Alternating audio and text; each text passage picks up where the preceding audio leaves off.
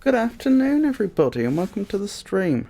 I'm Robert from the El Magnifico Games channel, and today we are going to continue with our playthrough of The Witness.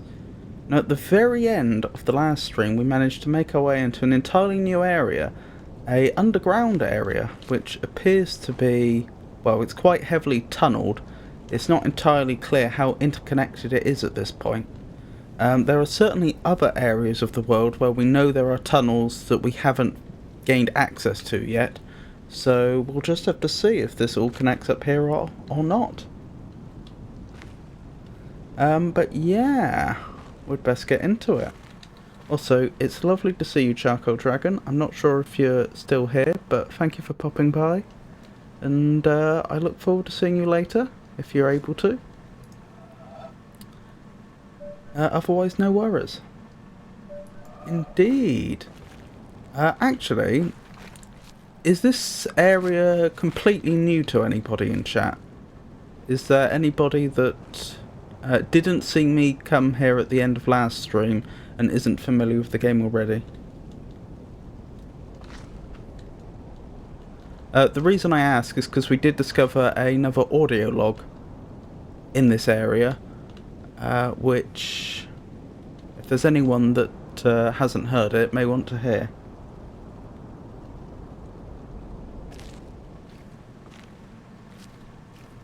Yep, that was the last thing I did. Right, well for now, I'd best carry on with these puzzles. So we figured out what these triangles were about. Also, during last stream, if I recall correctly, the triangles dictate how many lines they expect to be adjacent to them.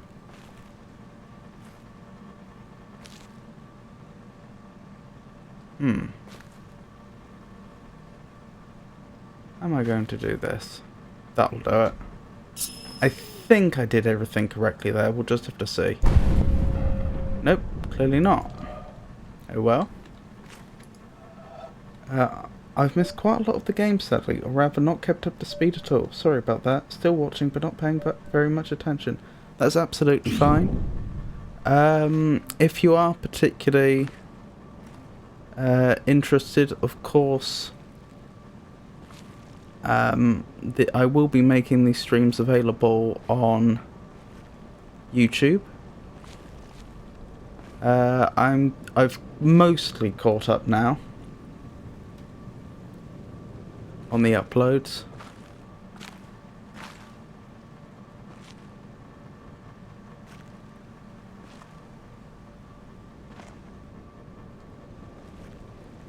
But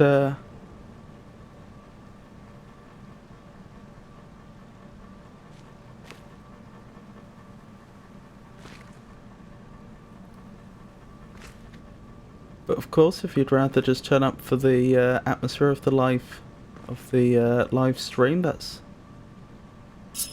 absolutely fine too. You made some corners around the singles. Oh, I did, didn't I? And I haven't covered all the singles this time. Perhaps I need to be paying a lot more attention.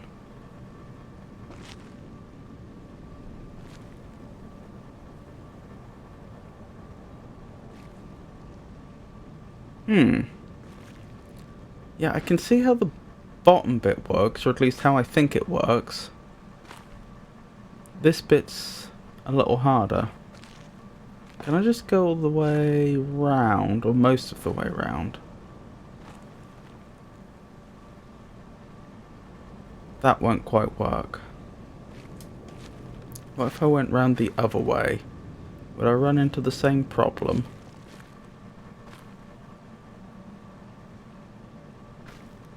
Yeah, I can't get down there.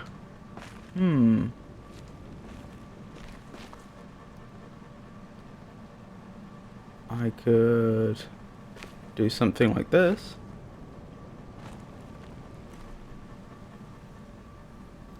Right, I think that's the singles taken care of.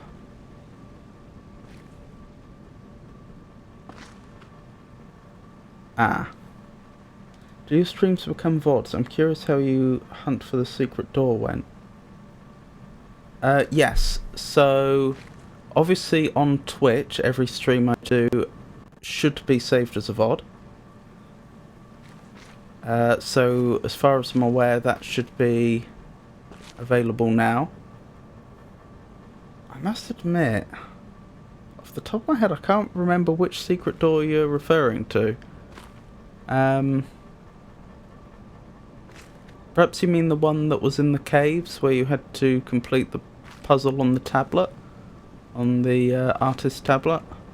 But yes, so on Twitch they should be available. I also upload to YouTube. I used to upload to YouTube as soon as the stream was finished, but now that I've become affiliated, I've signed away my right to do so. So instead I upload them irregularly, but I try to keep up. I think currently on YouTube we've got everything but the last 2 streams uploaded. Rock door behind the glass. Yes.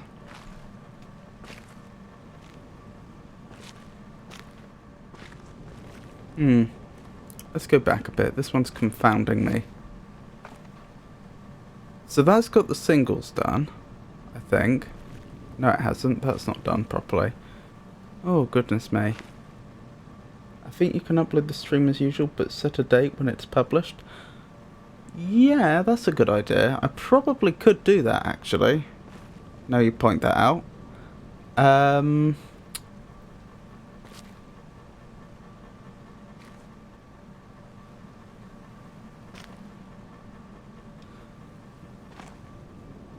Yeah, the only problem with that is that my habit of always uploading as soon as I finish the stream goes back to when I was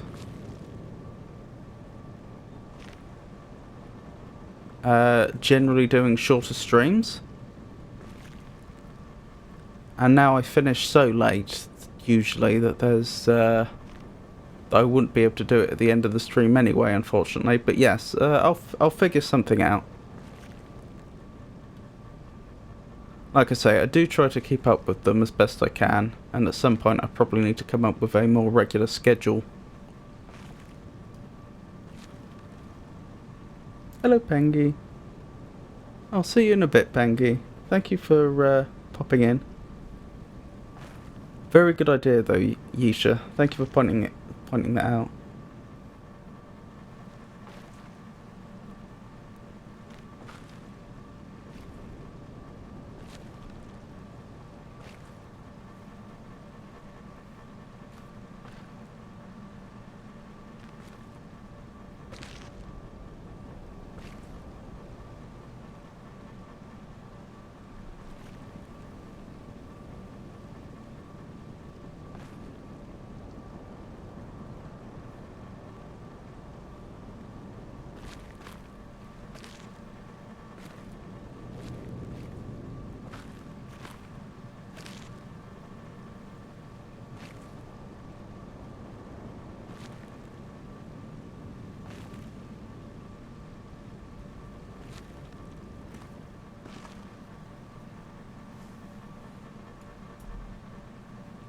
Of course, I'm trying to do this puzzle by ear. It may be that I have to actually, well, puzzle it out some.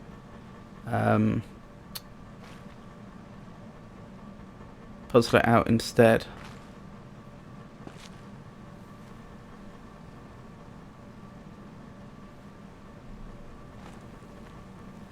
Oh dear, I didn't even think. I hope you're not texting whilst driving.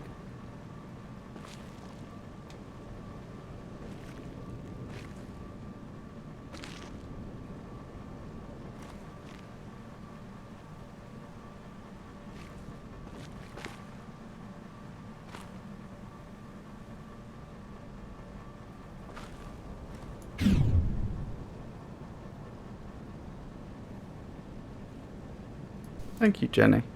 And I hope you have a good shift.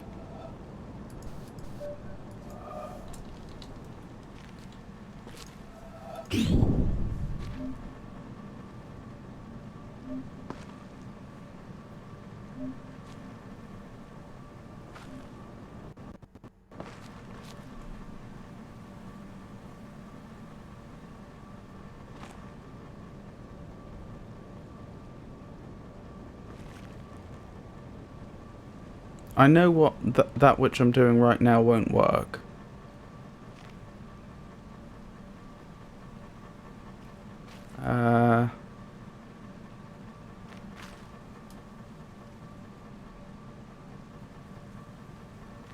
But it'll be interesting to see how close that was.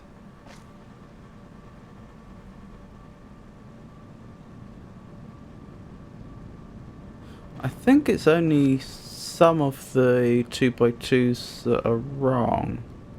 2x2s? What am I talking about? Double triangle ones that are wrong.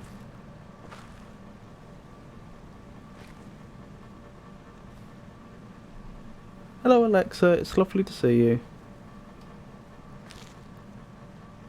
I'm doing quite well, thank you.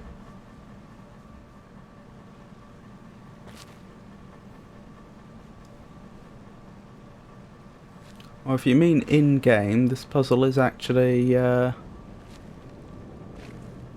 challenging me a bit. Alright, let's think about this a bit.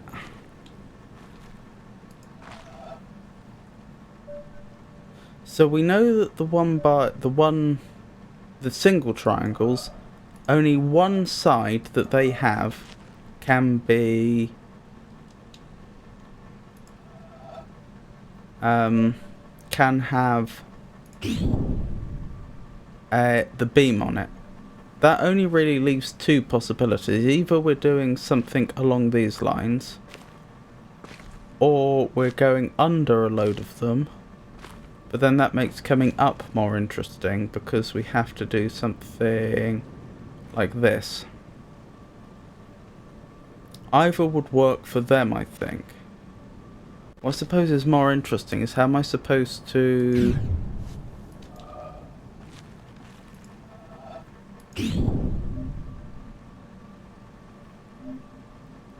How do I make that work with the double triangle ones?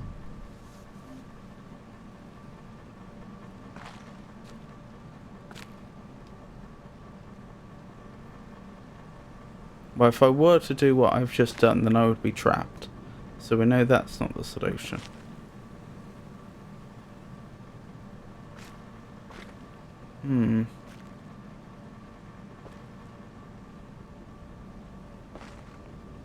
Obviously, this is a very simple way of fulfilling the requirements of the double triangles.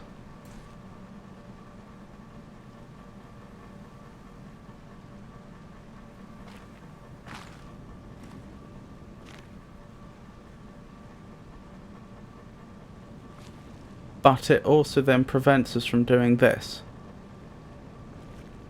It prevents us from doing the single triangles in the most obvious way. But what if I reversed it? If I went along the top edge instead of the bottom edge? That mostly works. The question then becomes... can I properly complete this row? And I think the answer is no.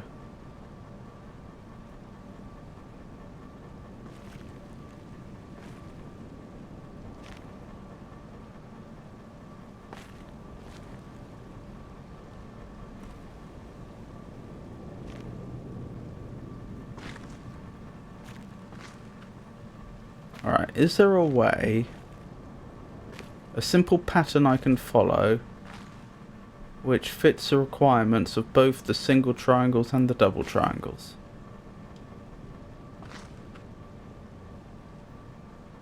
I don't think so.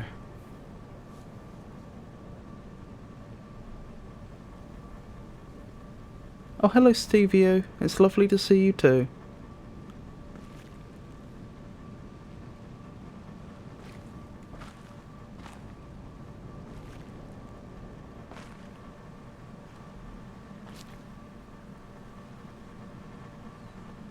The thing is, we have so little space, vertically speaking, that I can't help but think that the solution probably involves a pattern which uses all the vertical space, just goes up and back down and so on, as opposed to solving this one horizontally, then the next, and so forth. Although, I just thought of something I haven't tried.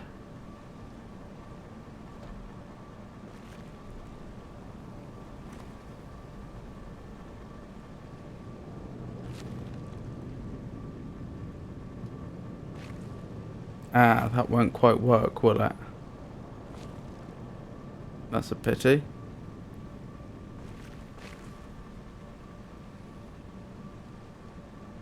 So I was starting to think, could I do something along these lines, but where I haven't created problems there.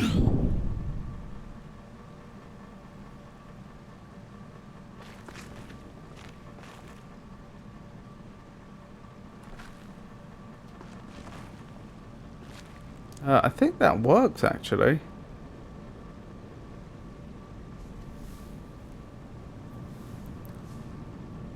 Let me check. Does that work?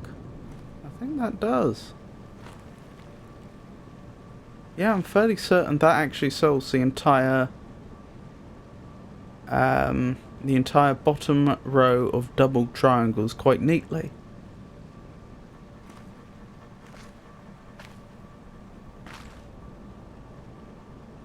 Except here, where we run into difficulties.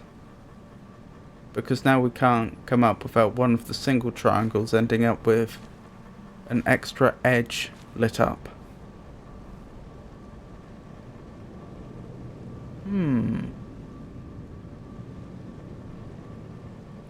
What was the other way I had to solve this? It was something along these lines, wasn't it?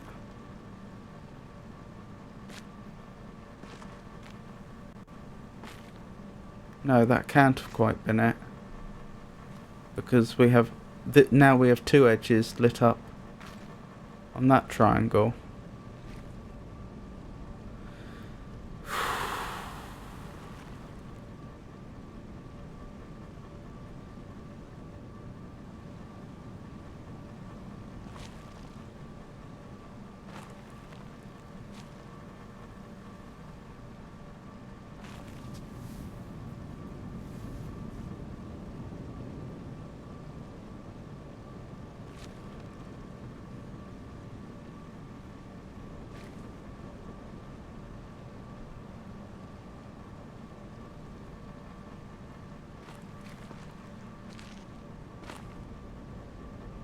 That, I think, has the entire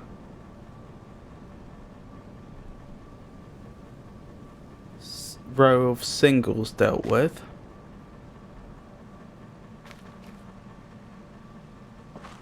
But we run into problems here, sadly. Yeah.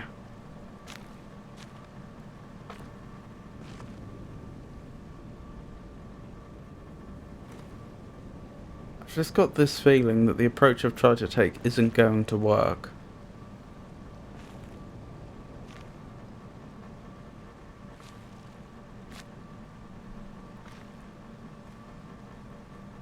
I don't know, actually.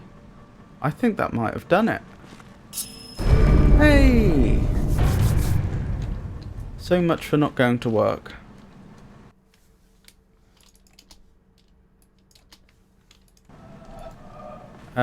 I have no idea what that did. That sounded like it opened something large up. Oh. I'm fairly certain that wasn't there before. So perhaps this connects up with the rest of the game in the way I was speculating about at the very beginning.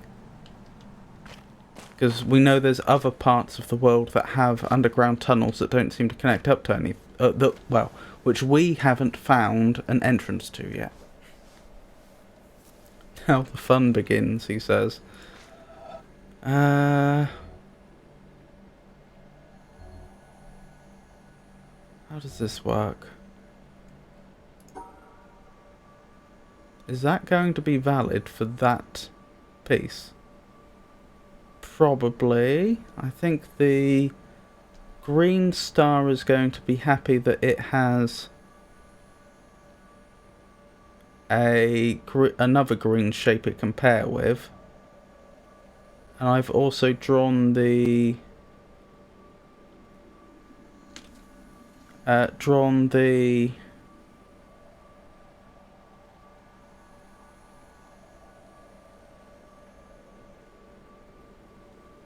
area requested. In fact, I think this solves it in the neatest way possible, because now the stars at the top are paired to each other.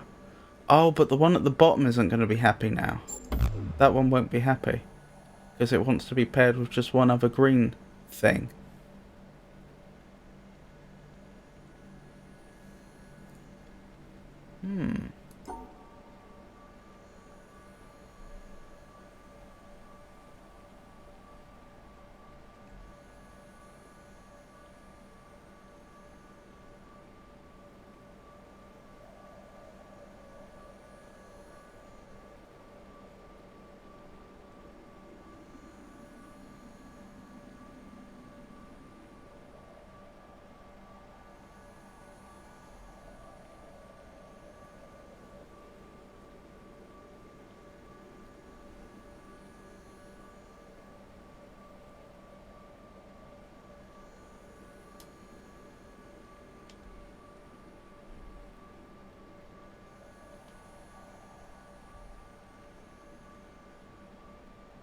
Ah, but now I've divided the star over here from the star I was trying to pair it to, so that won't work.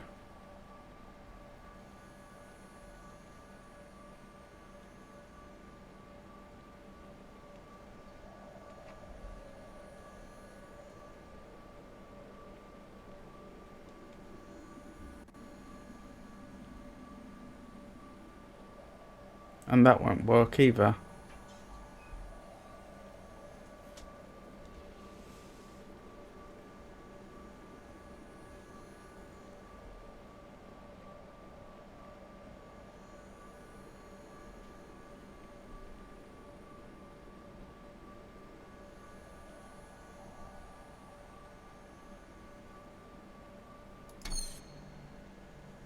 Could I pair this with anything else? Not really, I don't think. It would be difficult to pair it with the one over here, for example, because this one won't overlap. For those that aren't familiar, when we have a shape like this, which is clearly made out of smaller squares, it means it wants me to divide up an area of that shape. So, like so. But what we can do is we can combine them arbitrarily. So I could do that, that would be valid. But also, that would also be valid, because the only requirement is that the shape origin point here be inside the shape I enclose. So I can, for example, combine them if I wish, but I don't have to. I could decide that actually it's one up here and one up here. But simultaneously I'm trying to deal with these stars. Now ordinarily the stars want to be paired up, but as you can see I only have 3 stars here. Stars can pair up with other symbols which are of the same colour. So my obvious thought is that I can pair up the one of the 2x2s with the star, like so. As far as I'm aware, that should be valid. Oh, ooh. Would that work? I just had a thought. I could pair each of these up, like so. The problem I'll run into there is how could I possibly cover...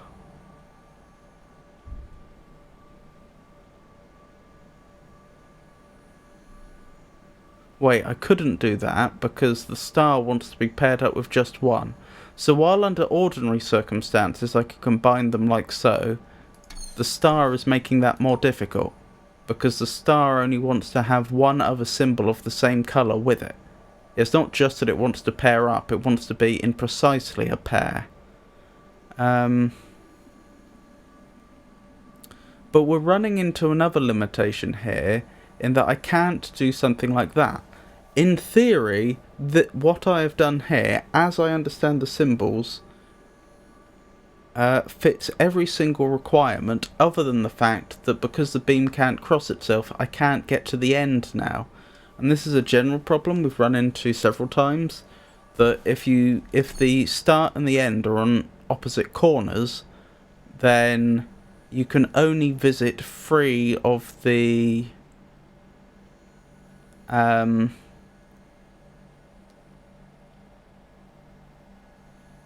you can only visit 2 of the sides. So say these 2 sides or these 2 sides, and still be able to get to the end. As soon as you start thinking I'm going to visit more, like here, suddenly you've trapped yourself. And that's just geometrically true. That will be true on all 2-dimensional grids like this. So that's what's making this especially difficult. Because I get the sense that I'm supposed to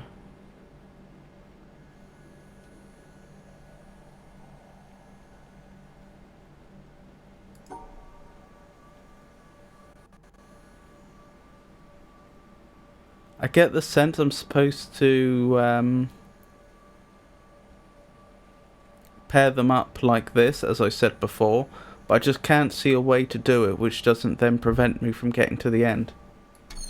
Still, there are 7 symbols here, an odd number. You can never pair up the symbols here. This doesn't make sense. Right, so part of this is because we're quite late on in the game, and so the game is piling on concept after concept on top of each other. The 2x2s here don't want to be paired, but they will accept being paired with a star if they have to. So if the stars weren't here, if they just weren't on the grid at all, that would be a valid solution. Because, as I say, the 2x2s don't require being paired. Similarly, I could have done that. That would also be a valid solution if the stars weren't there. Obviously, this is the puzzle. It's the combination of the stars with the 2x2s that makes it so difficult.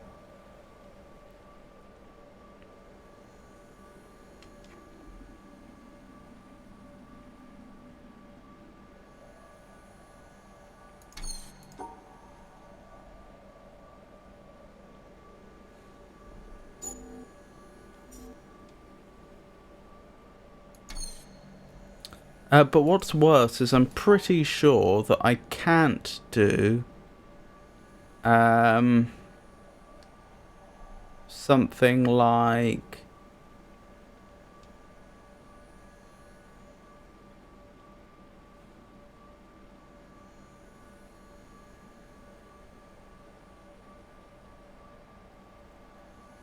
I'm pretty sure I can't do something like I've done just down here, because I don't think the star's going to be happy if I have it with 2 green-shaped symbols. It wants to be with exactly 1. Oh, where is Jenny? Like I say, I hope you have a good shift.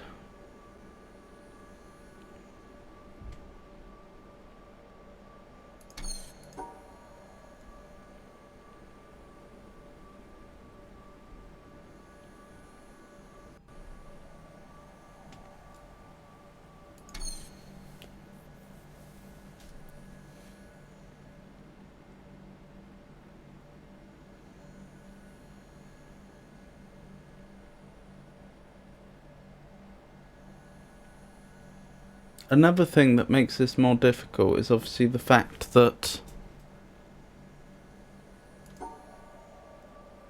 or an aspect to consider about this is, of course, this isn't a valid solution because now these stars are all... There's 3 stars together and they want to be in pairs. I wonder... Oh, I can't quite close this off, can I?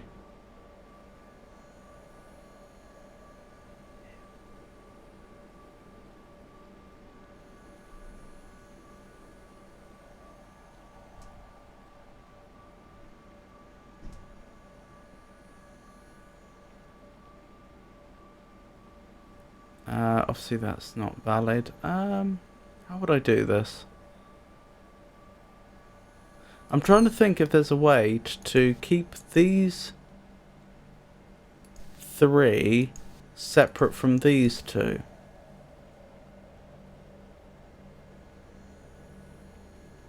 And have these two paired up on their own, like so.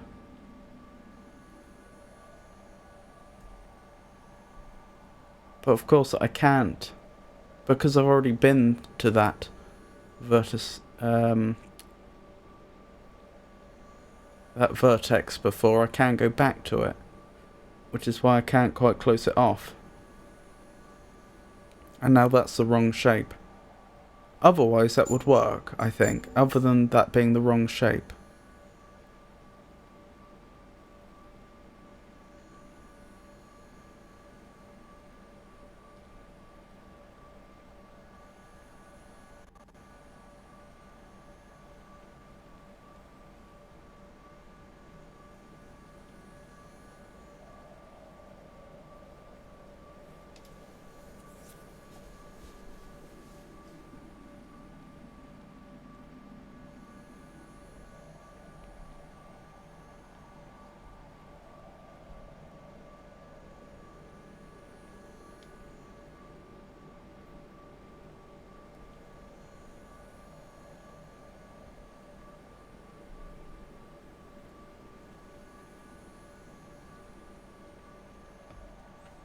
So that's the sort of thing I was thinking of, except of course now it's impossible to get to the end.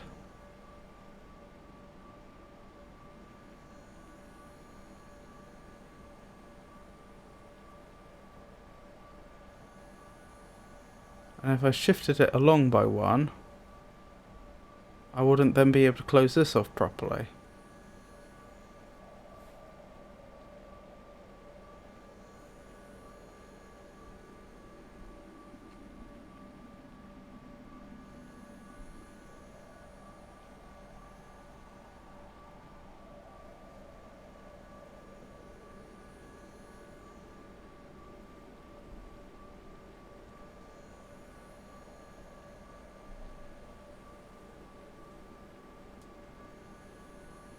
This is the closest yet. That wouldn't quite...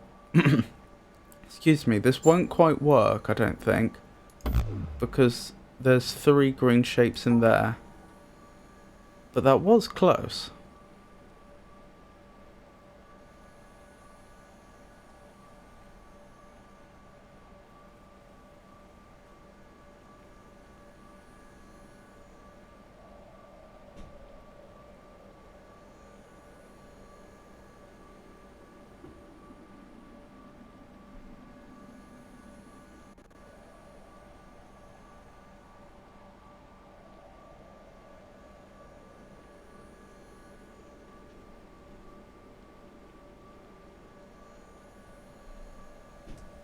So what was that again? That was... that.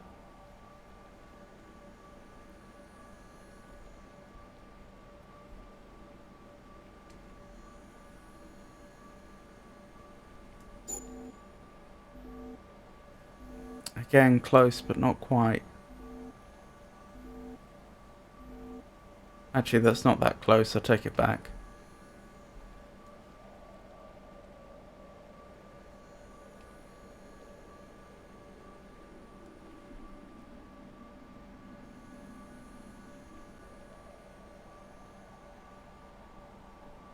That would nearly work.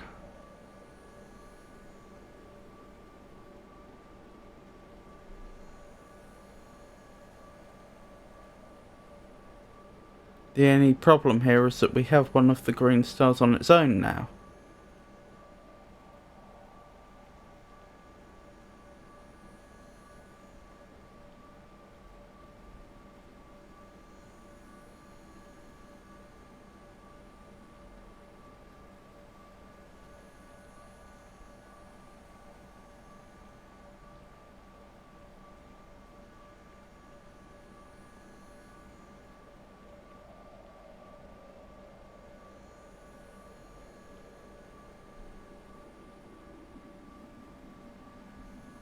Goodness me.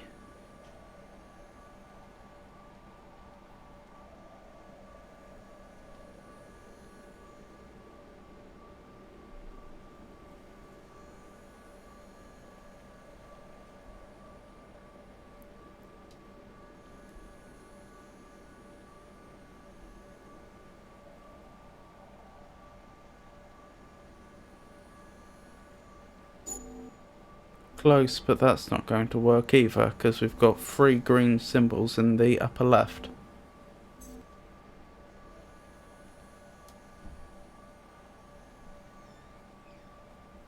And now we've got the green star on its own problem.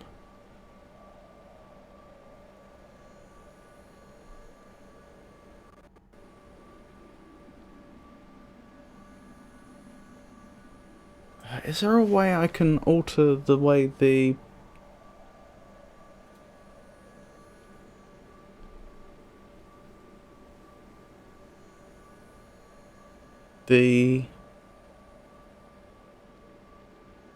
bottom part is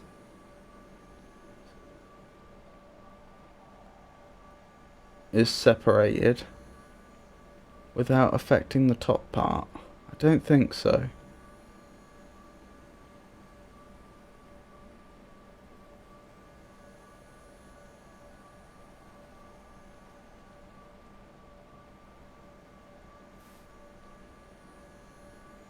Hello again, Pengy.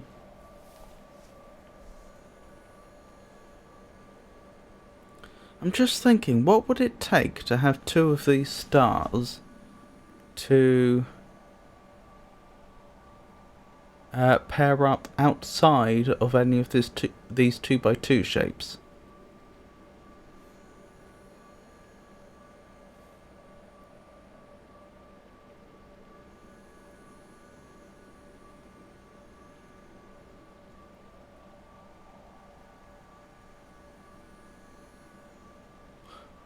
Well, no matter what, we need to have one group like this, where we have a star and a 2x2. In fact, it has to be exactly that. It can't be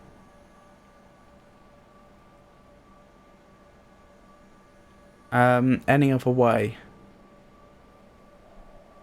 due to the odd number of stars.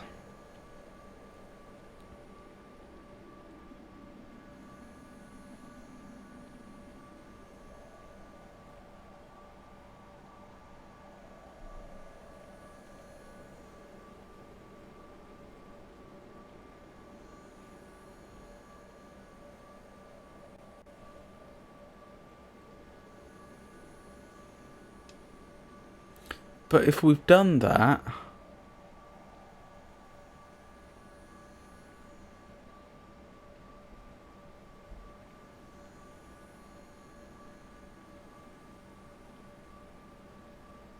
how can we properly section off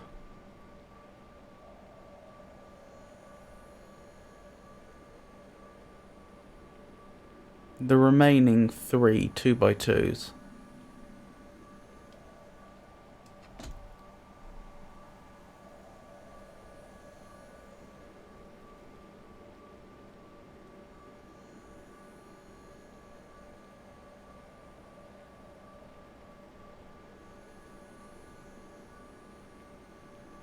That's not quite right, unfortunately.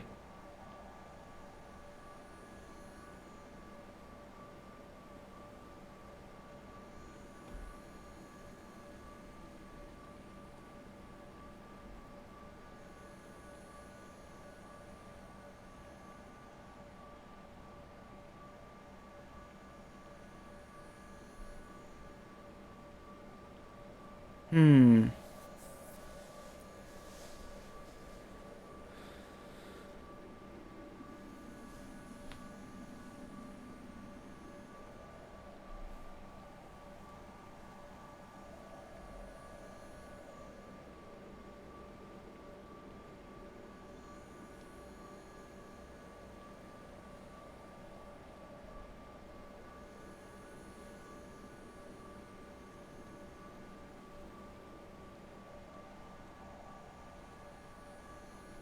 Right, that gets it separated the way I want, as I think we discussed before, but then I can't get to the end.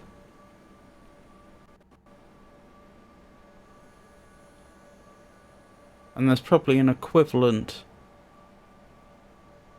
way of doing this where I end up stuck on the other edge.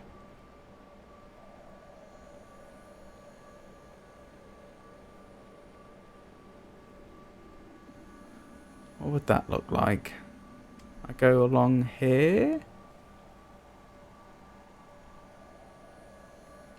Yes. And then I'm stuck here.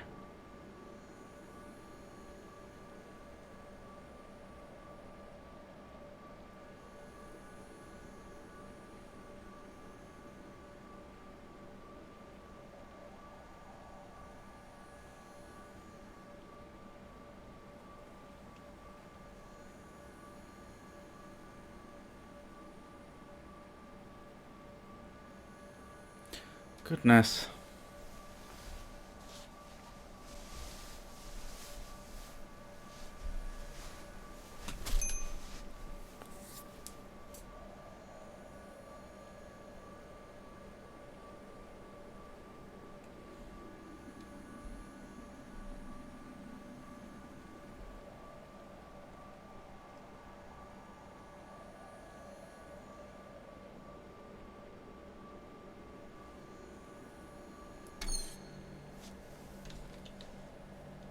Alright, what am I missing?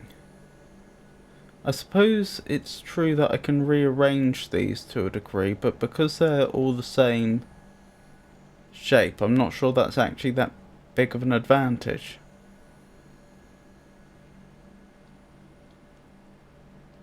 It's different when we have differing shapes, and the ability to rearrange is a lot more useful. In fact, I don't think there's anywhere we could place a 2x2 shape on this grid where it wouldn't be touching one of these 2x2 shape origin points. No matter where you put it, it's always going to be touching one of them.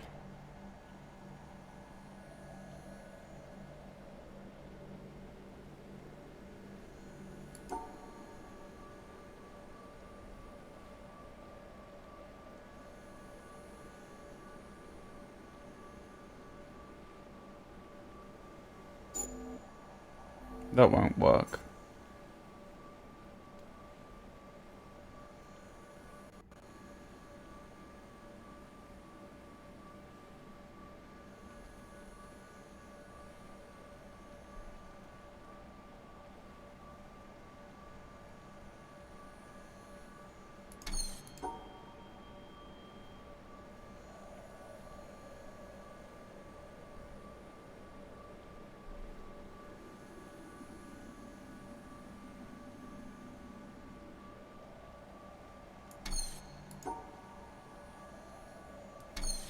Blimey.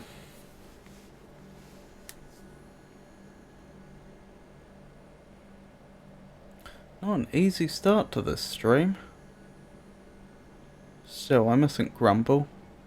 I am quite late into the game at this point.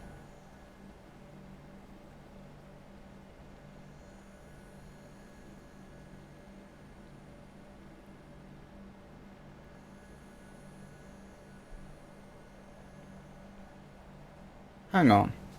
I know for a fact that a shape like this, or a partitioning like this, must be part of the solution.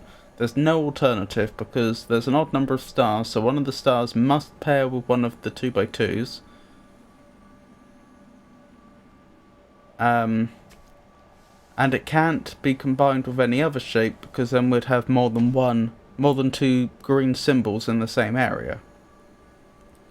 Well, if I've already created an area sectioned off like this,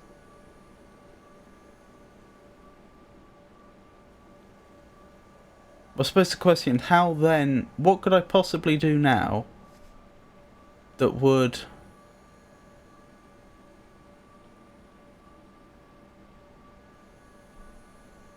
meet all the requirements? Above ground, the town was seen as hard, but they are getting harder in the caves. Yes. Unfortunately, that is true.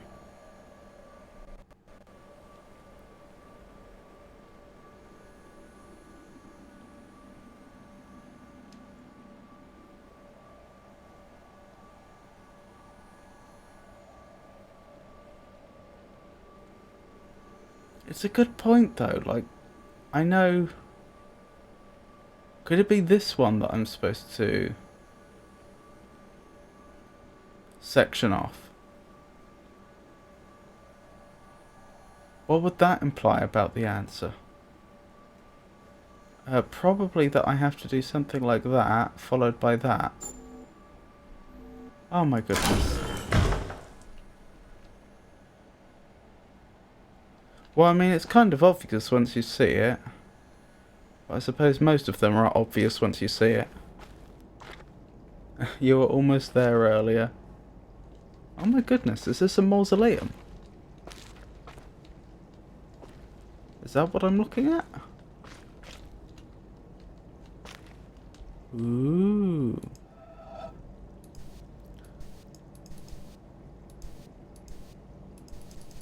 That's interesting. I can't seem to interact with these. That's not usual.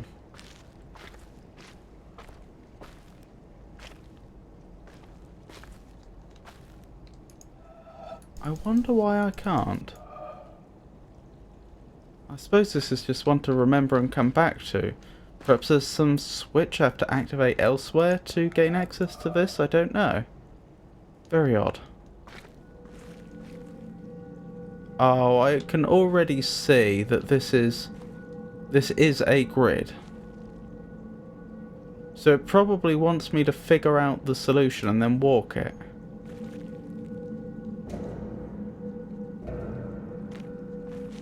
Although I have to admit, it's not completing any of those.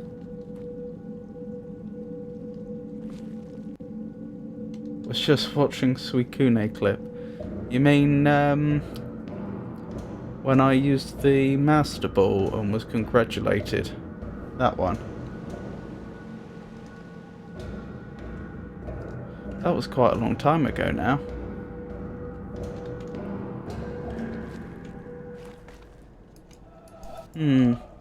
There's definitely a missing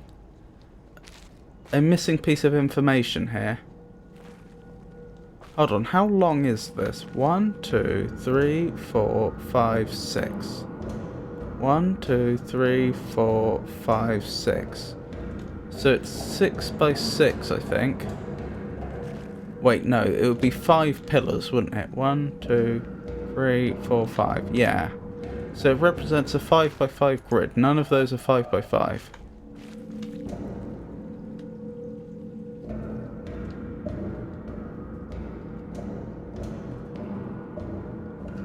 "10 months. Blimey.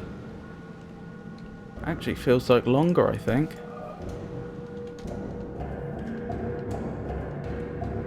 Yeah, I don't think there's anything more I can do here now. Not unless I'm just missing something obvious. That sounds like water. Can I interact with their reflections? No. Oh, that would have been a cool mechanic. That's a pity.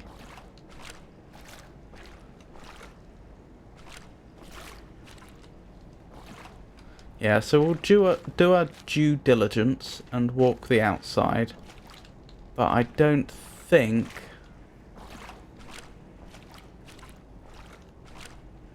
Yeah, I don't think there's anything to do here that I can discern right now. No doubt we'll come back here at some point.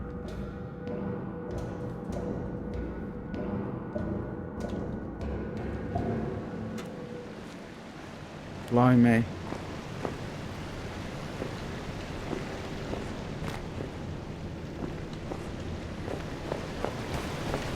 I'll probably walk this just to see where it's going.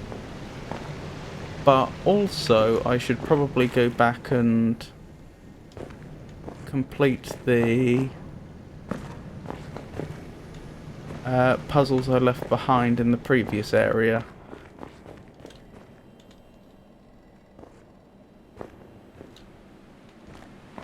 before attempting the puzzles here, because it looks like... Well, that's unusual.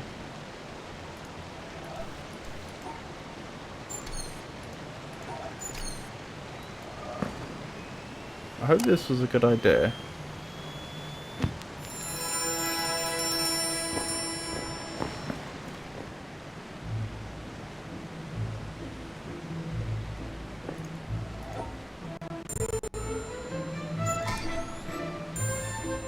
Well, this just got very, very interesting.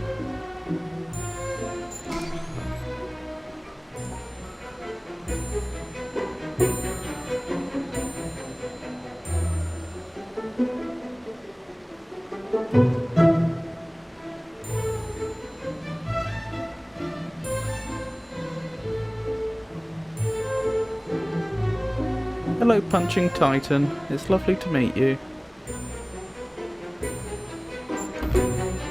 Oops. I assume I'm timed here. Perhaps not. This has changed. That's not what it was before.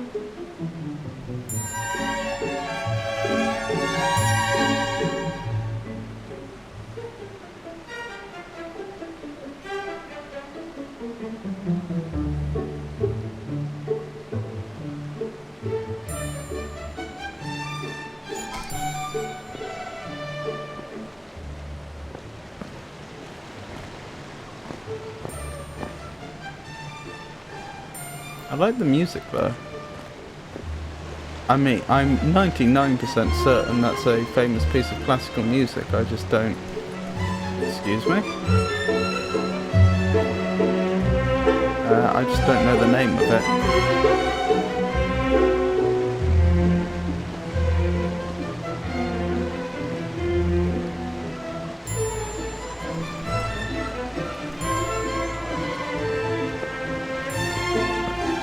Definitely not the case that we are supposed to complete their reflections. Doesn't seem like it.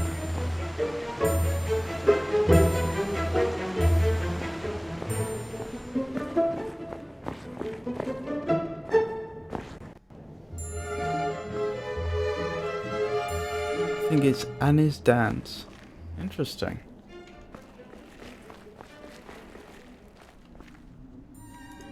Okie dokie.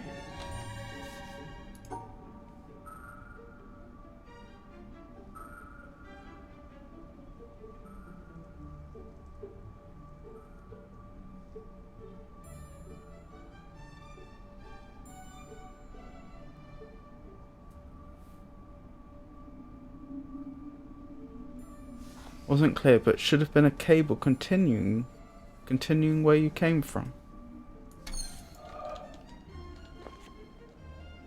You mean up to here? Or that I missed some puzzles back there?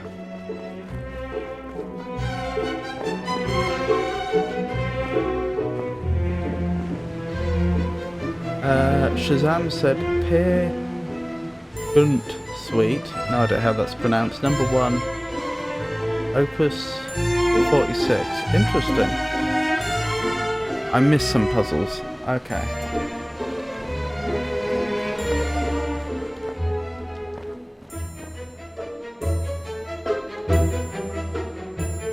I didn't complete that one. I must admit, I would like to get through that door though.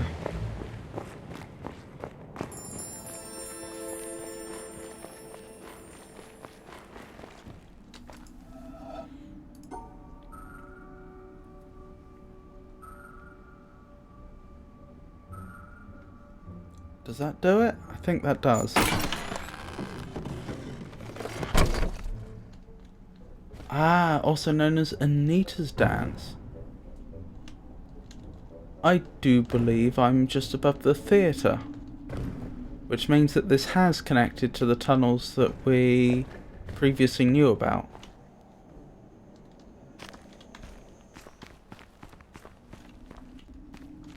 Yes, and this is going to connect.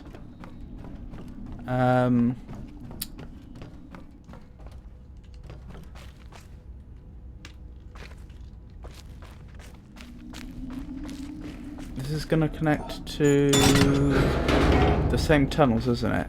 The theatre should be just through here. Yes. Wonderful. You're in the Hall of the Mountain King.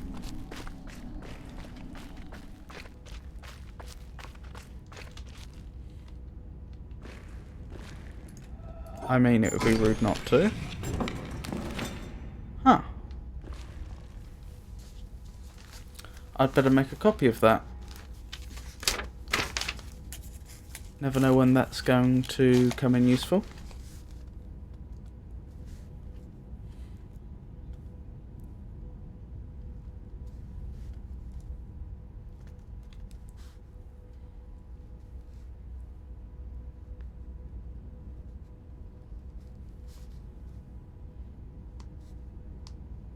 I wonder if that will still be playing when we get back.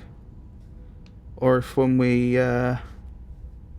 leave the loaded area it resets. I suppose I mean when we enter a new.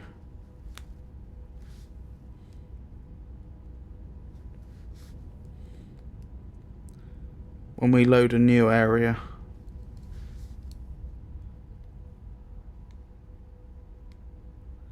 And we found that in the Hall of the Mountain King.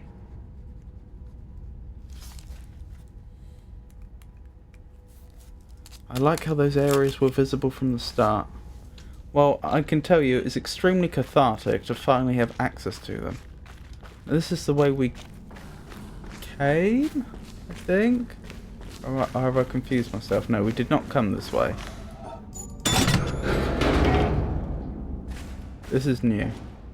No, this is not new. This is the other side of the desert puzzle. Where we were using the sun's glare to solve the puzzles. I also strongly suspected that would all connect up here, but yes, this has all turned out very neatly, hasn't it? So this must be the way we came. Yes.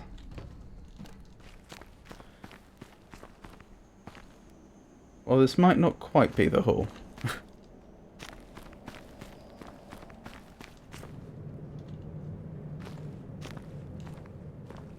Is this the windmill?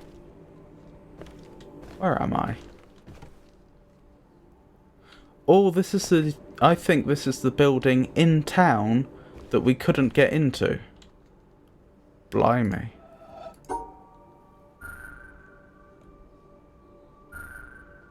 Nope, that doesn't work. That doesn't work at all.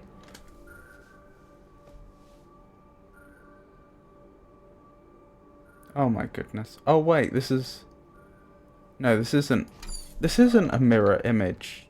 This isn't a duplicate beam puzzle. So there's 3 different end points. I wonder if there's one solution or if there's 3 solutions and they all do different things. Oh, and I can start from several different points. Okay.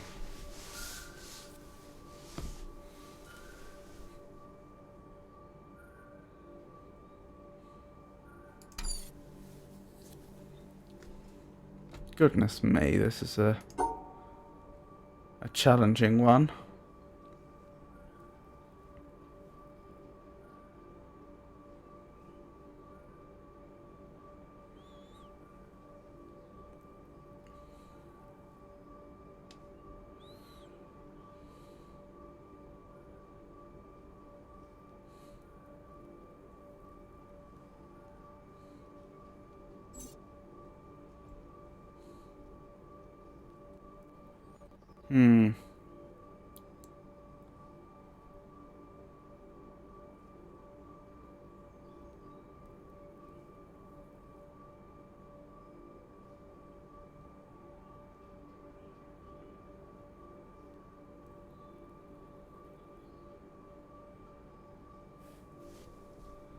Is that the same layout as an earlier puzzle with black and white squares, by the way? The one kind of in the start area, but having other symbols giving a totally different solution. I think the one for entering the bunker just at the start. Similar, not quite. You have a point that... Now that I hadn't spotted that myself, but yeah, there is a certain similarity, isn't there?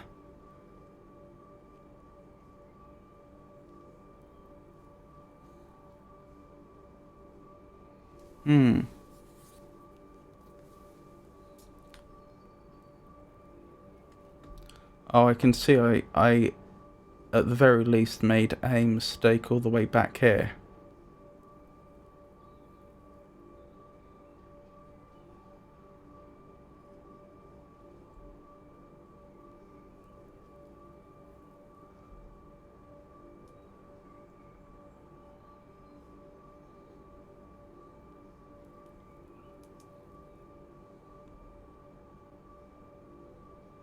How is this bit possible? How could I possibly ever go past this one on only one edge? Unless I was coming from there. Perhaps that's the solution. Perhaps there is only one solution and that's how I know which one it is.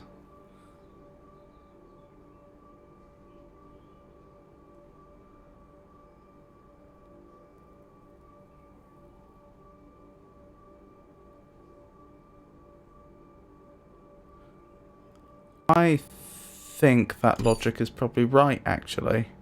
Imagine I'm anywhere on the outside. Well, I can either come in along here or I can come in along here. I don't really have another choice. Well, okay, there's actually... We can discount this edge immediately because if I end up here, I have to come out there and vice versa. If I come in this way, if I immediately turn around, then I don't... then this one doesn't register any edges having been touched. If I come further along, then I get stuck here because the only way out causes this edge to be touched twice.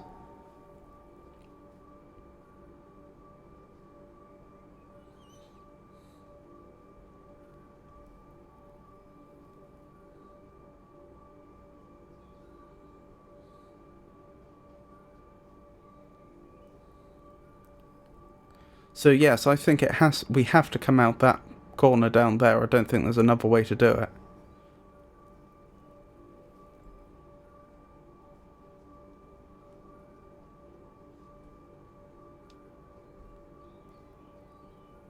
Ah, this bit becomes a challenge. Perhaps if I go round like that, but then I get stuck. I've done something wrong, haven't I?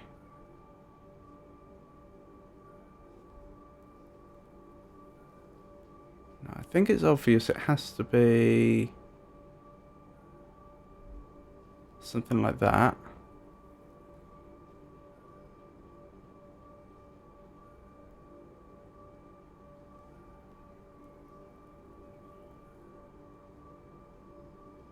I've definitely done something wrong here. Up till here, I'm reasonably happy.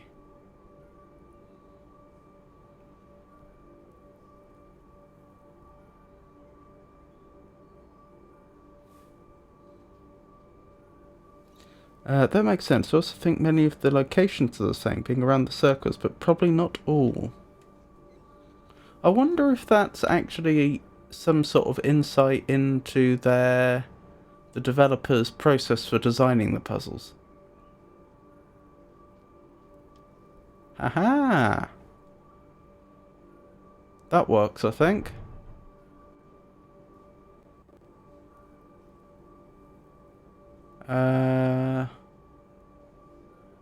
We risk running into problems here, though. Oh boy, do we.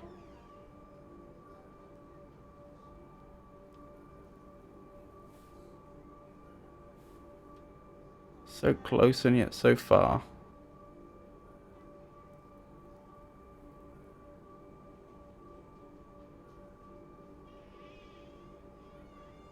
Hmm.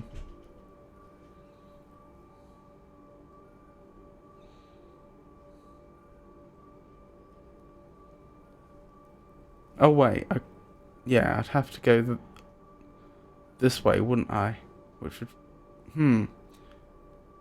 Yes, I wasn't as close as I thought I was.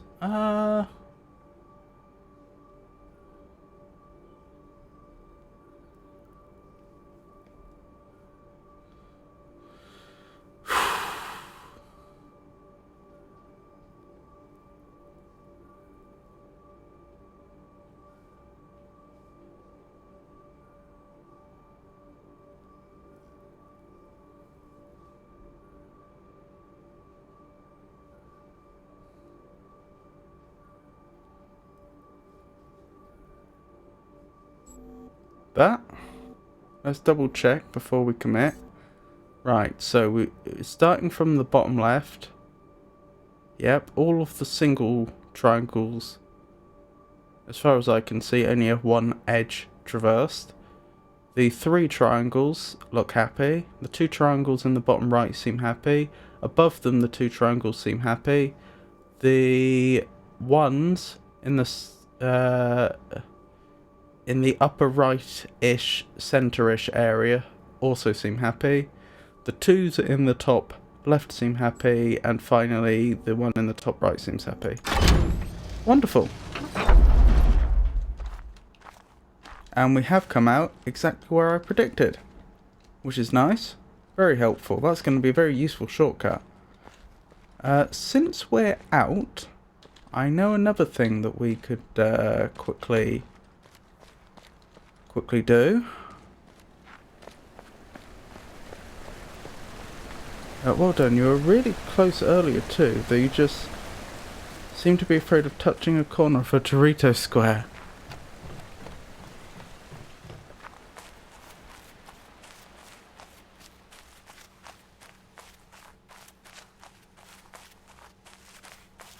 Oh, I see. As though I think it's going to count as an edge traversed. I hadn't noticed that. I'll have to pay attention to that in future.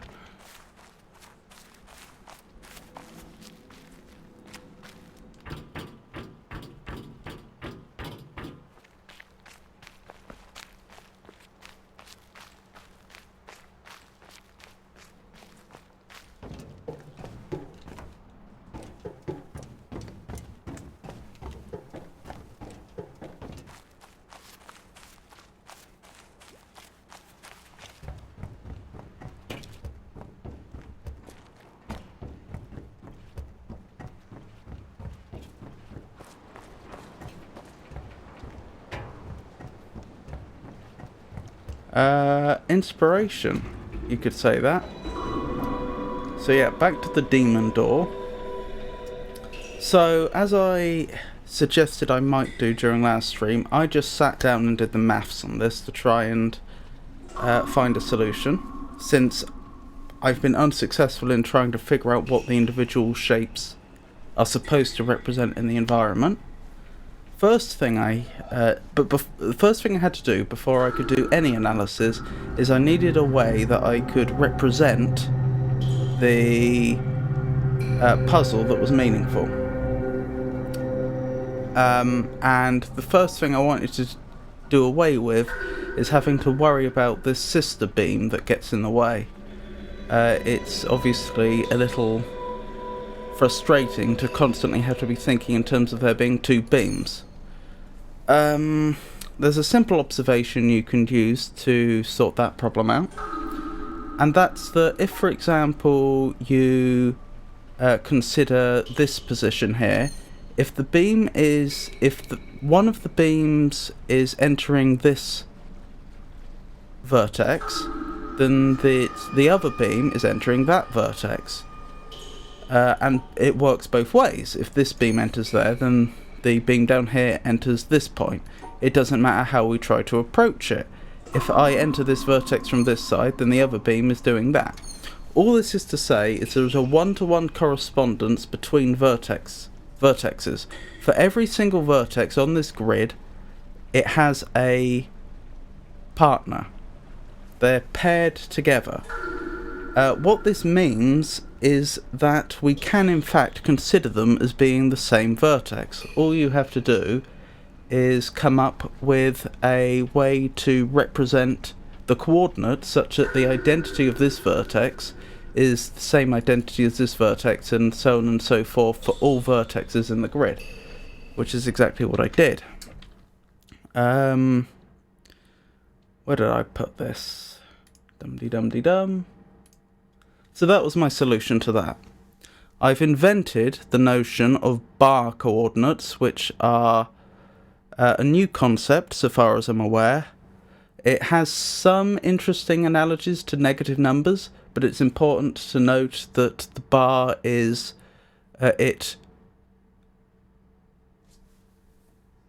the bar is a property of the coordinate overall, not of either of its constituent ordinates. It's also worth noting that any given bar coordinate doesn't really have anything to do with its non-bar equivalent. You can very easily define a mapping function, but a bit like complex conjugates, they don't really have anything to do with each other. It's not like there's anything special about 1-2 bar and 1-2. They just happen to look similar. Once I'd done that, it was possible to collapse this grid into a grid half the size. What I've effectively done... Oh, one thing I should point out is I think in the past I've described the beam up here as being a reflection. It is not a reflection, it is a rotation of 180 degrees about the centre. So what I've effectively done is cut the grid in half and then spun the top half around so that they overlap.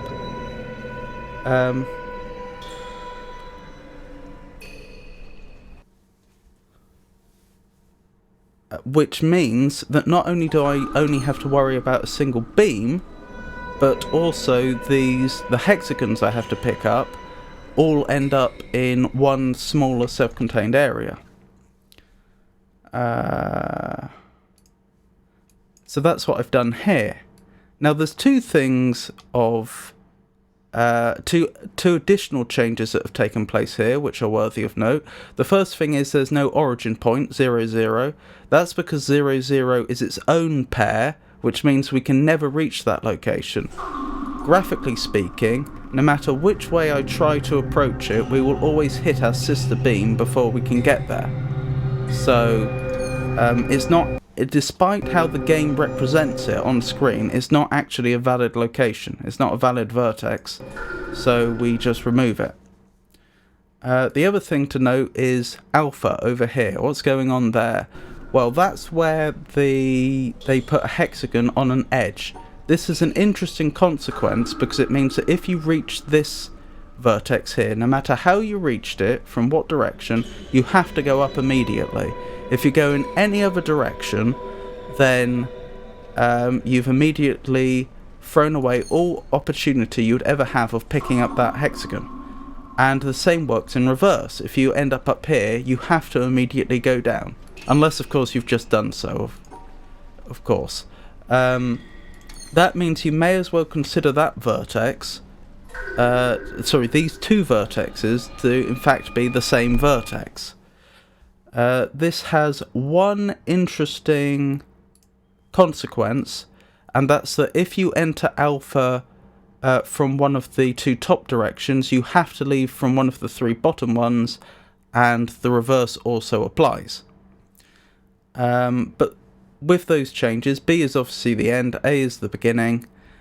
These symbols I was just using to denote the various hexagons I have to pick up. B for black, O for orange, although I put a little tail on it like you would in joined up handwriting to make it clear it's not 0. M for magenta, and the number corresponds to one of the three sizes where a higher number relates to a higher pitch. Then what I did was I figured out a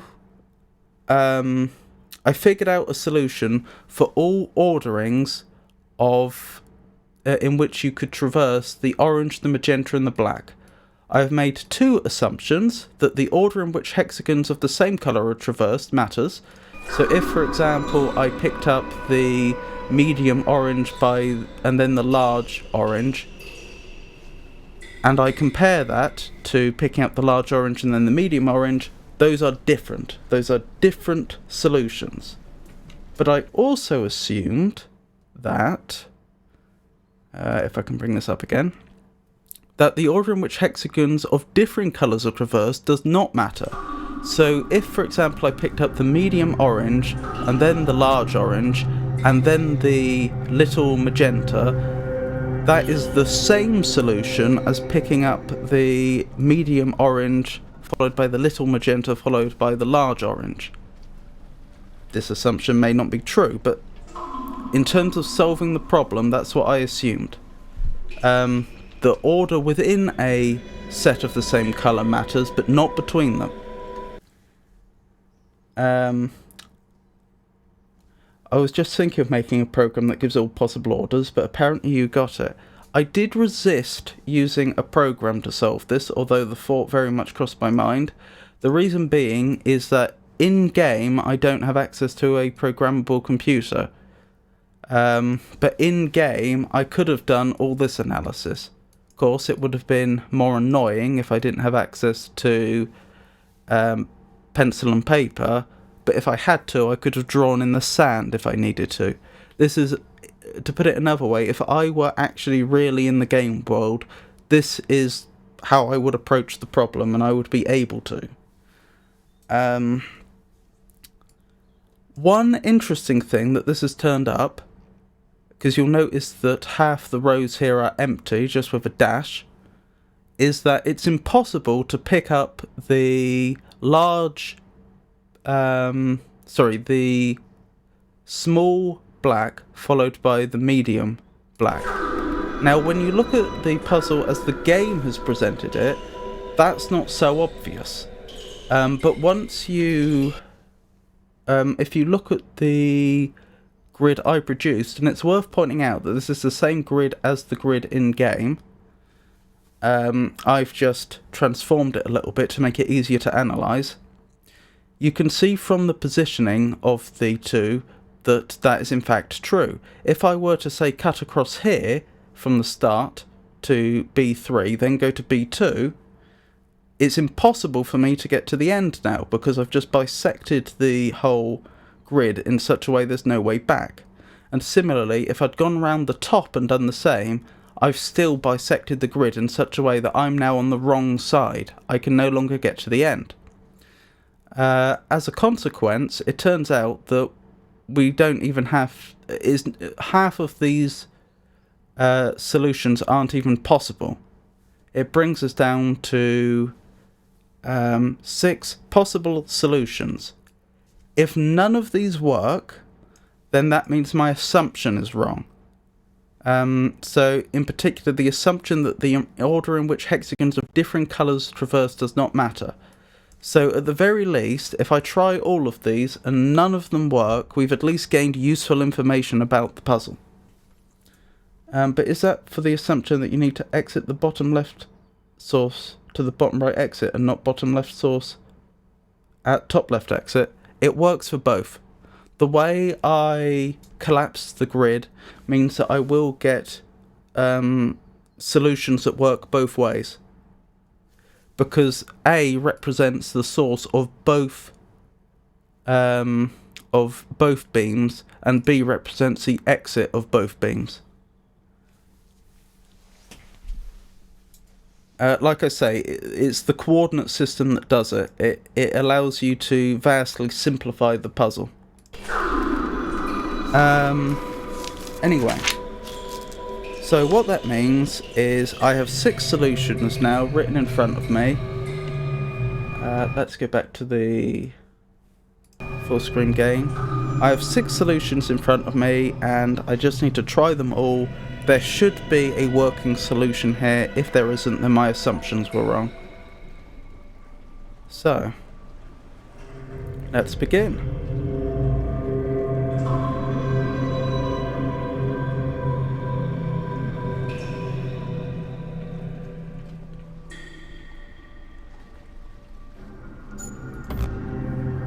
is not that one.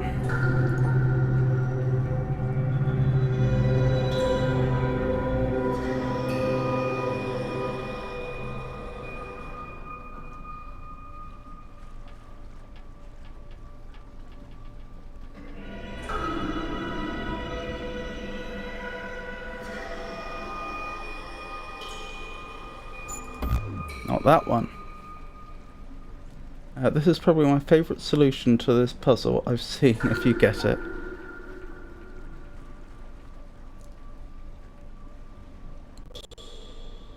I guarantee that if my assumptions were right, that one of these solutions will be it.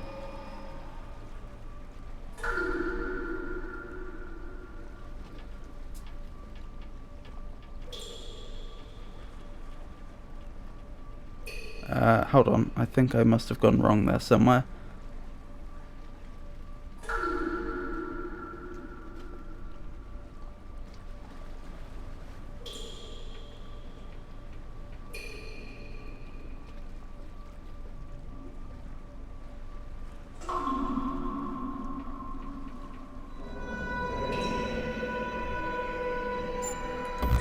Not that one.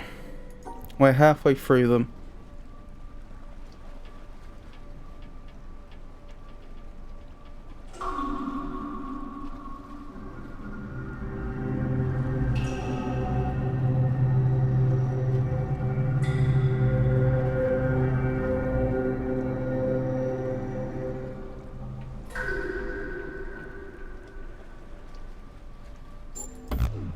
Not that one. Oh no, we've only got 2 left.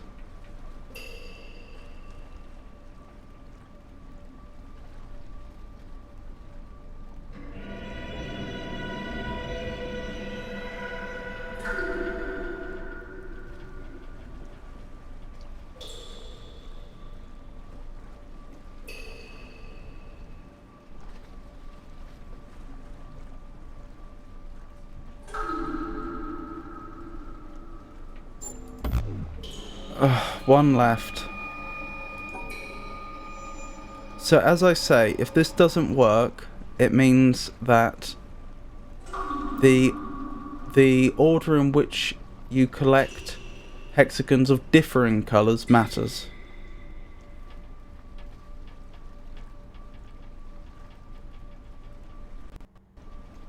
Which makes this a much harder puzzle.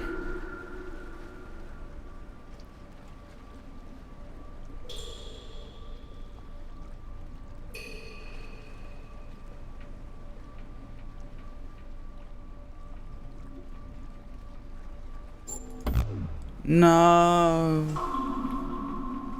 Oh, that's a shame. Oh well, it is what it is. So that notion being because you were no longer interested in deciphering the clues. Well, I've tried looking for the clues and I haven't found them, so I was trying a different approach.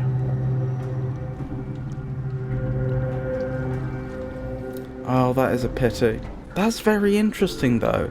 The fact that the order in which I traverse hexagons of differing colours actually matters. So it's not 3 different sounds, for example. So there are some clues that will be able to refine your method.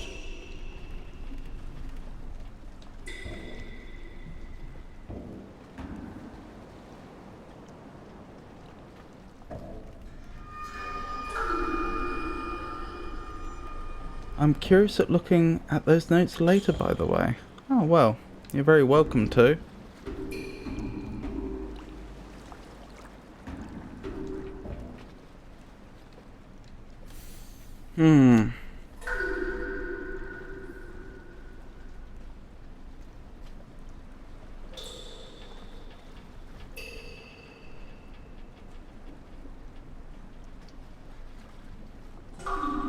I wonder what the colours represent then.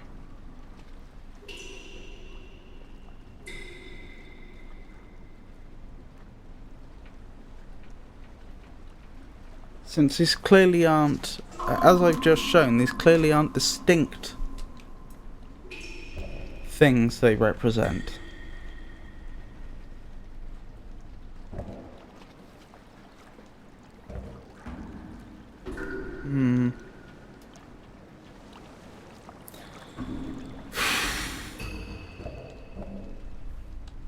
I was thinking of one assumption you had, but that would just give you more answers to try. If you need to catch all of the same colour with the same beam, but when mirroring, you get those who get them in order but might be different beams. Yes, well, that grid completely accounts for that. Starting at A, trying to get to B, whatever order the single beam on that grid traverses will be the order in which you collect them on the puzzle here. But what it doesn't tell you is which of the two beams collects it, because I'm assuming that doesn't matter.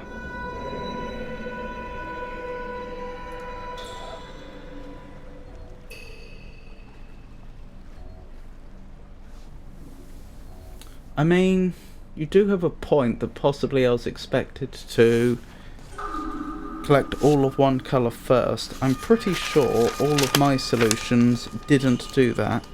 Let me check. I did write this down. Magenta, orange, magenta, so that doesn't do it. Magenta, orange, orange, that doesn't do it. Magenta, orange, orange, that doesn't do it. Black, black, orange, magenta, that doesn't do it. Magenta, magenta, orange, black, that doesn't do it. Black, black, orange, magenta. So yeah, none of my solutions actually stuck to one colour at a time. Supposing we did really want to do that.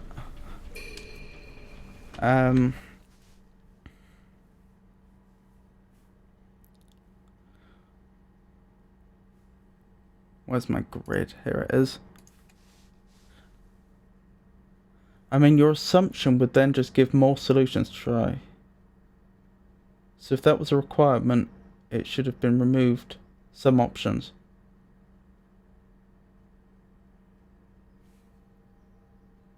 Which assumption? There were two main ones, aside from the assumptions that make up the rules of the puzzle that we've already established from previous puzzles.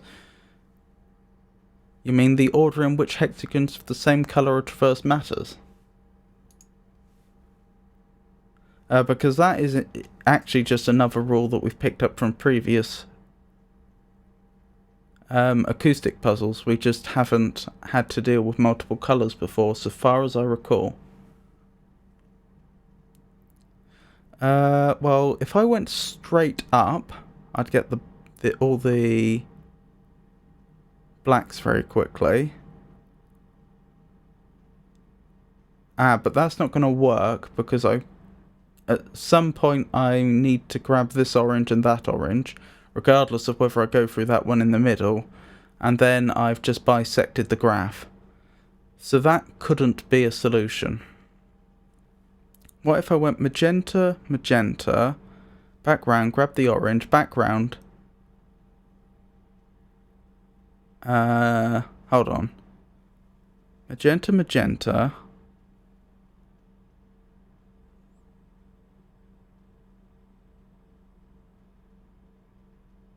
I've just come up to it, so I'd have to come out here.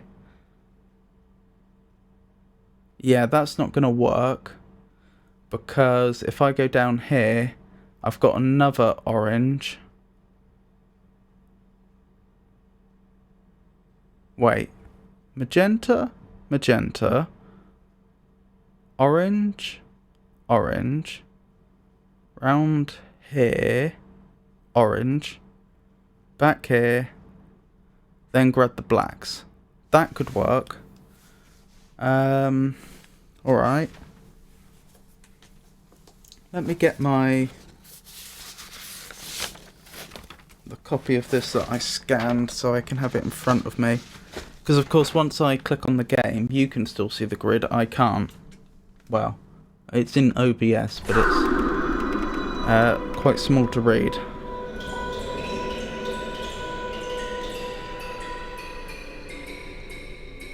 Then I come out here. No, I don't. That wasn't the plan. I come out. I grab both magentas, so...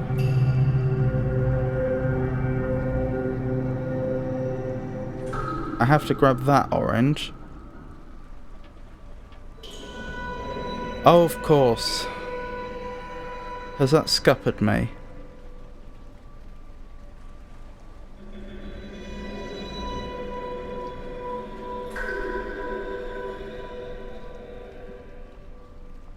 Probably.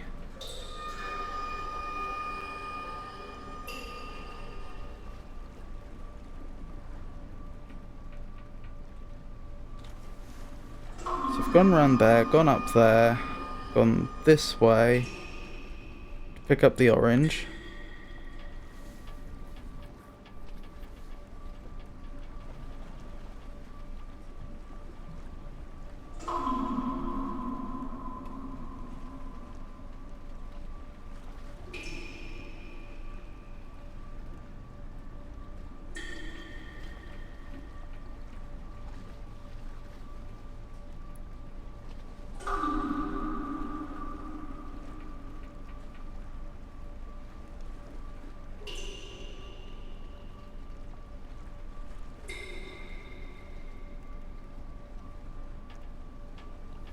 No, that does it, doesn't it?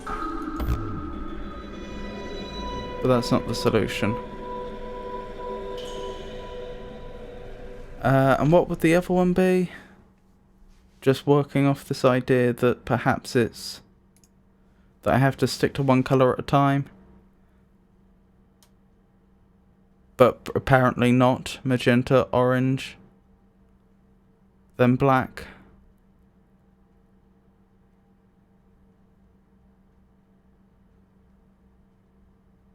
Well, there'd be 6 combinations like that, wouldn't there?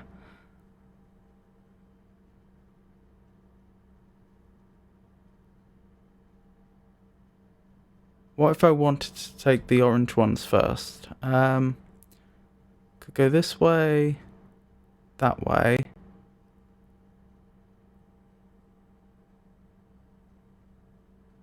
I don't think that's going to work. I'm going to get stuck there, aren't I, coming back for that one? So I could go around that way, and I could come around here, here, here. Or maybe I wouldn't be stuck. But then I'd have no way of getting down there.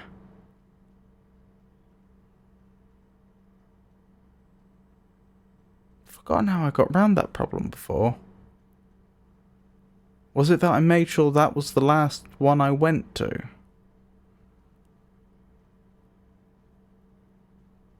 So that I could turn around like so.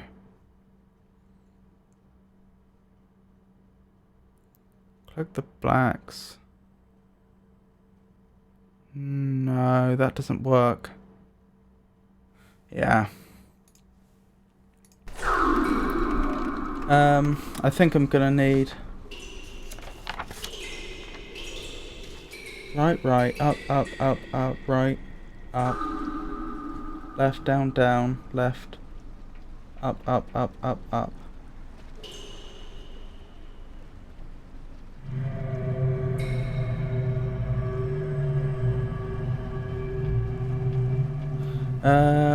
By the way, I had a Nokia N900 phone way back.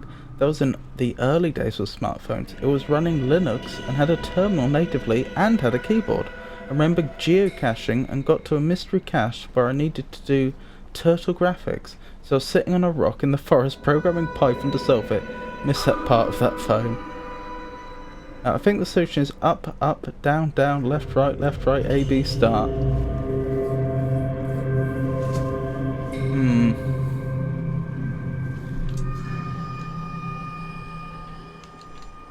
If only it were. But yeah, I'm not sure I'm getting through there without additional clues.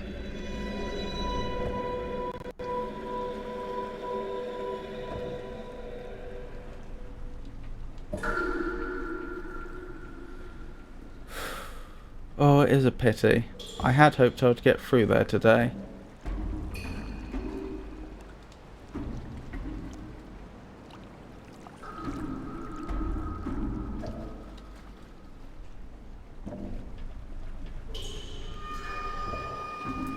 I'm just wondering what the clues could be. I've tried listening to the sounds and got nowhere.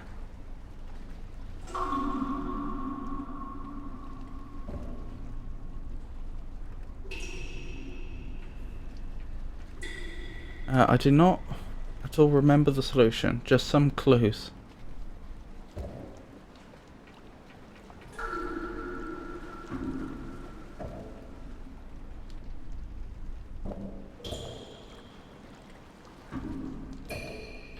I really do wonder what the significance of the colour is.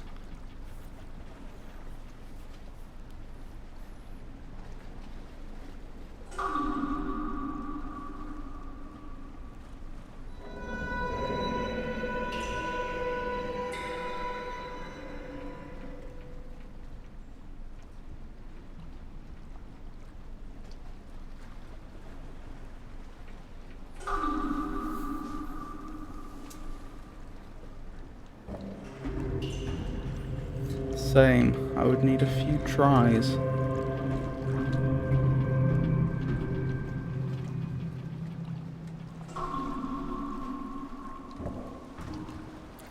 I mean, the ship is broadly speaking orange, isn't it?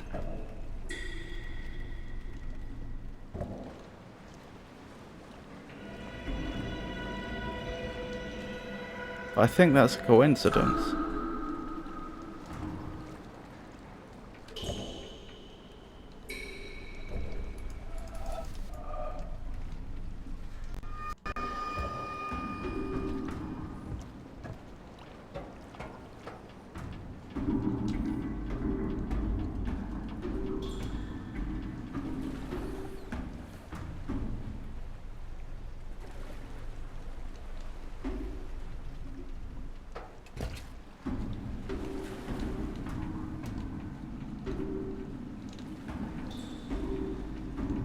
Hello.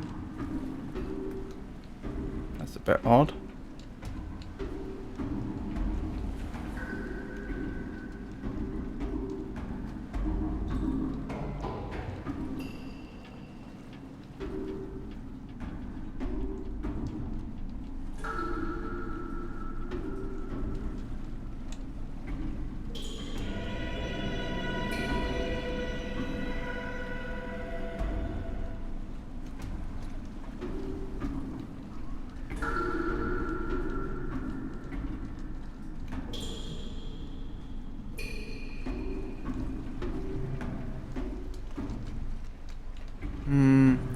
I think I probably am going to require a hint. I've resisted it for as long as I possibly could, but I just don't see myself making progress otherwise.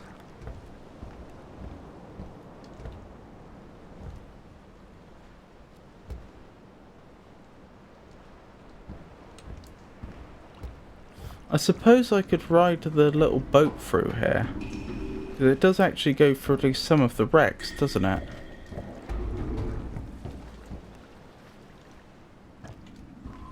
Maybe I should do that and see if that leads to anything useful. Because I could put it on its lowest speed. Well, its lowest speed is stationary, isn't it? Its second lowest speed.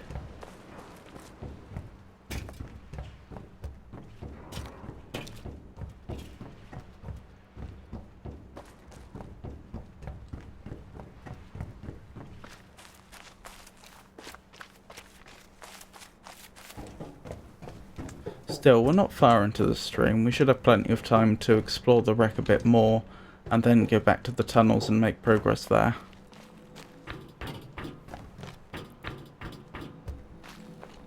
Yeah, it's through here, isn't it?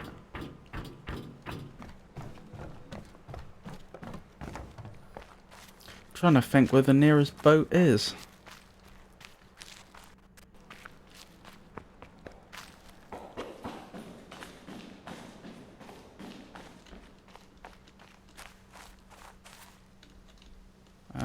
I think as the crow flies, it's probably the boat that's over here, but we have to take a bit of a zigzaggy route there, so I'm not sure it's actually the fastest to get to.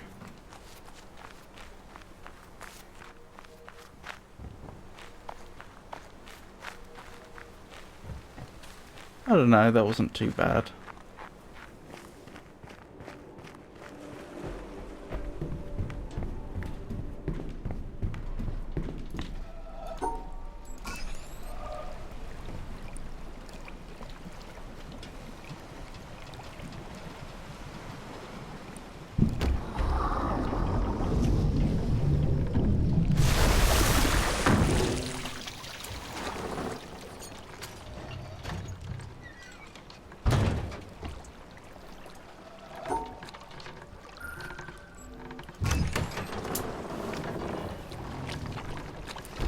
Right, off we go.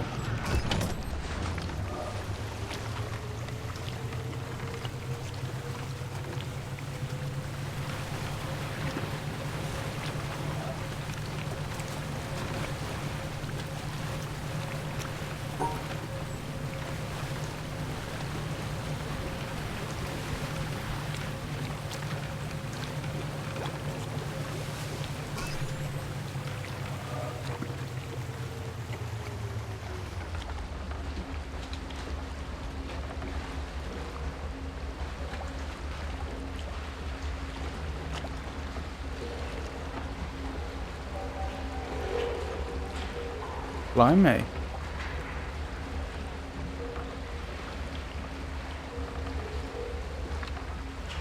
Surprisingly noisy in here, isn't it?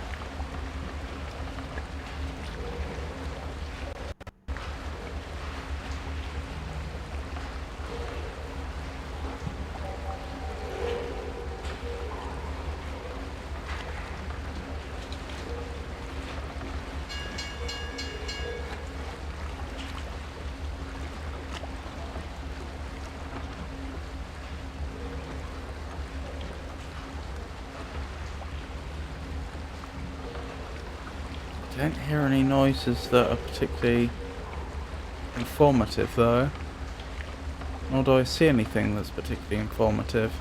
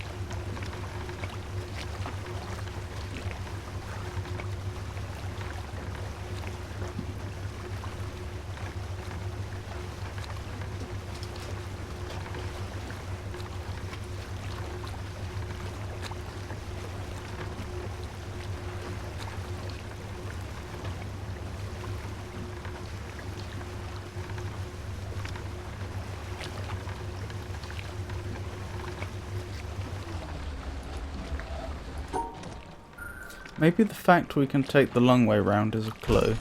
Because it always seems strange that we had two choices here that do essentially the same thing, just one's faster than the other.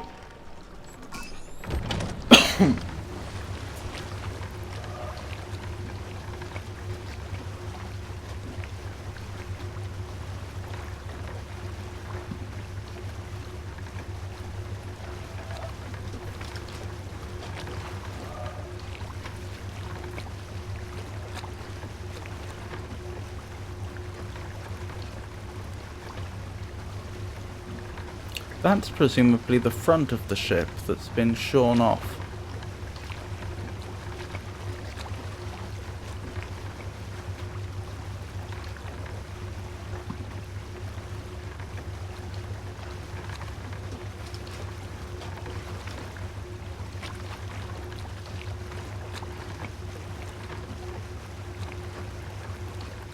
I could quite believe there might be a clue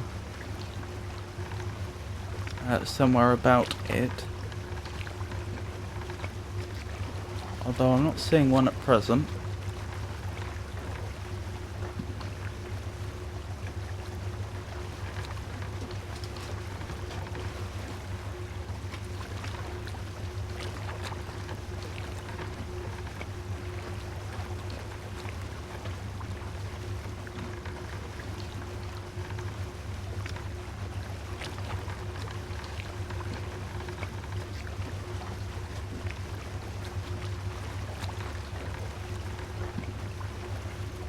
Is this some sort of clue, or am I just becoming paranoid?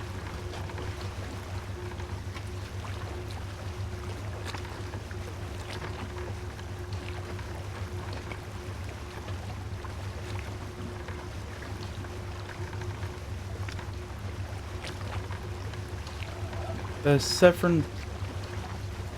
Stop the ship. Stop the boat, even.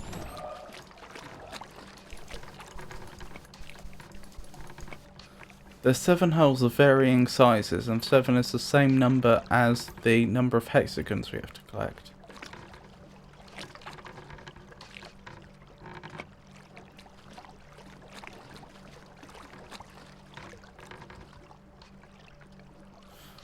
But I mean, not one of them looks even vaguely magenta.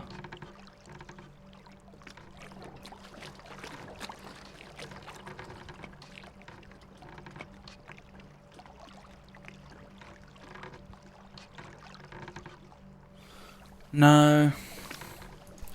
Don't think there's anything I can really do with that, unfortunately.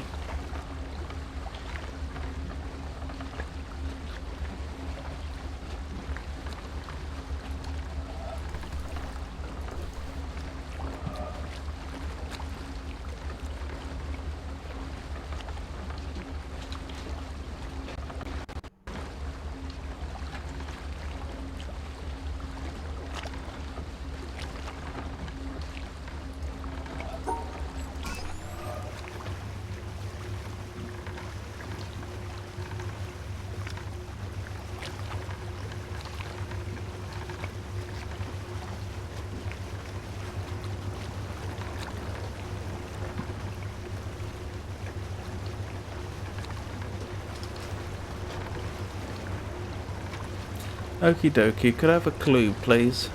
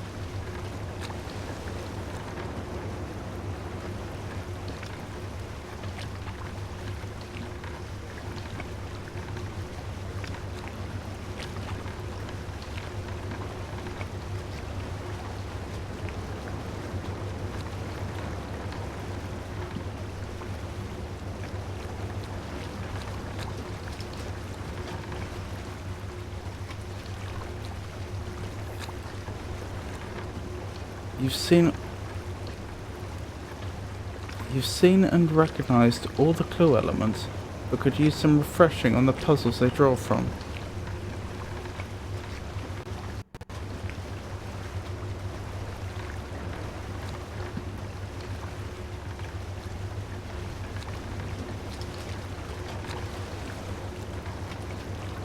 I don't remember seeing coloured hexagons before. That is, hexagons of differing colours in the same puzzle. It's possible I have and I've just forgotten.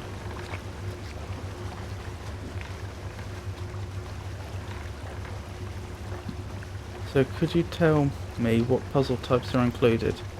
The acoustic puzzles, the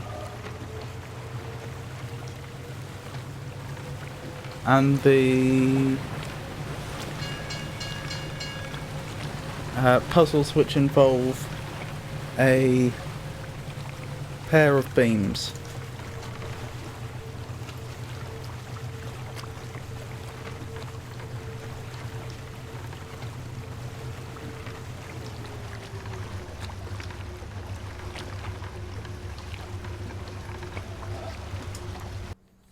I'm guessing there's probably another puzzle type.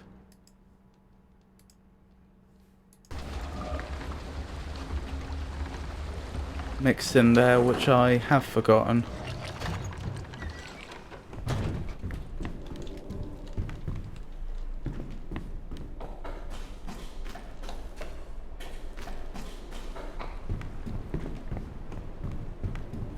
Right, there is a slight influence from a third area, but it's slight. The thing is, it doesn't really figure with other coloured other types of puzzles with colours, such as the stars or the... what was the other one? There was the other shape that you could get where you had to keep them in areas of one colour. Was that just straightforward rectangles, or am I misremembering? Something along those lines. But they don't really make sense in this context, because I have to go over the hexagons. I'm not separating them. In fact, the only degree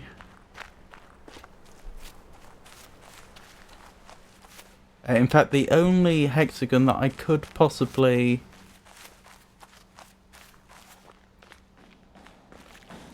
put in a separate area on its own is the one that's on an edge.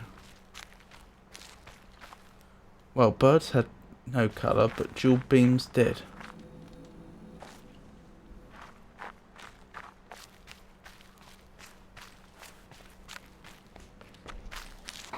That's true. Let's head back to the reflections then.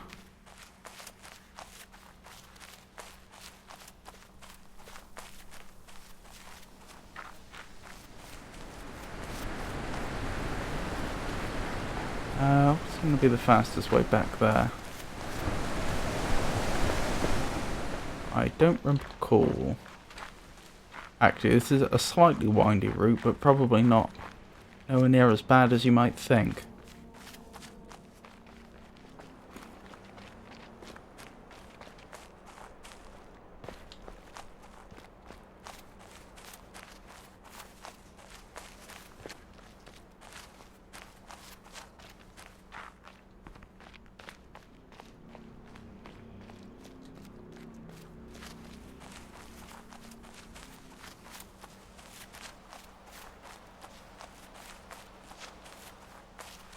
Oh, it's round here. No, it's not. It's up here.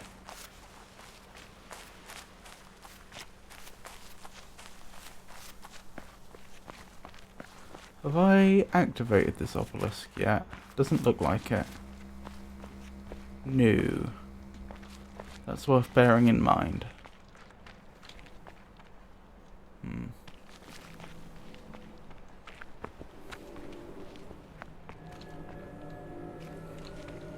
Right, not those ones.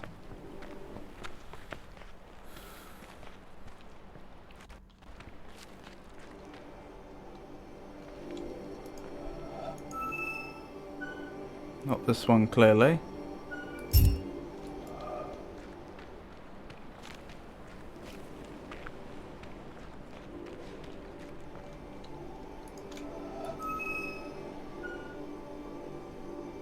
Interesting.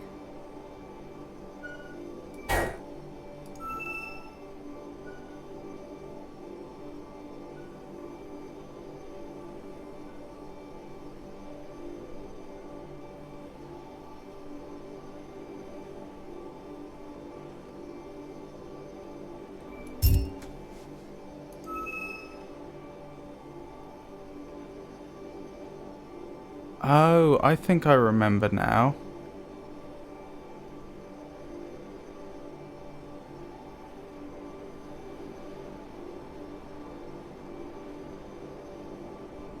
This won't work, will it?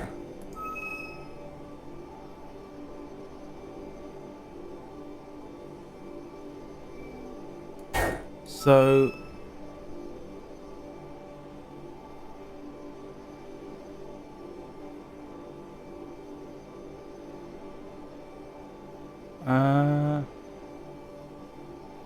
I've completely forgotten what the proper solution was supposed to be, I'm afraid.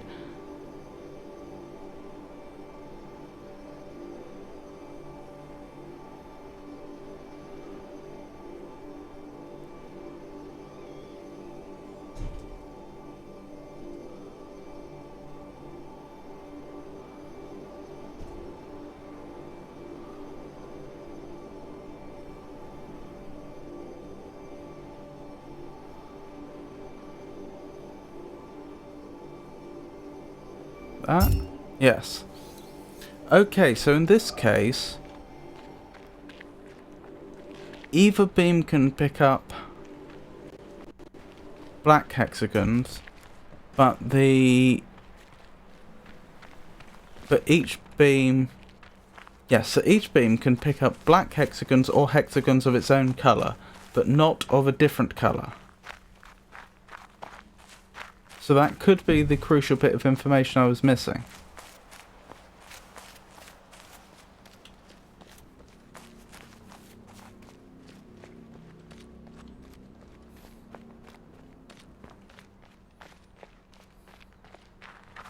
Unfortunately, that means my little shortcut by which I combined both beams is not very helpful, because then I lose the information about which beam is picking up which hexagon.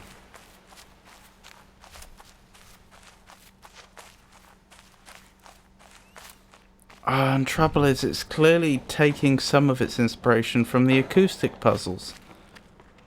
So it's not like it's going to accept any old combination that happens to fulfill the requirement that each beam is only picking up black hexagons and hexagons of one other colour.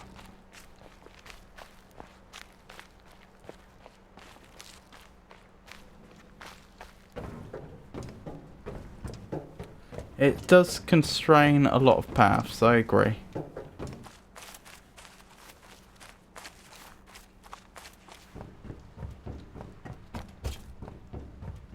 Unfortunately, by adding this extra constraint, that does mean that I could have been very much along the right lines before.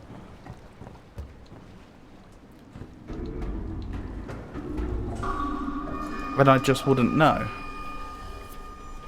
Do I have a colour for these? No. They both appear white. Well, based on proximity, I suppose I have to assume that this one is for magenta and the other one is for orange. Hold on. Oh dear, we've got a long walk ahead of us again, don't we? Something I didn't check when I was revisiting the puzzles in the reflections. Is the colour of the beam dependent on its position on the grid, or is it dependent upon which source I click on? So is it the case that whichever of the two sources I click on, the beam always comes out cyan, or is it the case that one of the sources produces a cyan beam and the other one produces a yellow beam, regardless of which one I click on?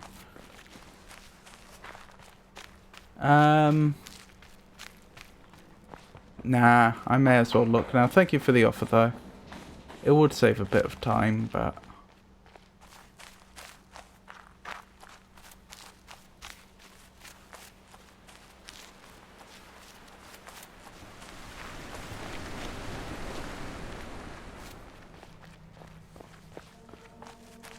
But I should probably put the work in myself.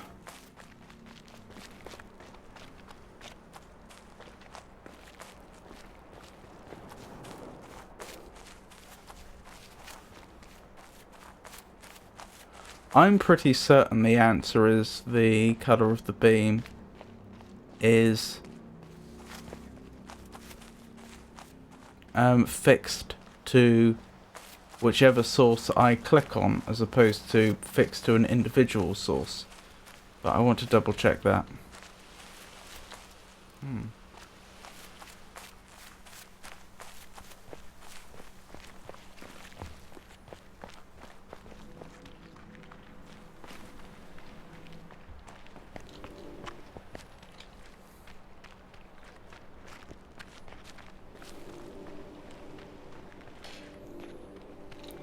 So let's see. Cyan. Cyan. Yes. Okay, it makes a difference whichever one I...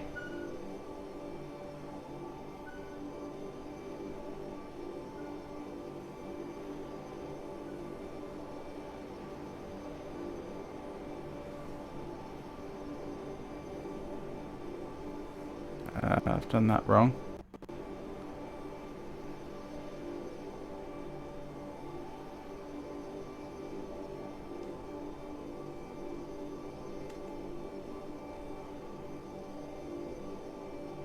It makes a difference which one I try first. That means it is possible that one of the solutions I tried earlier was correct, but I needed to initiate it from the other side.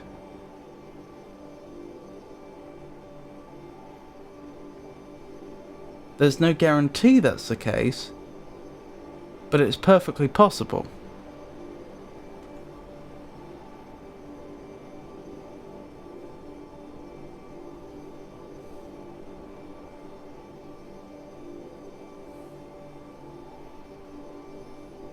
And of course I've completely forgotten how this worked again.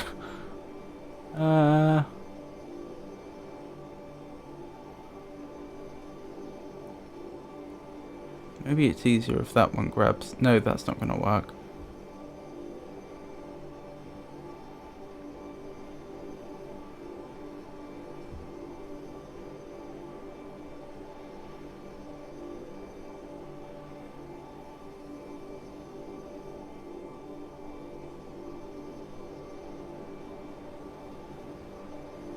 That was it, wasn't it? There we go.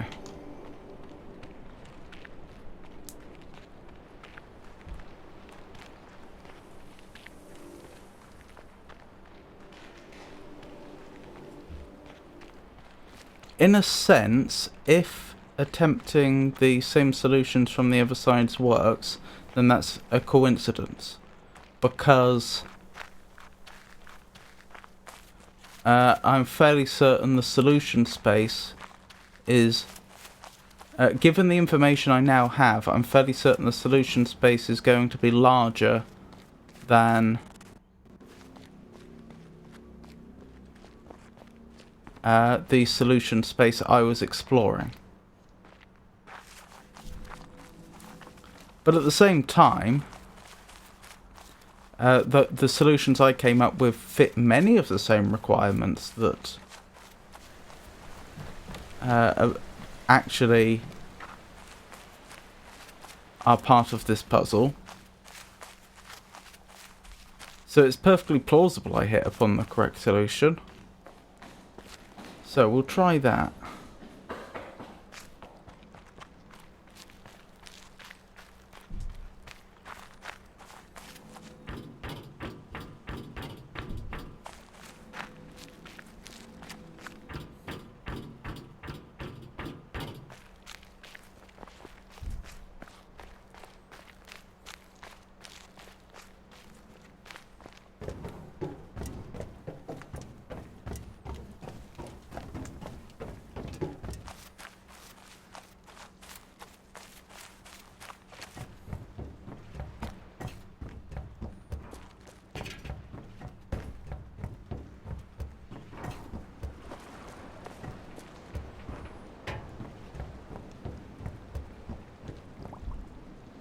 There is, of course, actually one other possibility.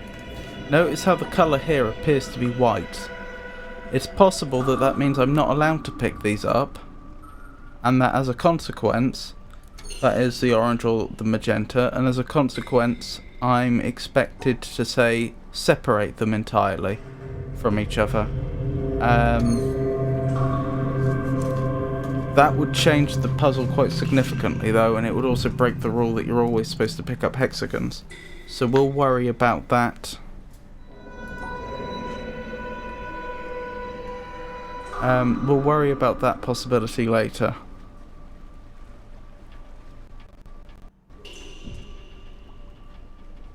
I've now got to follow my own directions in reverse.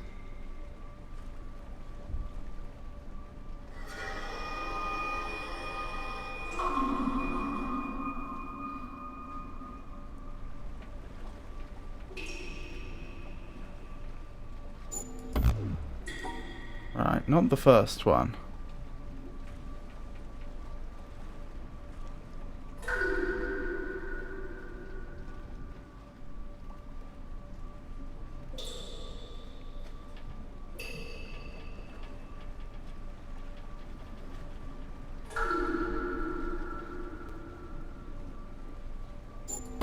Not the second one.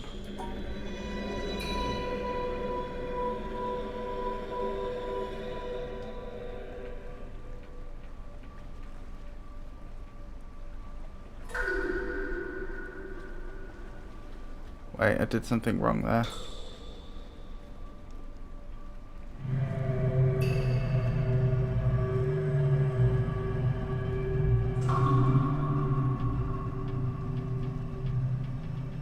Done something wrong again. I'm following this backwards, which doesn't help. Or upside down, I suppose.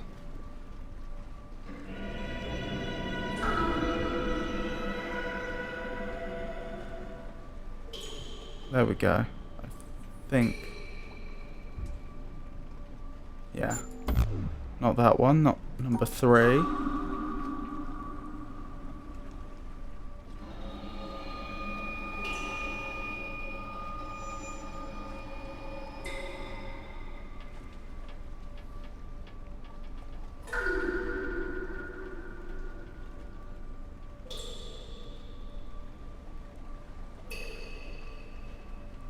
I think I did something wrong there. Let's go back.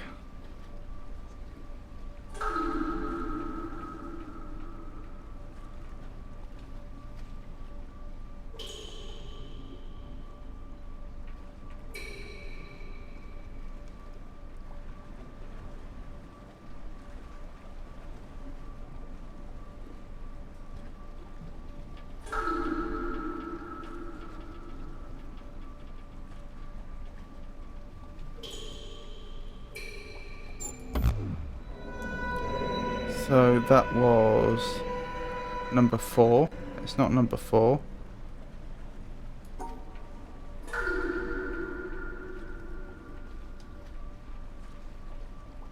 Wait. That way.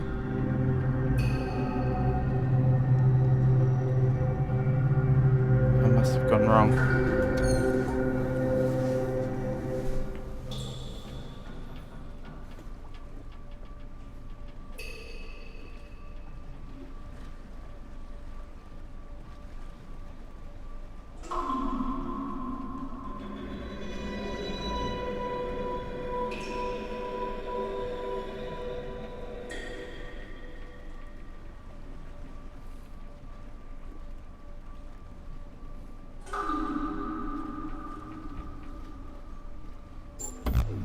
Not number 5.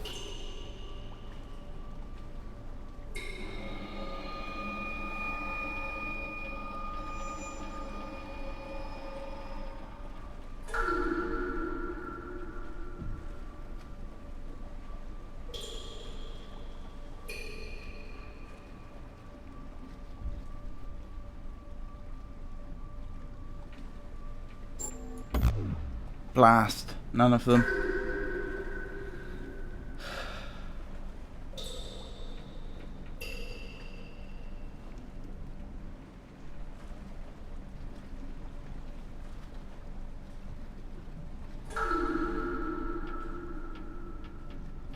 So what about this idea that I'm only supposed to pick up the black, but I'm also supposed to keep the orange and the magenta completely separate. Is that even possible?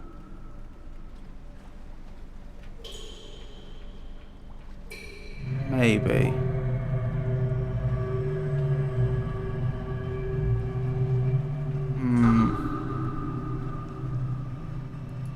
Not sure it is.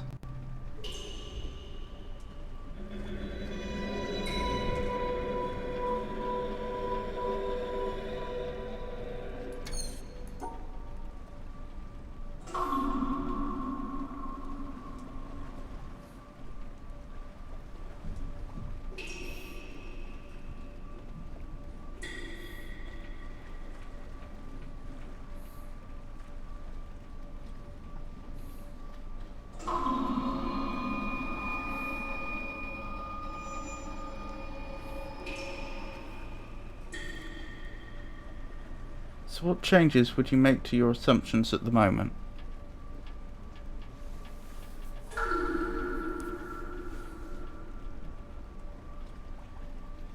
Well, I have reason to believe which beam picks up which hexagon matters. That was not an assumption previously, and it is now.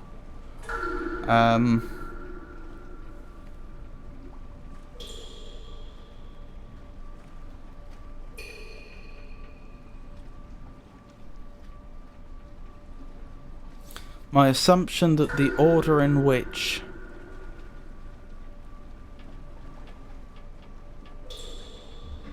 hexagons of differing colours are traversed does not matter is suspect.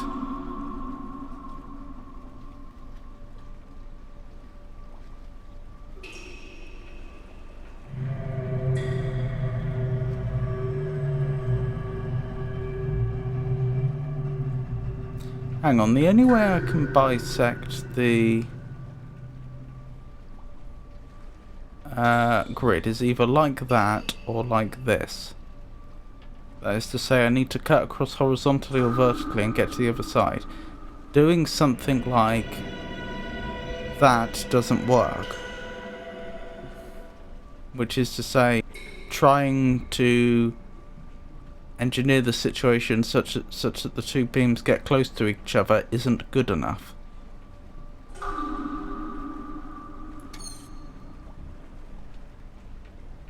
And since the origin point isn't a valid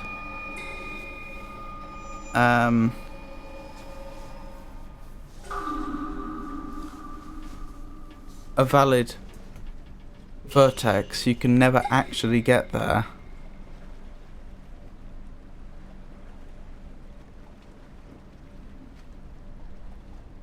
That implies to me that I can't do what I just suggested. I can't. I'm not as confident about this as other things I've said, but I'm pretty certain that I can't only pick up the black and at the same time segregate the magenta and the orange.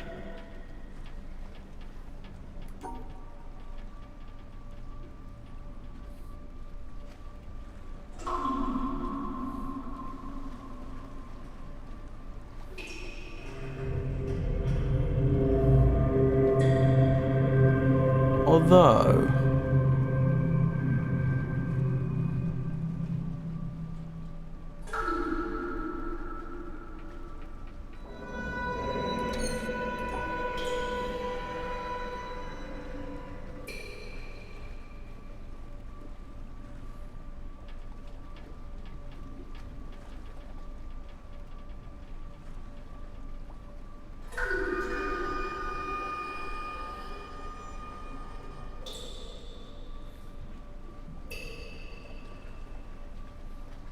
no, I don't think it can be done due to their positioning.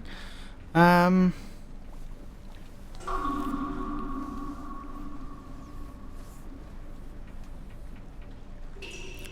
think there are any other panels in the wreck, are there? Oh, excuse me. Yeah.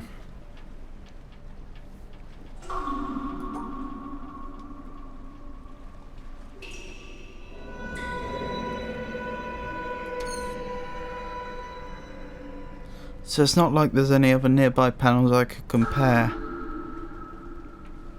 with.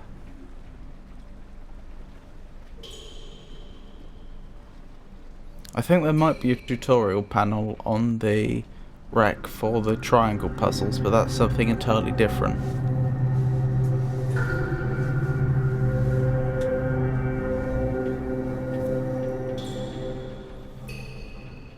But how am I supposed to know whether this counts as magenta, orange, or something else entirely?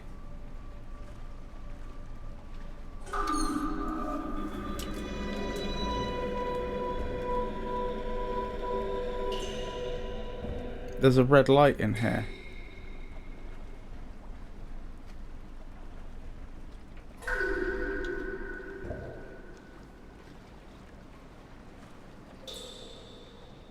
So there might be an influence from those other colour puzzles.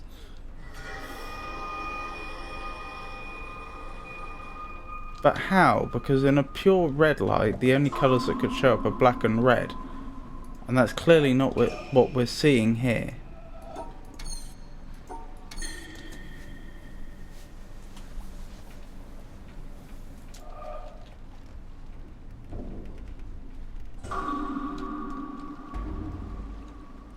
I suppose it could be shifting them to be more red, if it was only having a partial influence. So what, that could be blue and that could be... Or I suppose, I mean, it could be adding red to them. So that could be blue, that could be... green?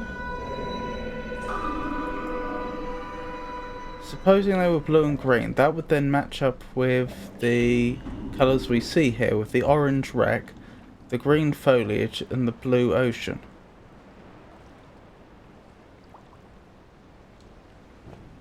If that is what's going on here, then I don't like it as a mechanic, because I'm pretty sure we've never seen a light do that before on one of these puzzles. Previously they had always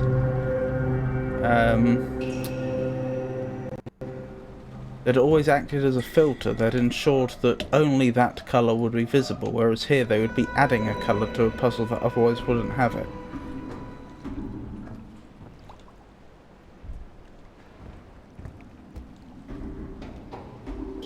Wait, no, because the orange... That doesn't work because the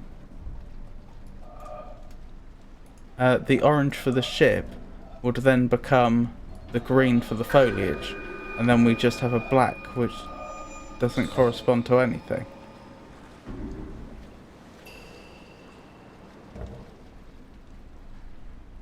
Admittedly, we know from my analysis earlier that we have no choice in the order that we pick up the black. So if we were looking for sounds to associate with things, we can ignore the black, because there is only one valid ordering. We have to traverse the larger one before the smaller one. There's no alternative.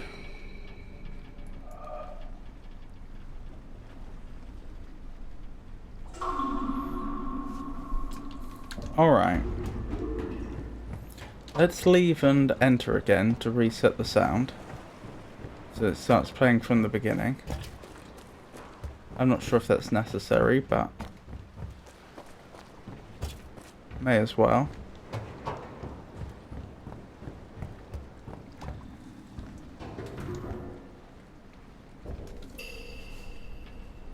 High.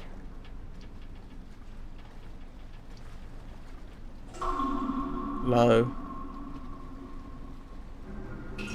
High.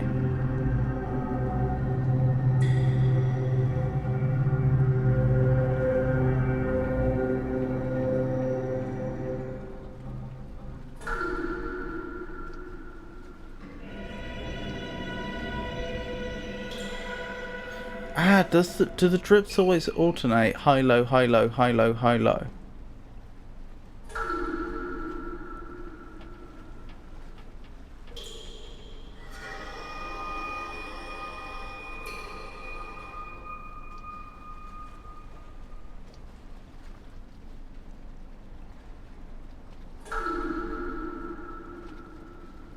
Trouble is, I'll associate with that drips with the blue ocean more than the foliage.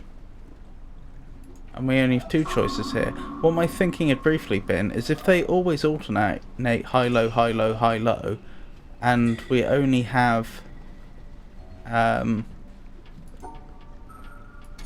we have a set of 3, with one being the odd one out, well, the odd one out would have to be the middle one.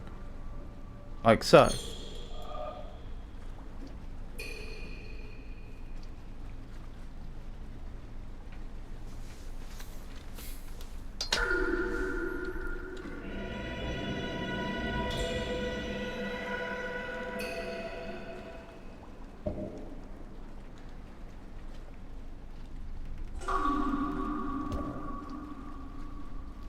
I don't know, I feel like because the back of the grid is actually red, that is supposed to be a clue that this light is having an influence.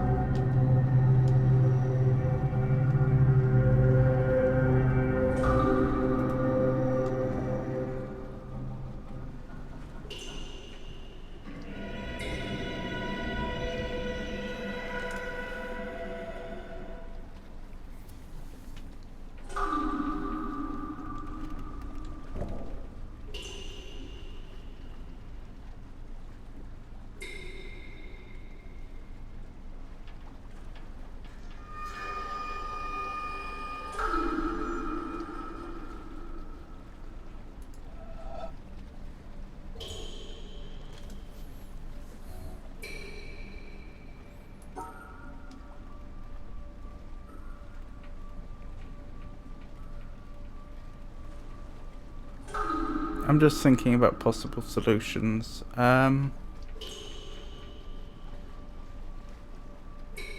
gets a magenta. That doesn't get the other magenta. That gets the other magenta. But then we're stuck.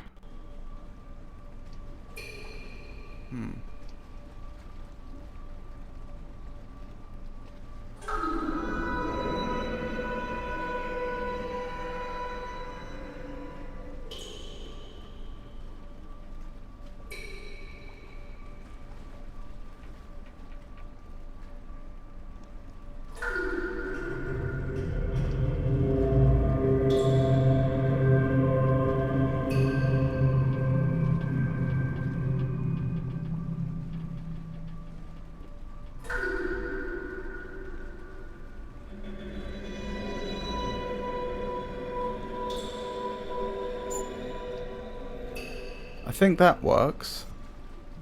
So just to recap, if I can remember it now, we pick up a magenta here with the other beam, then we pick up one of the high orange, then we pick up the low orange,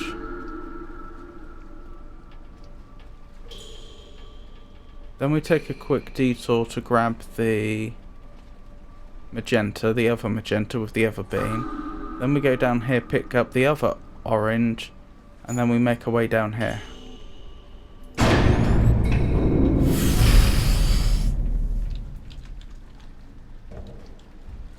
Well, you've been defeated, Demon Door. Give up your secrets to me.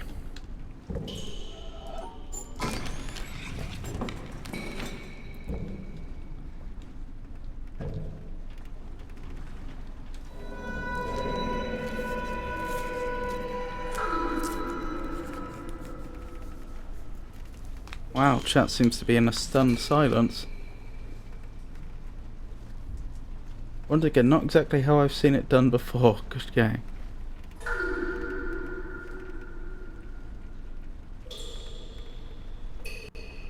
Was I off the mark even at the end then? Was that just luck?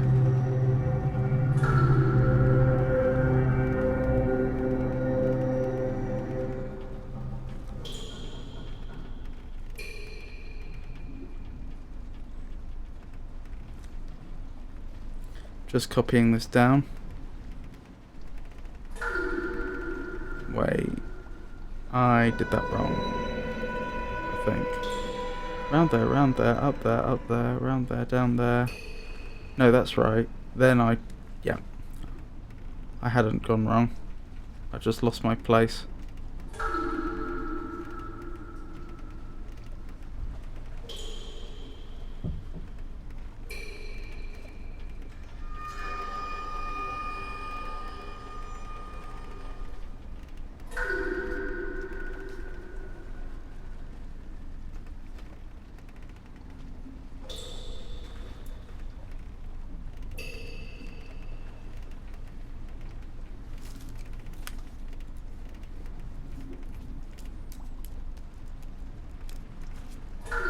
On track, but reversing oranges. Oh, thank you, Pengy.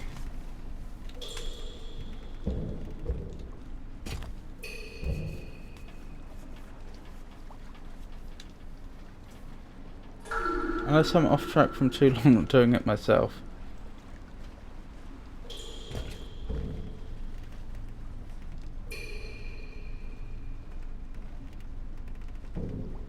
Right, I think I've got an accurate enough copy of that I'll be able to reproduce it.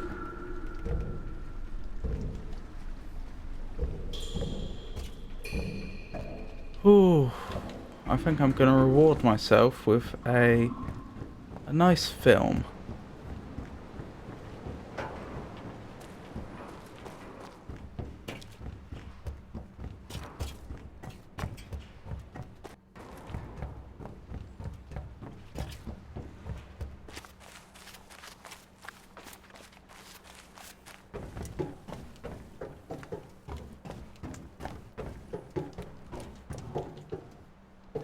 I still don't know what the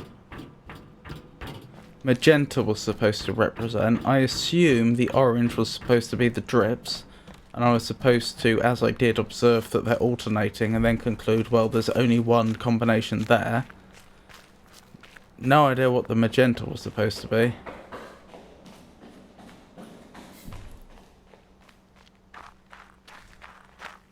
Wait, windmill.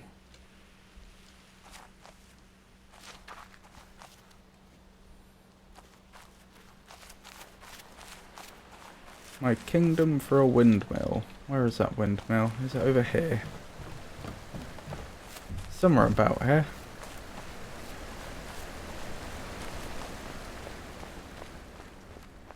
I would like to know magenta now I've solved it.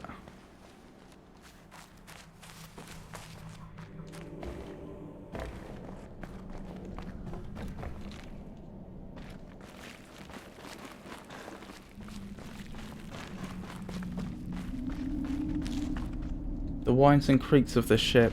I had my suspicions, but I didn't know how I was supposed to order them.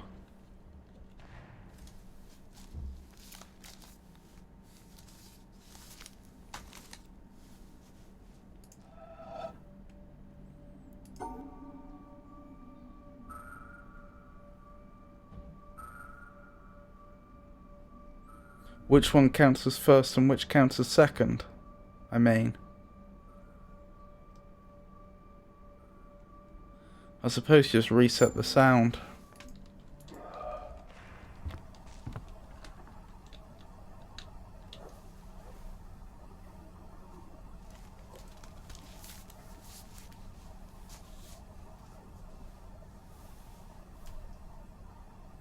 Interesting.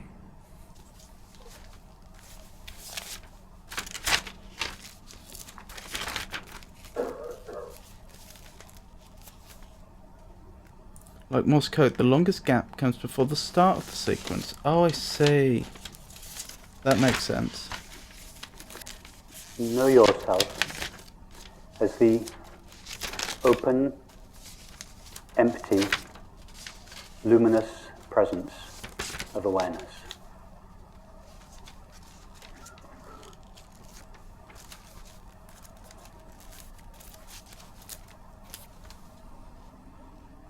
Open because you say yes unconditionally and indiscriminately to all appearances of the mind, body and world. like empty space. You have no mechanism inherent within you that can resist any appearance.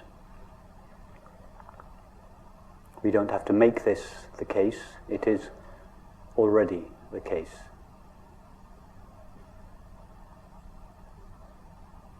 Empty, because although you, I, this aware presence, is aware of thoughts, sensations, and perceptions, it is not made out of a thought, a sensation, or a perception. It is made out of pure knowing or awareness.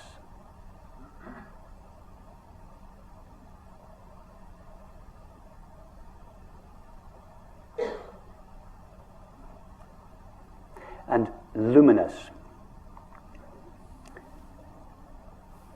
because just like the sun, relatively speaking, that renders all objects seeable, so you, I, this open, empty presence, renders all experience knowable.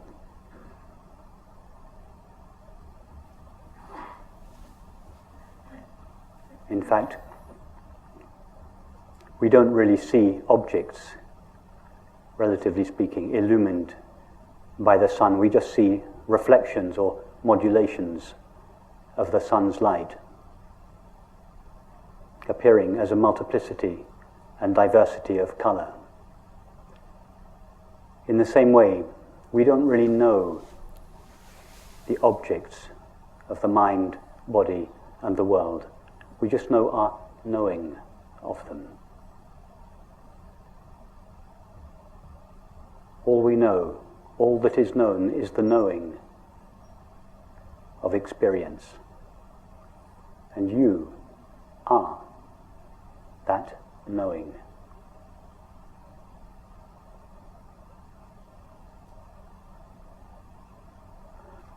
All that is ever known is a modulation of our own knowing presence, modulating itself in the form of thinking, sensing, and perceiving, and seeming to become a mind, a body, and a world. But we never actually know a mind, a body, and a world as they are normally conceived. We just know our knowing of them. And this knowing, the substance of our experience, the only substance of our experience, is ourself. In other words, we know ourself alone. Awareness knows nothing other than itself. Be knowingly this open, empty, luminous presence of awareness. We don't need to do anything special to make this happen. Above all, we don't have to manipulate the mind in any way whatsoever to be this presence of awareness.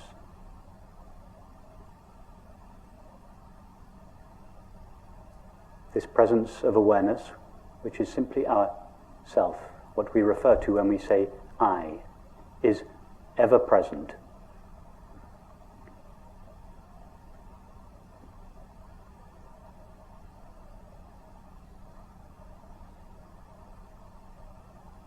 Just check this in your own experience. Nothing that I am saying this evening, there is nothing that cannot be checked in your own direct experience right now. I bring no special knowledge to this meeting. I don't have a store of knowledge which I am disseminating. I'm just, within the limits of language, trying to describe the current experience. Ask yourself, do I know anything other than now?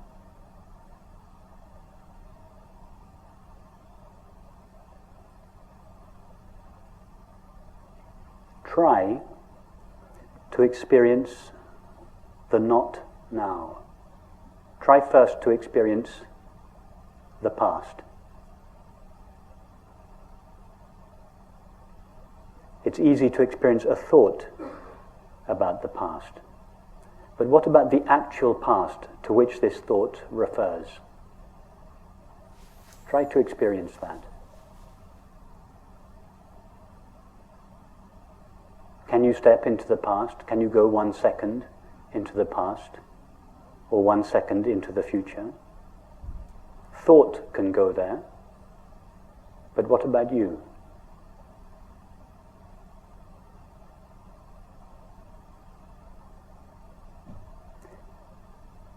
Really try to go there to make sure that this is not just an interesting philosophical conversation, but that it is actually your experience. That the past and the future are never experienced.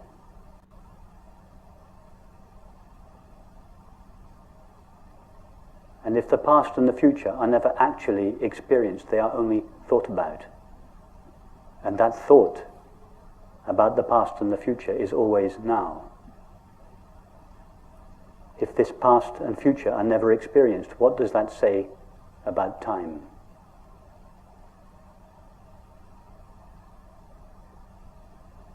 Time is a movement between a non-existent past towards a non-existent future.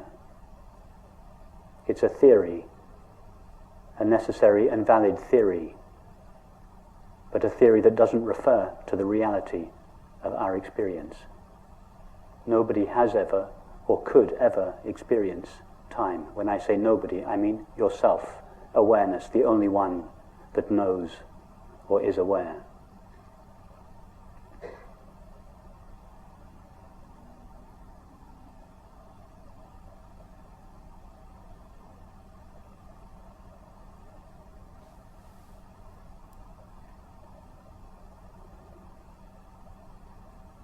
When I arrived off the plane from London in Washington, D.C.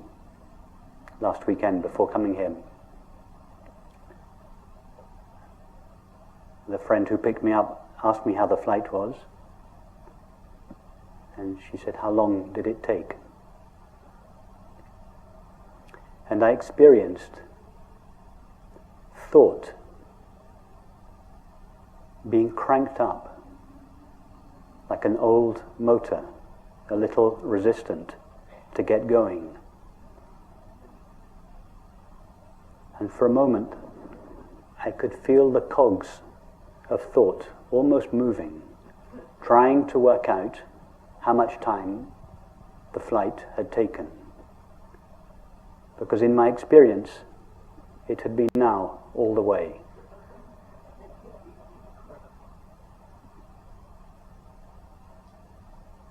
I had never left London. London had left me. I had never got onto an aeroplane, a flow of sensations and perceptions that thought abstracts and calls a body in an aeroplane, flowed through me. And I never arrived in Washington, D.C.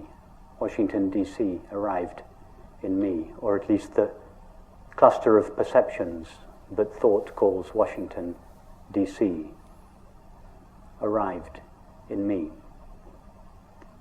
In the same way, nobody ever walked into this room, and nobody is sitting on a chair, and nobody is listening to a talk. A colorful flow of sensations and perceptions appears in awareness. But awareness never goes anywhere or does anything. It is always here and now, not here a place and now a time. Here this dimensionless, now this timeless presence of our own being. That is our experience, whether we recognize it or not.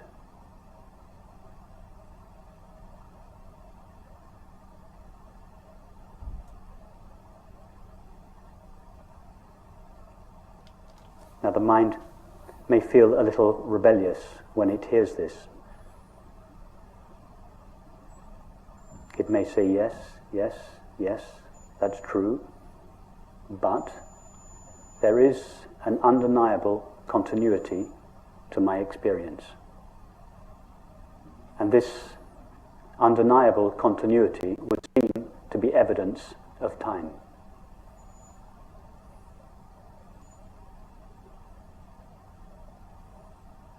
Where does this felt sense of continuity come from?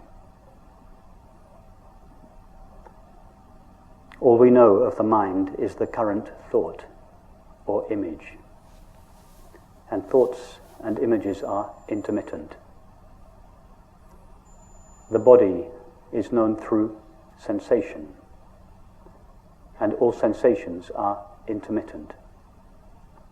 All we know of the world is perception, that is, sights, sounds, tastes, textures, and smells.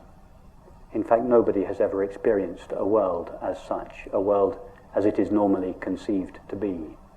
We just know the current perception. And all perception is intermittent. So if the so-called mind, body, and world are intermittent, from where does this felt sense of continuity come from? It comes from the only thing, if we can call it a thing, that is truly continuous, or in fact not continuous, but ever present now in our experience, and that is our own being, the presence of awareness. The presence of awareness is the only thing that is known to be ever present. Now the mind knows nothing of awareness because the mind only knows apparent objects. So when the mind looks at experience to find what it is that accounts for continuity, it cannot see awareness. And so it manufactures a substance called time to account for the continuity of experience. In other words, continuity in time is what eternity looks like when viewed through the narrow slit of the mind.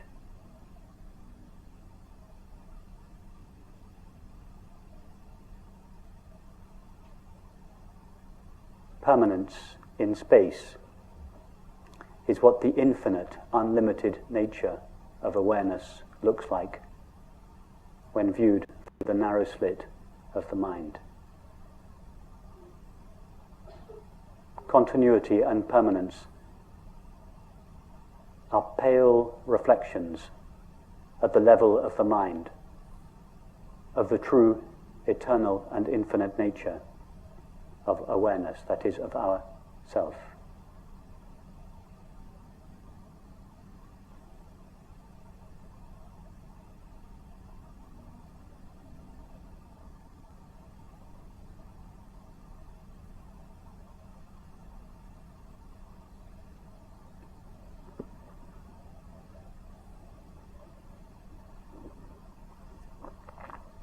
What else can we say about ourselves from our actual experience? Which means right now, what can we know for certain about ourselves? Not what thought may tell us about ourselves, but what we actually know in this moment, derived only from our experience of ourself. Ask yourself, can I, this open, empty, knowing presence, can I be agitated? Thought can be agitated. Sensations, or the body, can be agitated. The world can be agitated. But what about you, the one that knows the apparent mind, body, and world? Can you, this open, empty presence, be agitated?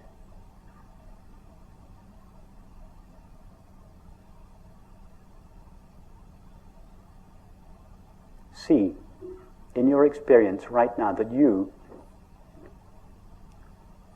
are, and this of course is just an image, are like an open, empty space, such as the space of this room. Nothing that appears within this room can agitate it. We are all sitting peacefully now, but if we were to stand up and start dancing or fighting, would the space of this room become agitated? You are like that. You, I, the presence of awareness, are undisturbable, imperturbable. We don't need to become imperturbable, and this undisturbability of ourself is not dependent upon the condition of the mind. Right now, you, awareness, are utterly imperturbable, and for this reason, another name for ourself is peace. Peace is not a quality that ourself has, it is what ourself is. Not peace of mind. Minds are more or less agitated. This peace that passeth understanding, that is not of the mind. It doesn't have to be sought, it is not hiding in the background of experience. This very awareness that is seeing, hearing, knowing, is pure peace itself, shining in all experience, however apparently agitated that experience may be.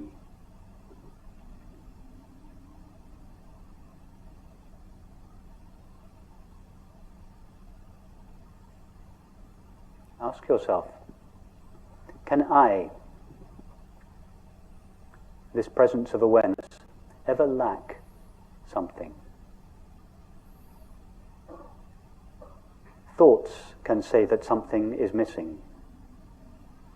Feelings can say that something is missing. But what about you?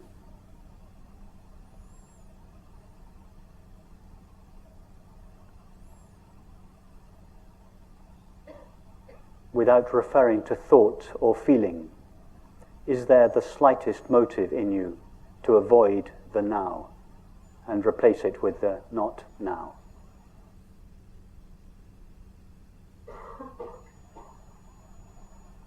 See that in yourself, this presence of awareness, there is not the slightest impulse or possibility to avoid the now.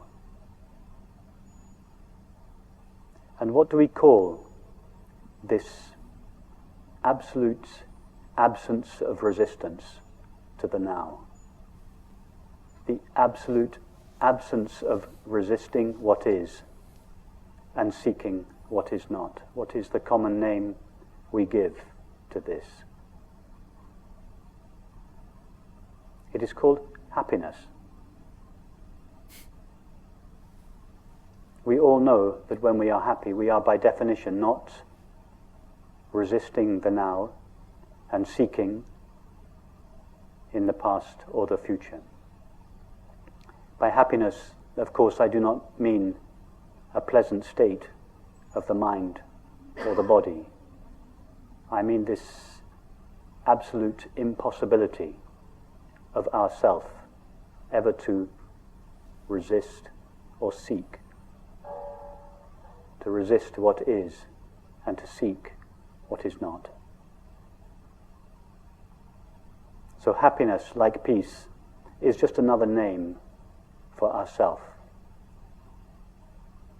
It is not a quality that ourself has, it is what ourself is.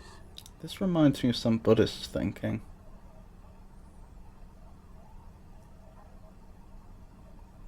What else can we say for certain based on this current experience about ourselves?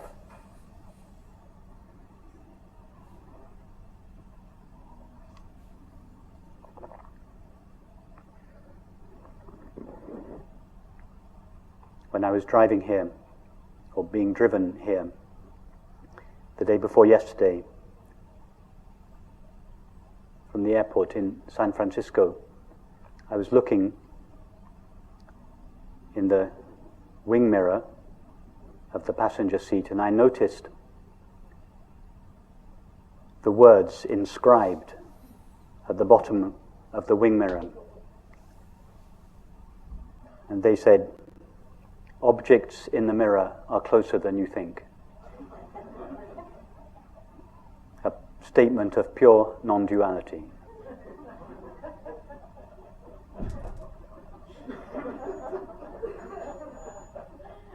Objects that appear in the mirror of consciousness are closer than we think. How close to a mirror are the objects that appear in it?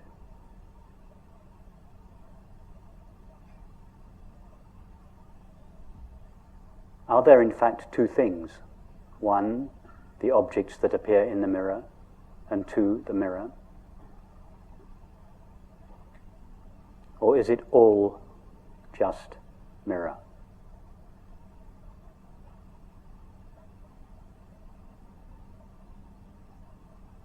All we know of the apparent mind is the experience of thinking. And thinking is just a modulation of yourself, a modulation of knowing or awareness. All we know of the apparent body is the experience of sensing. And sensing is a modulation of yourself, awareness. All we know of the apparent world is the experience of seeing, hearing, touching, tasting, and smelling. These are all modulations of knowing, modulations of ourself. In other words, we never truly know a mind or a body or a world. These labels are just abstractions that thought superimposes on the intimacy of our experience. From the point of view of experience, which is the only real point of view, experience is much closer, much more intimate, so close as to not admit the possibility of two things. One, myself, awareness, and two, the object that I know. Even that is an abstraction. It may be a useful stepping stone, a halfway understanding to conceive of thoughts, sensations, and perceptions arising in awareness. But nothing arises in awareness. The only substance of all experience, the only substance of thinking, sensing, and perceiving is already awareness.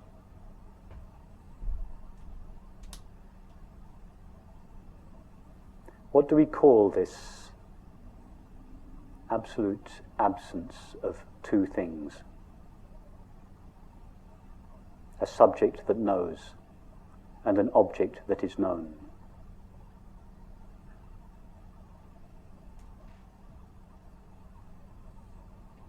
Take now the experience of hearing.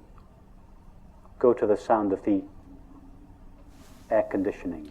Forget about the labels sound and air conditioning. Our only knowledge of the apparent air conditioning is the experience of hearing. How close does hearing take place to you? 5 meters away? 10 meters away? Refer only to your experience, not to what thought tells you about sound. Where is hearing? Is it close, intimate?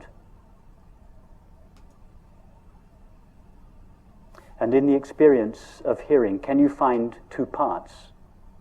One part that hears and another part that is heard? Or is it just one seamless, intimate substance called myself?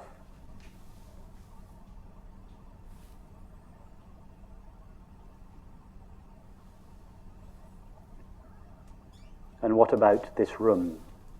Thought says, I, the inside self in here, sees the room, the outside world out there.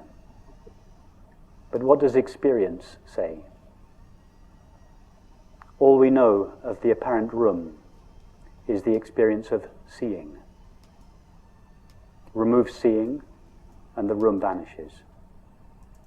In other words, we don't know a room. We just know the experience of seeing.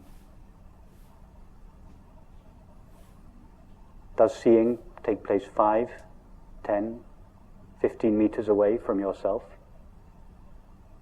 Or is seeing utterly intimate?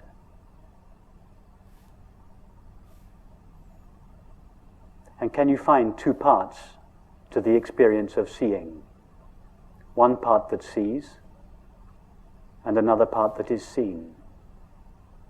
Or is it just one seamless, intimate substance?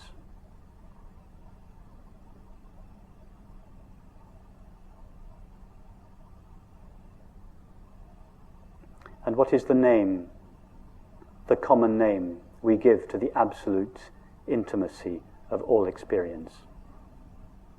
It is called love.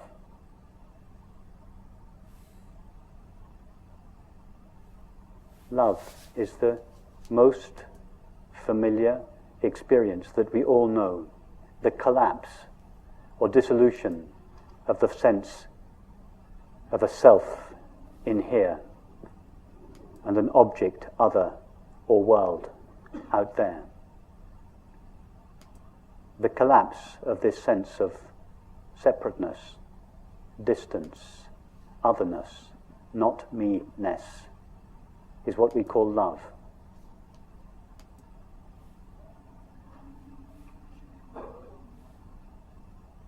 Love is just another name for non-duality.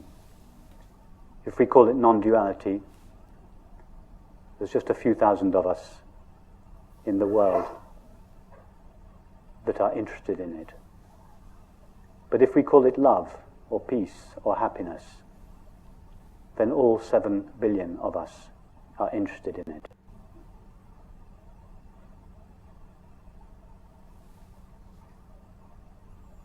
So why is it, if love, peace, happiness are the natural condition of all experience, the substance out of which all experience is made, how is it that it seems not to be experienced?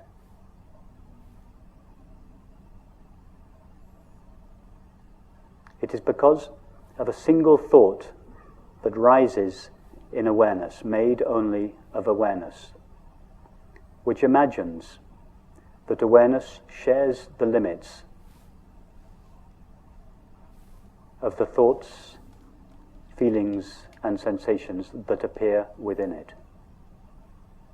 It is like imagining that a mirror shares the limits of the objects that appear in it.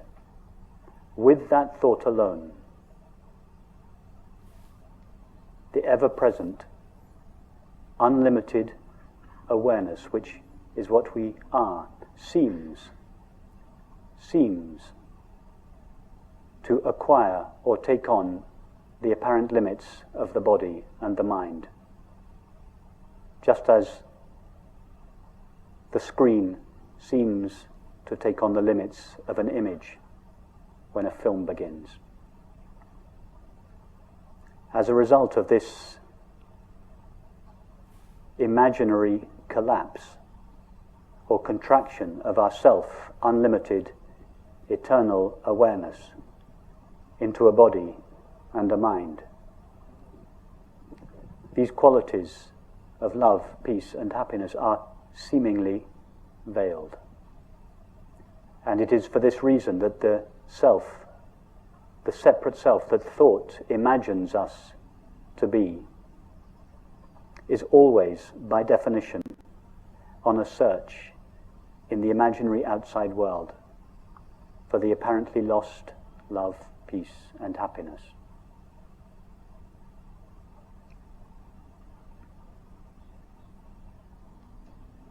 However, this imaginary inside self cannot, by definition, find the love that it seeks, because its very presence, its apparent presence, is the veiling of that love.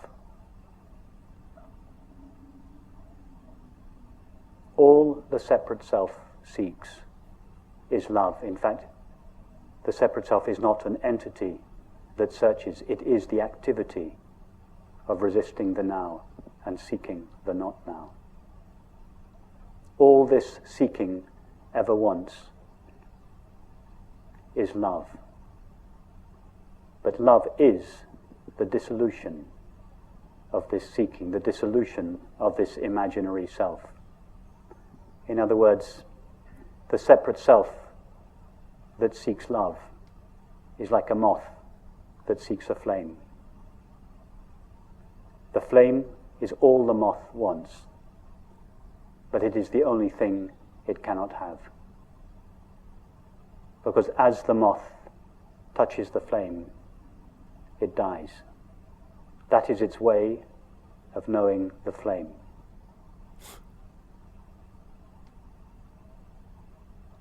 It becomes the flame as it touches it.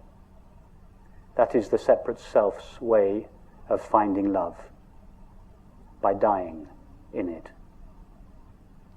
The death or dissolution of the separate self is the experience of love.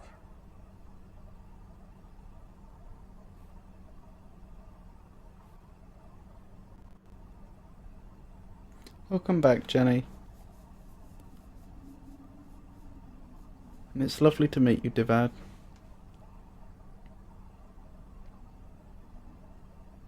Hello, Terminus. So It's lovely to see you too. be knowingly this open, empty, luminous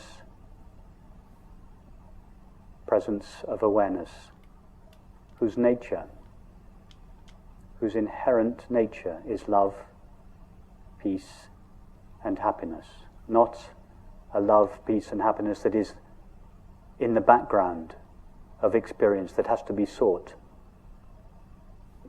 but that is shining in full view at the heart of all experience. In fact, experience is made out of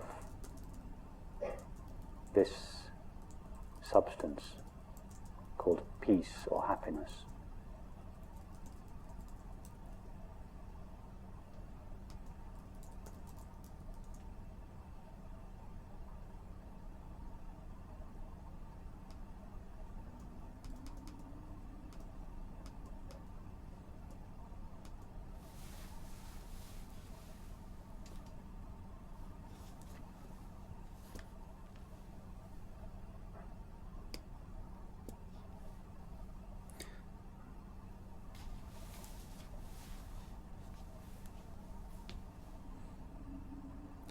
Are you certain you're not actually really excited to be this open, empty, luminous awareness?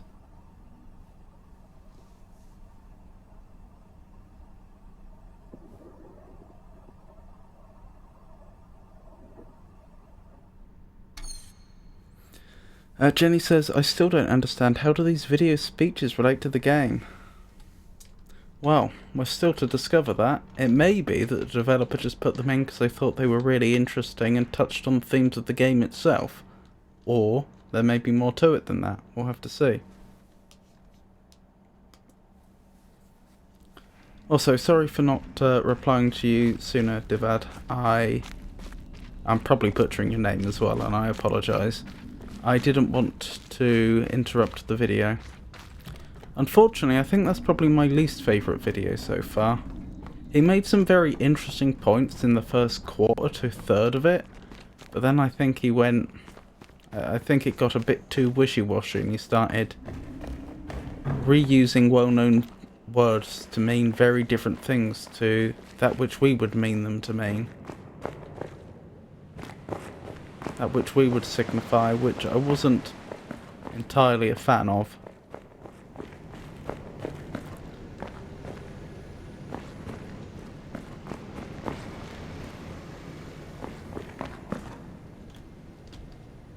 Yep, we found the cave.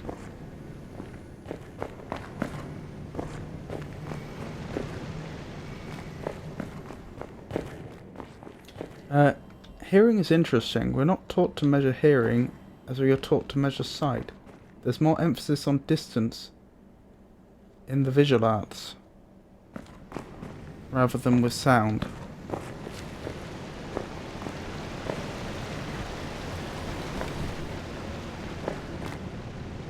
You might be right, I don't know. I feel like distance comes up a lot when dealing with music, in the form of intervals.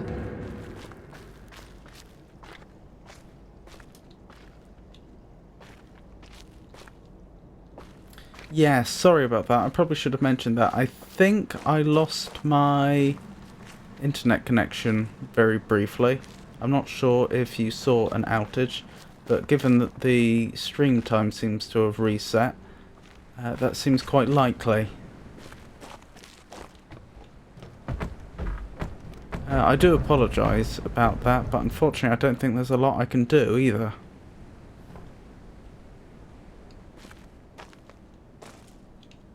Yes, that seems quite likely.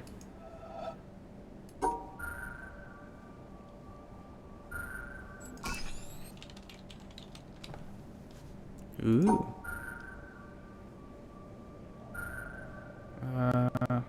Ooh.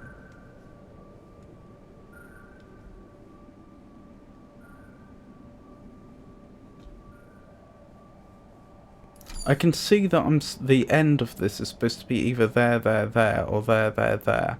I'm just trying to think, how do I...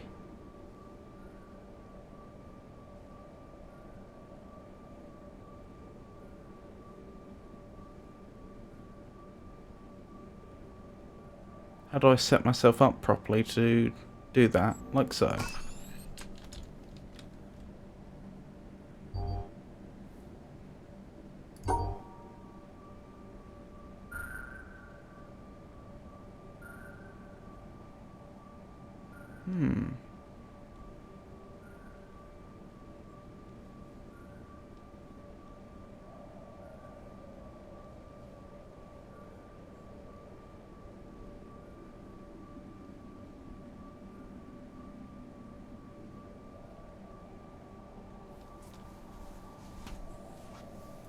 I do need to go for every single dot in this case.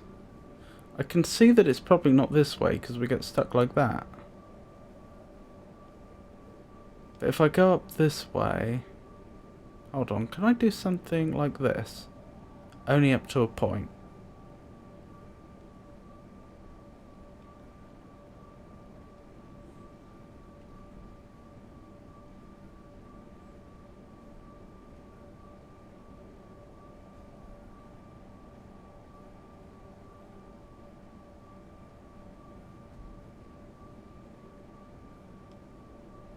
Blast.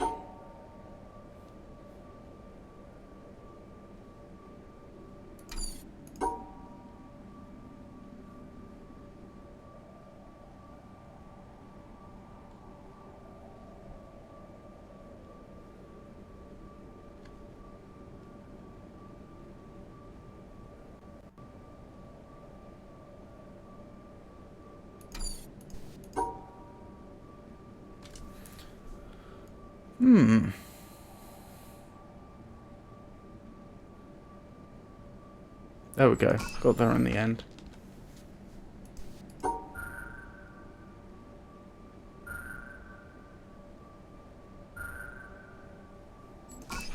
That one wasn't so bad. Oh. Interesting.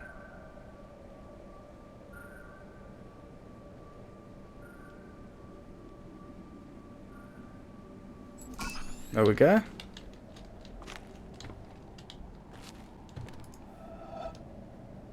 I think you input the pattern like 4 times and never finished it.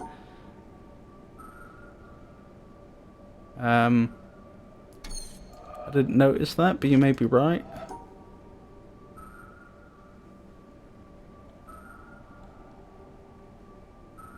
This is a tricky one.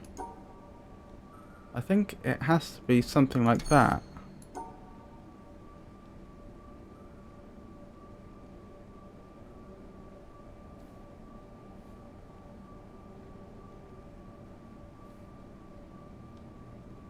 It's easy to not notice what you've dismissed, true?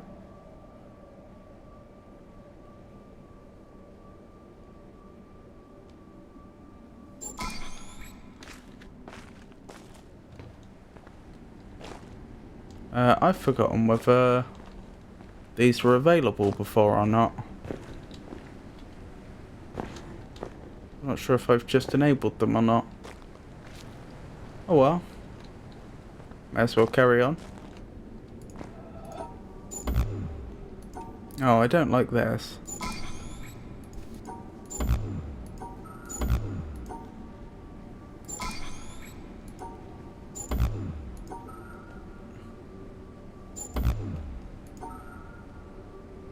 Wait. There we go.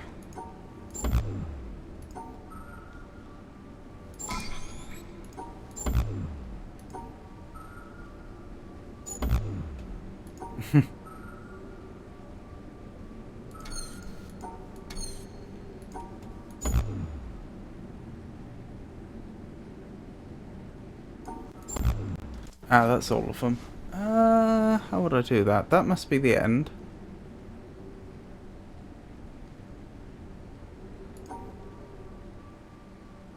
Wait, was there one there? There was one there.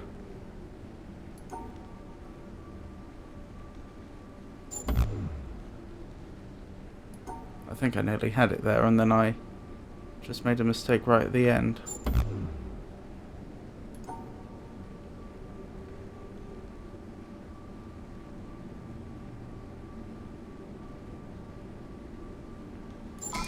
There we go. Oh, goodness me.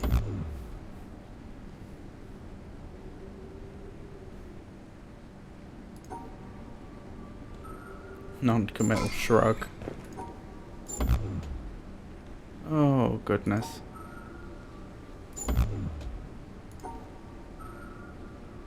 Did I see correctly that they...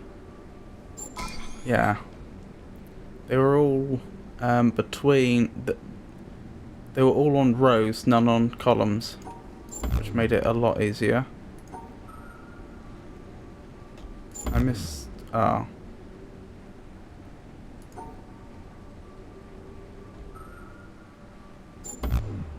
That one I missed.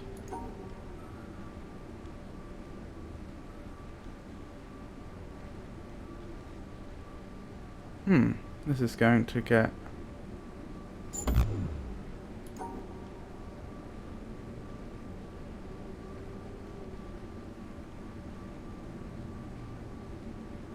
Does that do it? No, I forgot that one.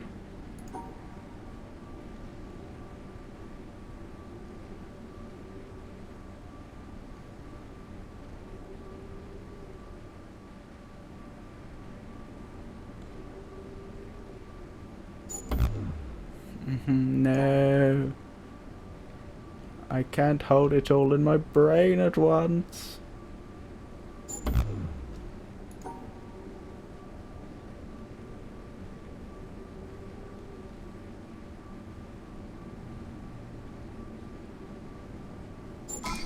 Got there.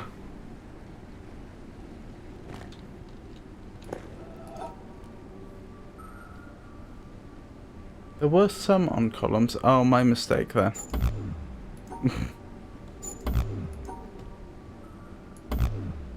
Oh. Huh. Let me see that again. Okay, so it must be that.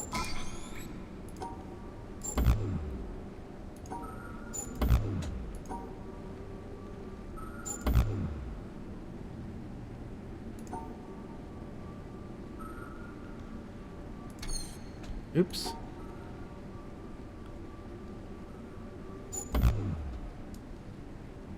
Whoops.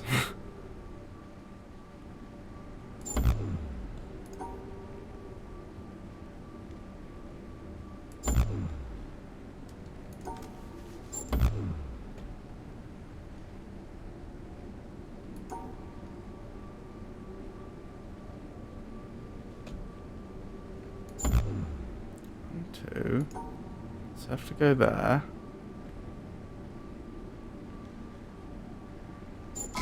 There we go. It is good. It tells you why you didn't get it right. That's true. That is nice.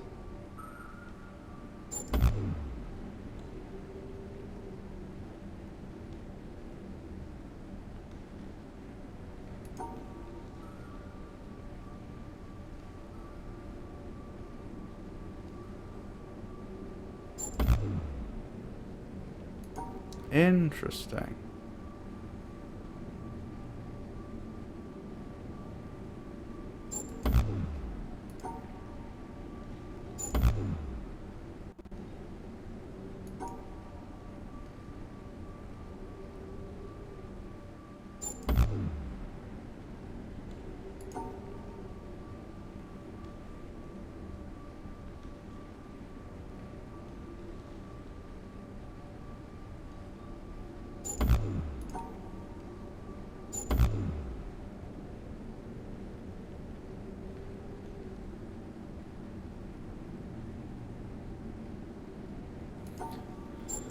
Oh, goodness me.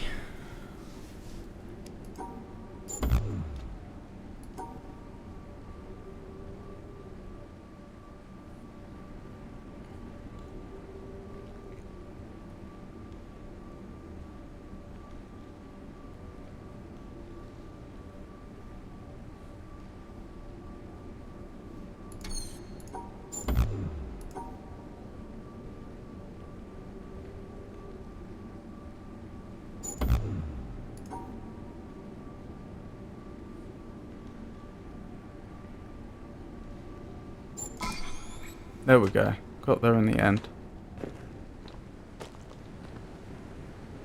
How are we doing on puzzles? 475. Oh, I'm trying to remember how many there were in the game, wasn't it? 520 odd? Oh, thank you, Terminus. And thank you, Jenny. 523. Oh, okay. So we are closing in. Less than 50 to go.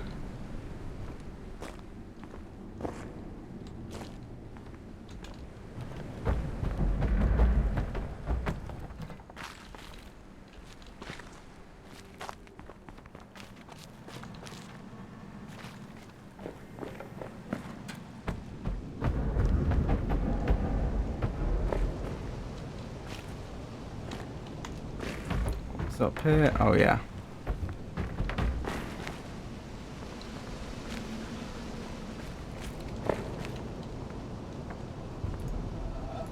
I'll just go the long way.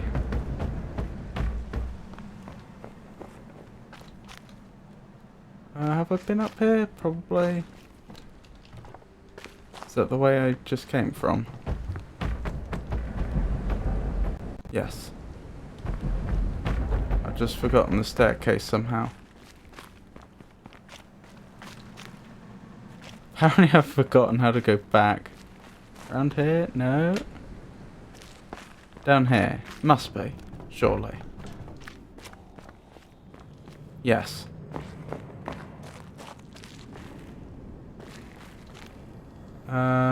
Well, we've done that one apparently. And that one. Not done these ones. Okay. That's impossible on its own. Pretty sure we worked that out before.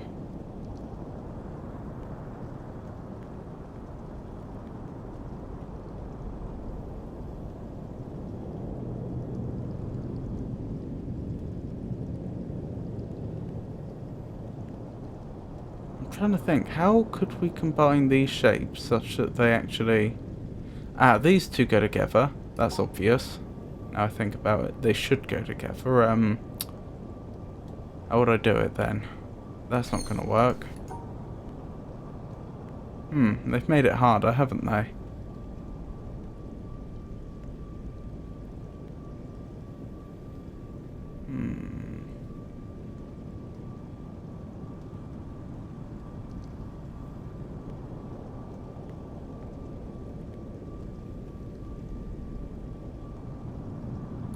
So these can all be rotated. That's good to know.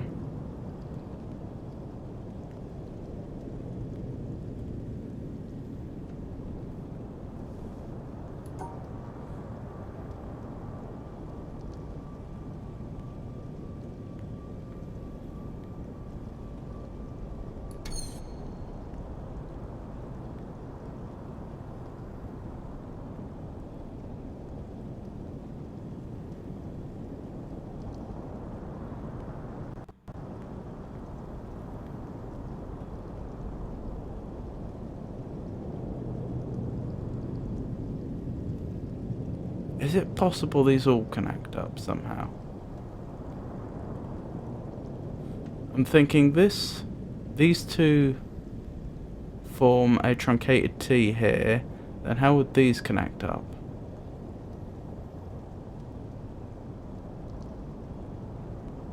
Could have an L shape there, but then this one would have to connect those two up, which it clearly isn't going to do. You could have an L shape like that. Then we have this shape left to try to connect up to there. Maybe.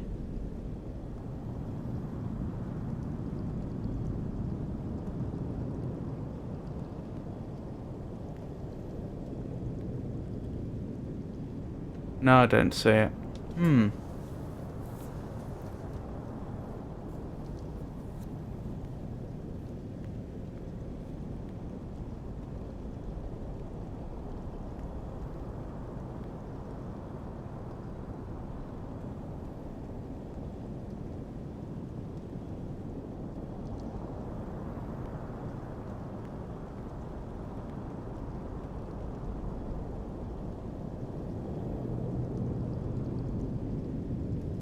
Trouble is, like I say, I think it's impossible to create that shape and still be able to get to the end.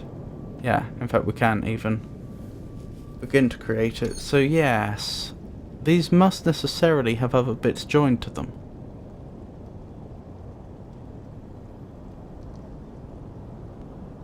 We can see that whatever shape we're forming must have a width of 5 at least, and a height of 5. That's a lot of space it's covering.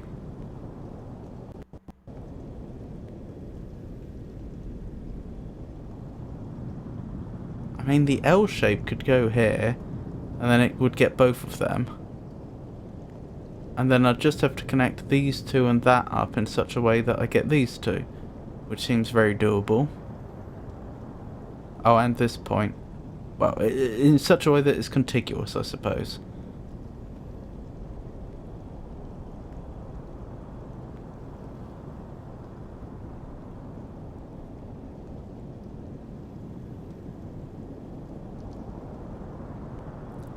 So how many ways can these fit together?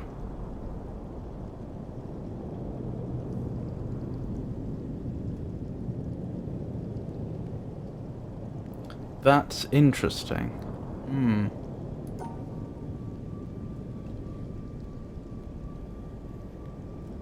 Unfortunately, I may have missed specifically what you were referring to, but...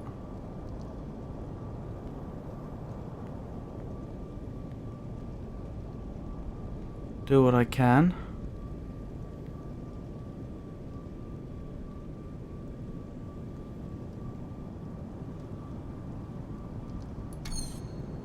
Ooh. So I was just playing around with a solver for this game to see possible solutions. I learned something. Don't read too far into what I'm saying, please. My apologies.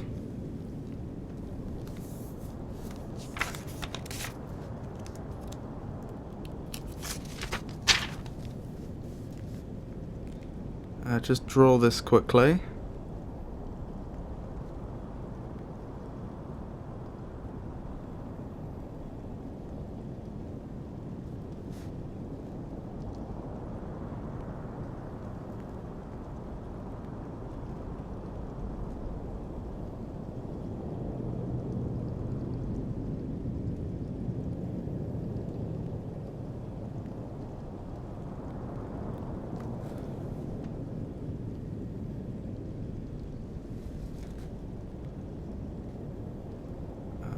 We should be able to construct the mirror image of that.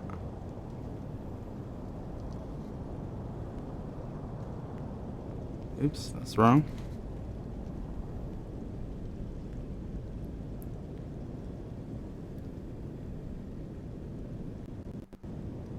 That goes out there, that goes out there, that goes there. And that would...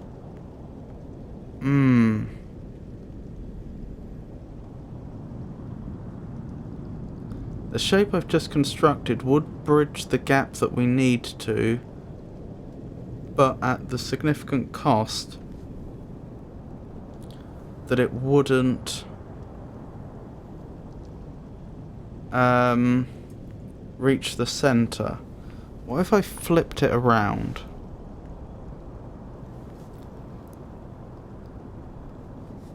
Again, slight disadvantage that I can't show you my notes so you can see what I'm constructing.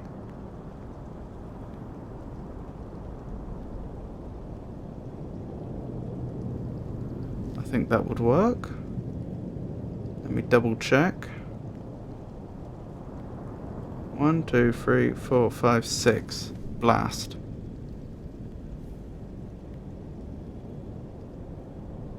Not your fault. I probably shouldn't have said anything in the first place. No worries at all.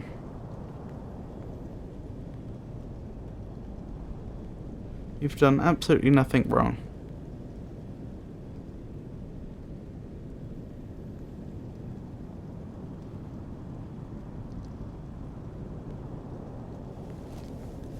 I still think the solution probably lies on putting the L shape here and then doing something with the remaining shapes to fill the other side in.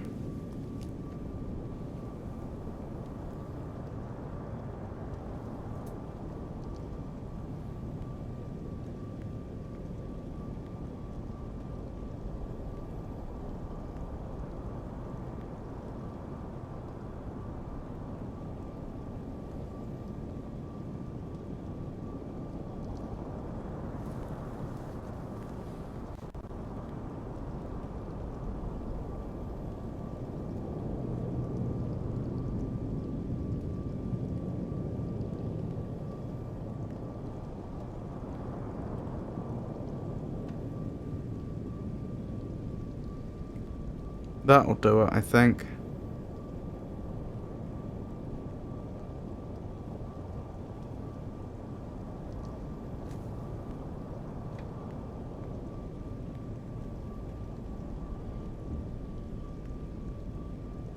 Yes, so imagine here, so we've got two of these.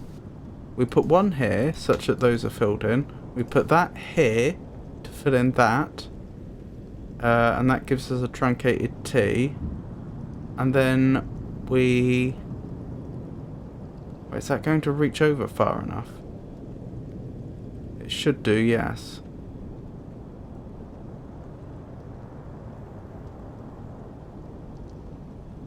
Have I made a mistake? Yes, I was thinking of it being here. In which case we've missed that one out, so that was a mistake. Oh well, back to the drawing board.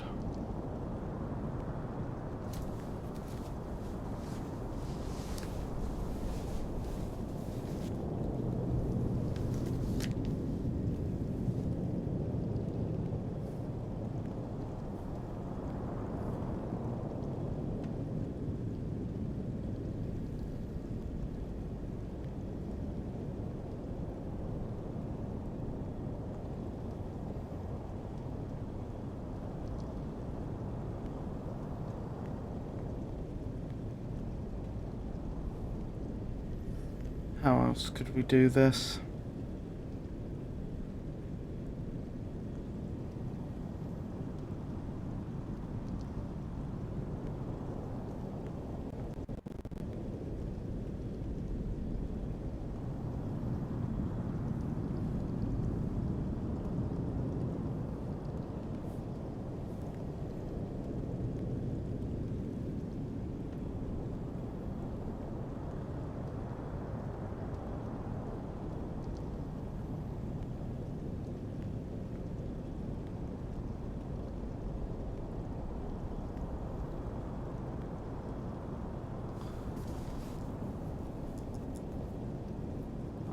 I've just had one idea. I don't know if this will work. This one here,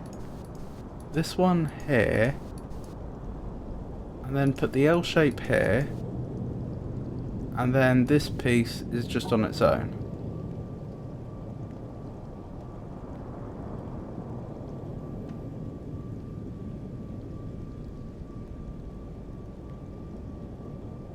Oh, I miss out that bit. That's why that won't work. I think. Oh, and I can't go up that way. So that's not the solution. Yeah, there's lots of reasons why that wouldn't work.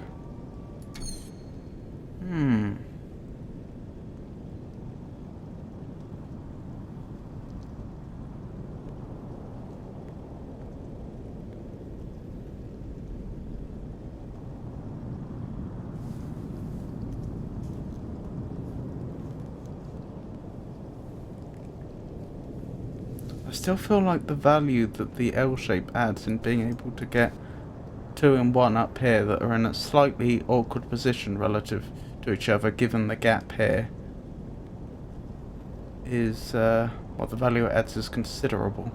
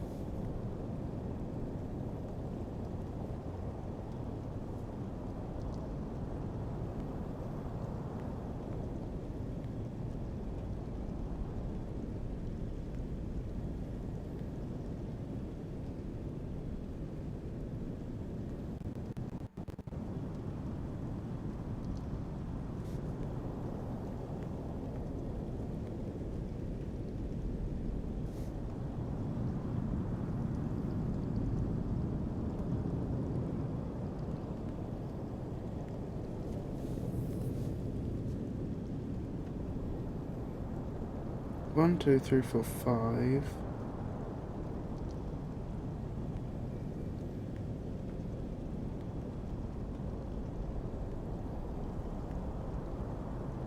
No, because that would have to go there. Wait. That might work. Let me double check that.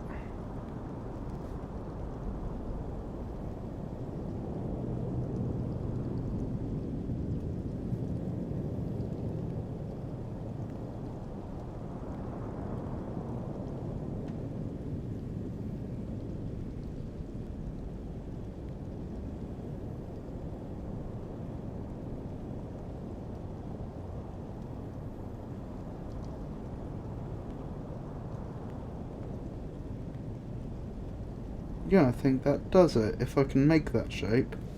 Okay, so the solution, I think, is this piece goes here, which covers these pieces. Then you have one of these here, covering those pieces. And then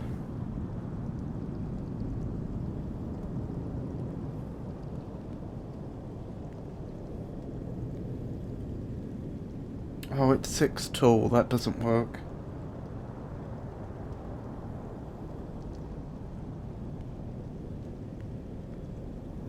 No, I can make it work, I just have to change the designs ever so slightly. That'll do it. Right, so L piece here, then you put one of these pieces here, then another one goes here, which, so they're sort of, they fill in each other's gaps, and then you have this piece here, and then you've managed to cover everything.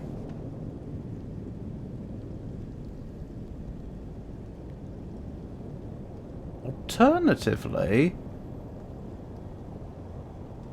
since actually I could just fill in this bit and have the one piece on its own there.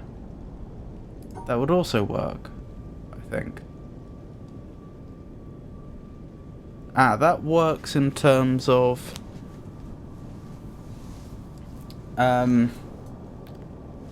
fitting the shapes together, but doesn't work in terms of being able to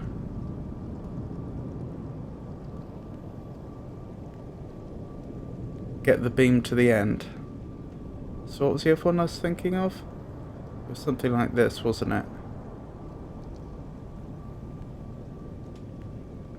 Yeah, that works.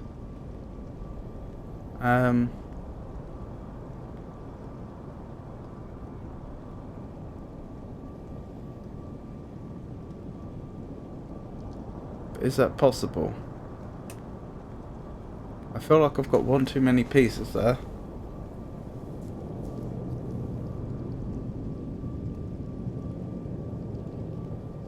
Oh no, I don't.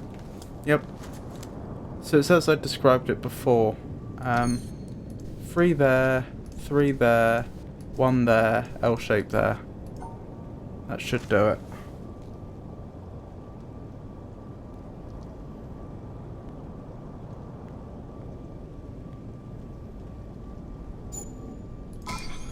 Wonderful.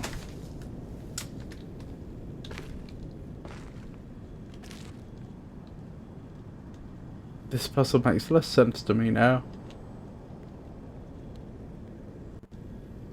That other one worked as well, you just had to draw it the other way. Oh, okay. Oh, joy.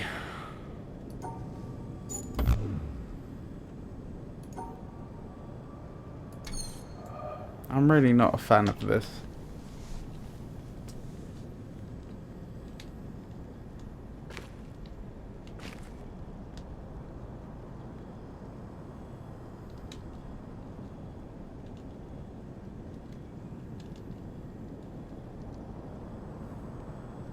The discussion we were having is about the point of that break.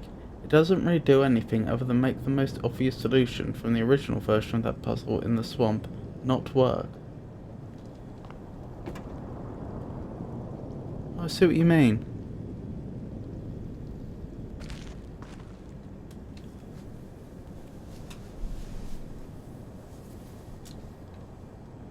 I'll see you soon, Charcoal.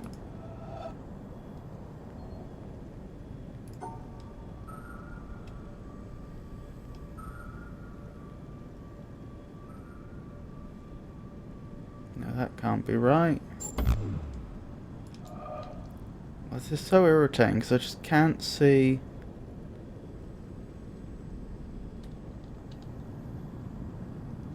I can't see which ones are supposed to be which colour. Yeah, perhaps it was just to force players to find a new solution.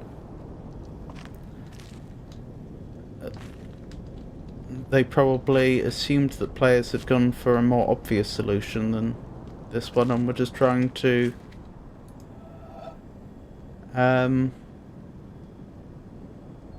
force the players to be innovative.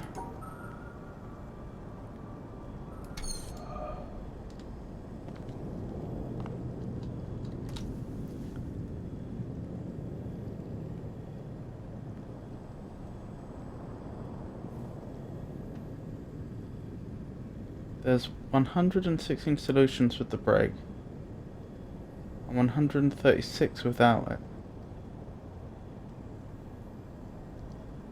Really? There's 116 solutions to this.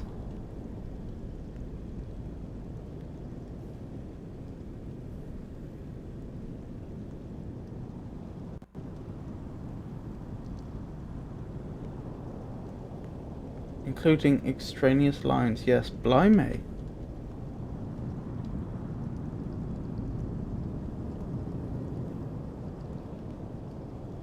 Well, that is very, very depressing to hear.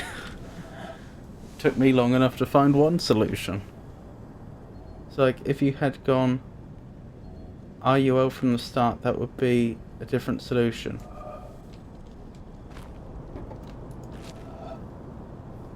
Oh, I see what you mean. Oh, okay, yeah, that makes sense.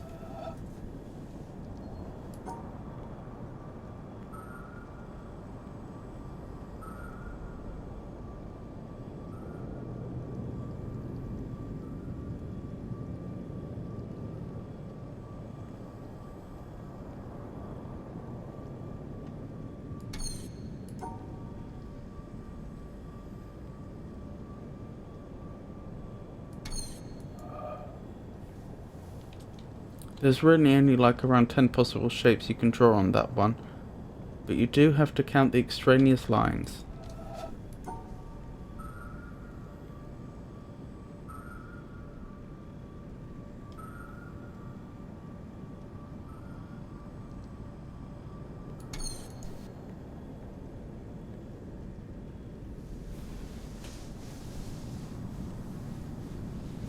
Oh, this is such a frustrating one.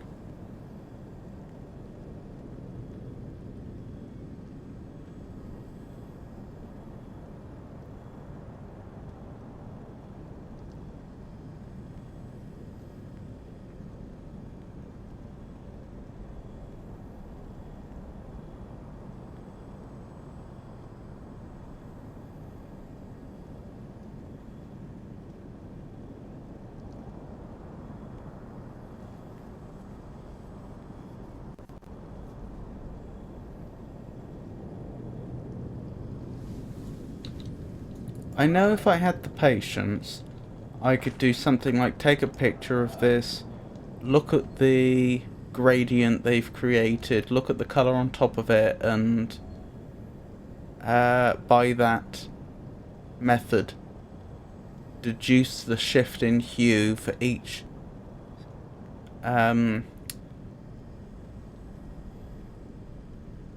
super ellipse, and then from there I could figure out, well, what the puzzle actually is.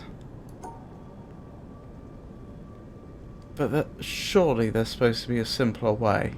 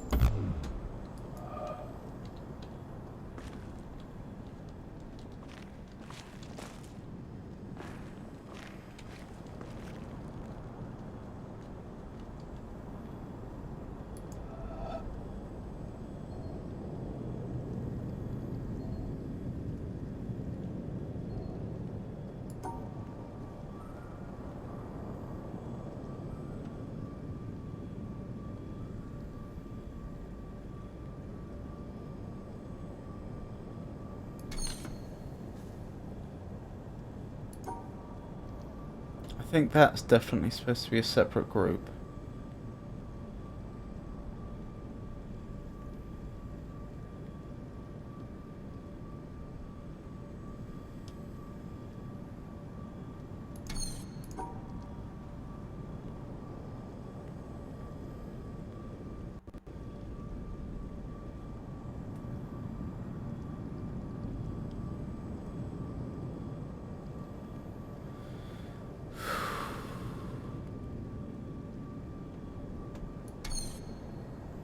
I say that because these two are on about the same diagonal. They've got green with a bit of cyan coming in on one corner, and they're clearly very different colours, and these are two very similar colours.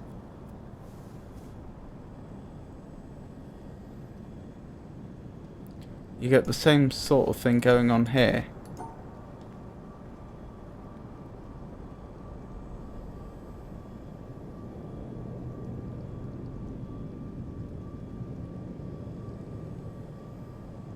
Perhaps it's that? Blast, I actually thought it might be.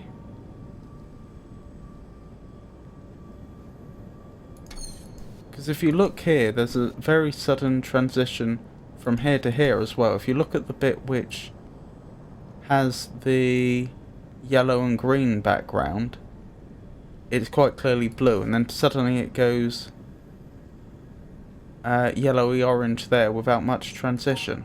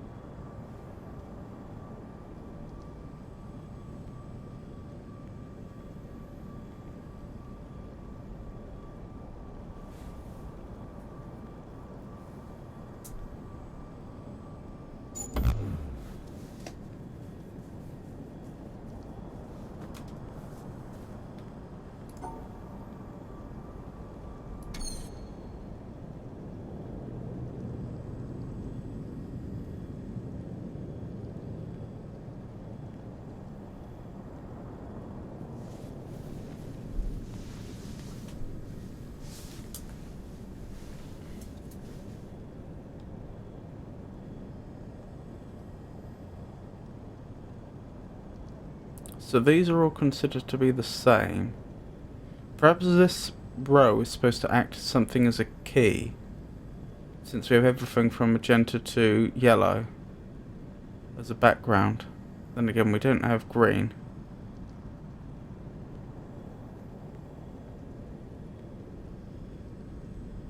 That would imply that these are different to those.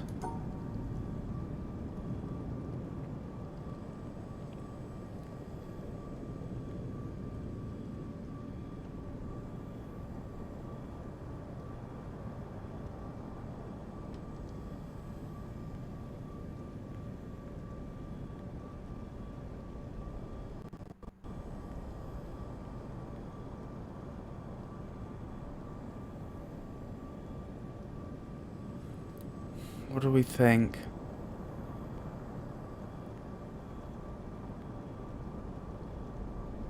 I'm not entirely convinced.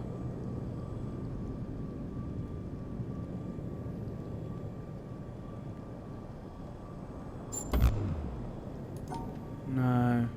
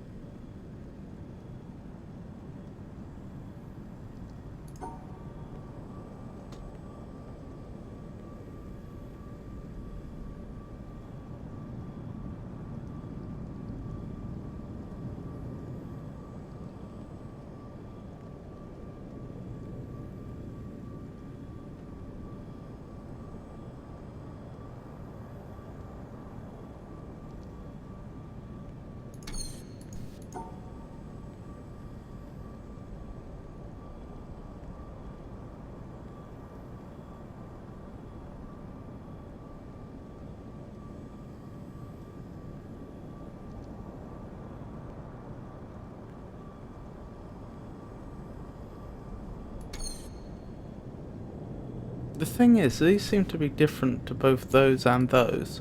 Whether these are the same, it's harder to tell. Though they're probably not, looking down here. That implies we probably have at least 3 colours here. But how am I supposed to separate that one and still be able to do good work elsewhere?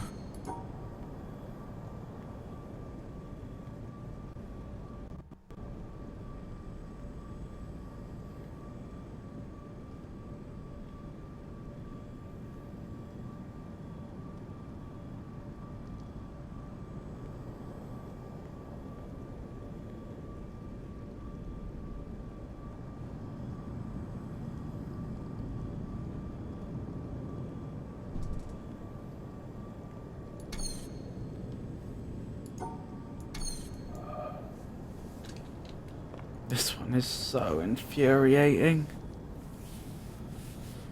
Oh,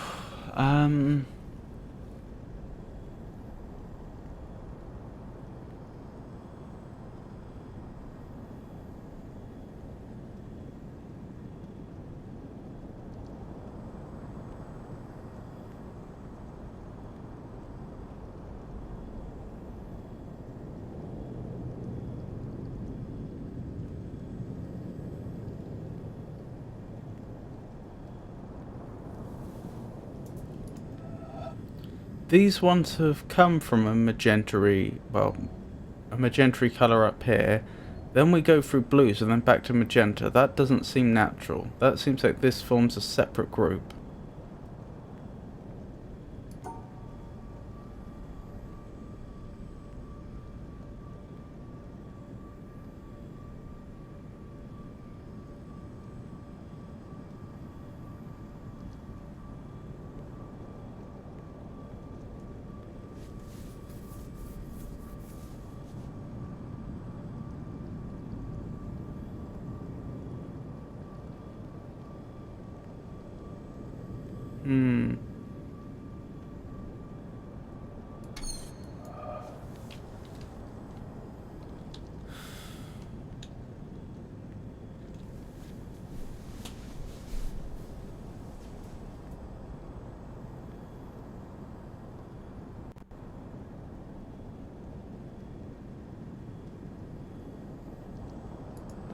So we have ones that are generally yellowish, ones that are generally magenta-ish, and ones that are generally cyanish.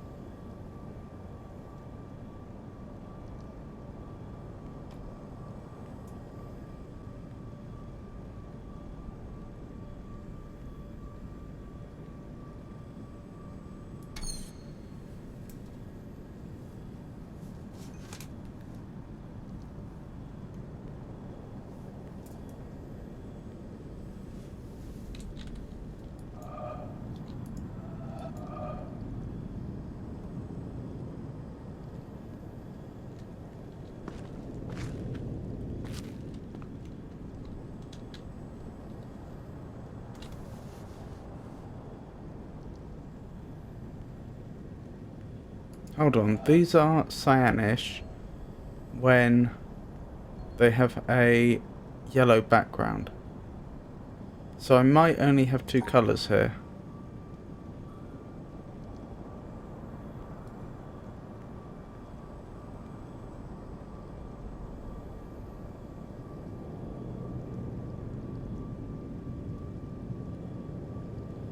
Which group do those belong to?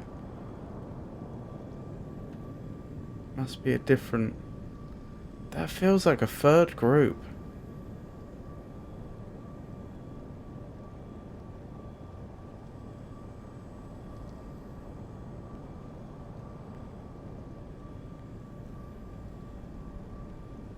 It must be a third group. Because it's distinct from these and these. There's no natural looking gradient to it.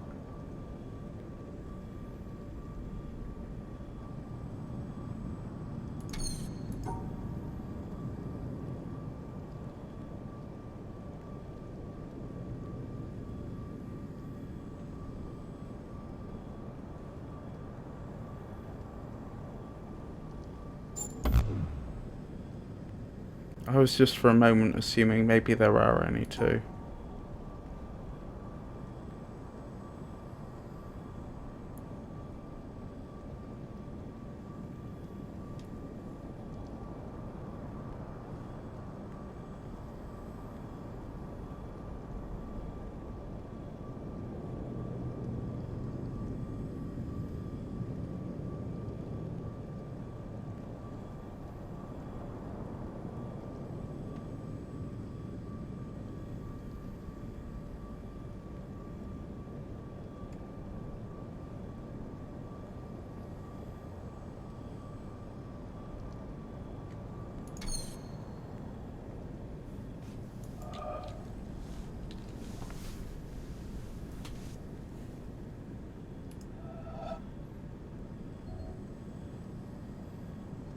I'm thinking, what if these and these are one group and everything else is another?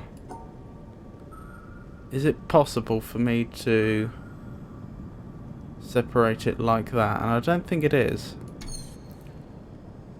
due to the old problem relating to having a source and a destination that are diagonally opposite.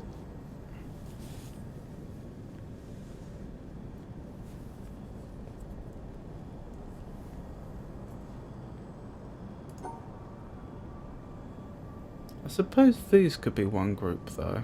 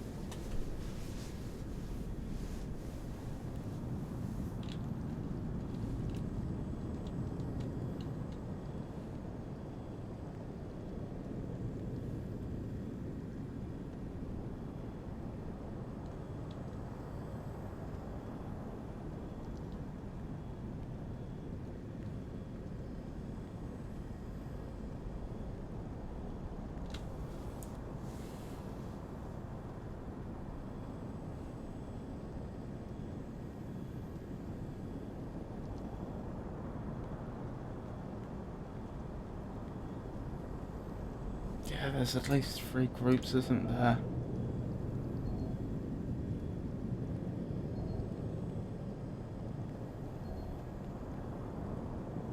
Here we've got yellow to magenta. Here we've got yellow to orangish. Yellow to orangish. And here we have yellow to blue.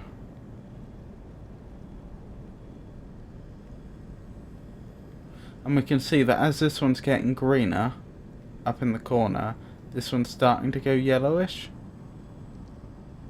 Although that does raise the possibility that these two could be the same.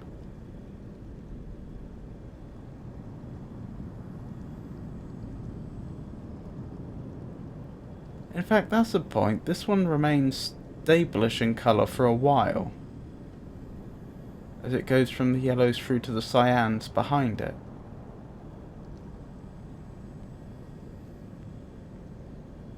But in other cases, we can see colours that are changing quite quickly.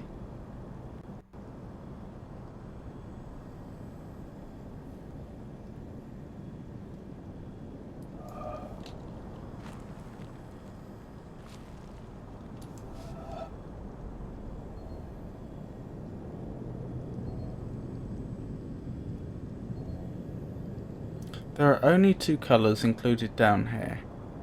Perhaps that should be taken as a clue that there are only supposed to be 2 colours here.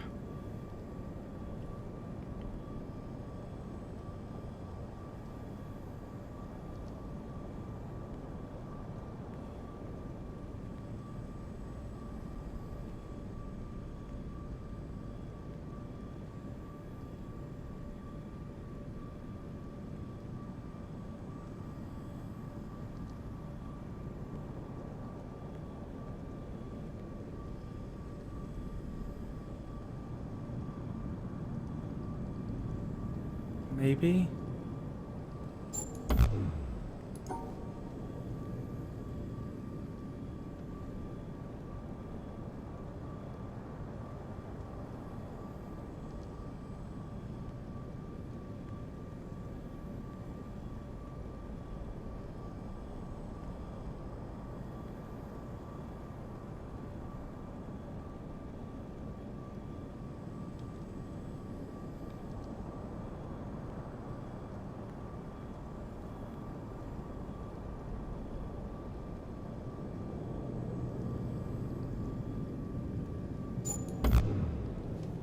I think I need a clue.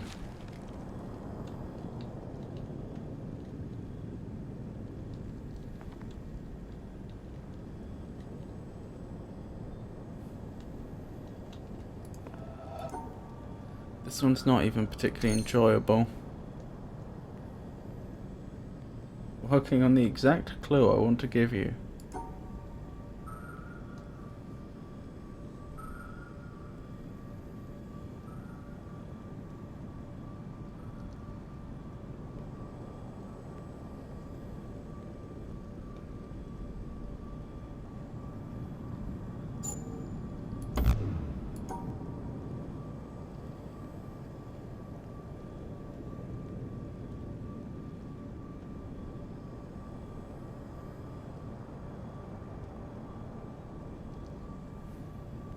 There are only two colours, but it is impossible to separate them into only two regions. Yeah, that's what I was leaning towards. But I just cannot tell.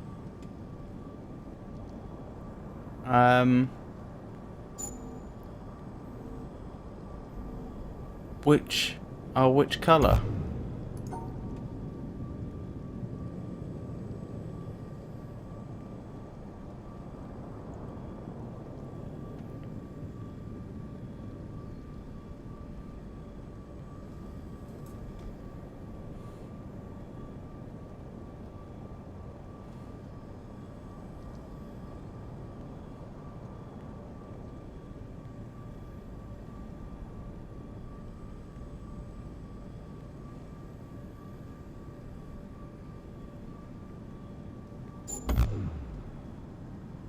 Blast, I thought that had a chance.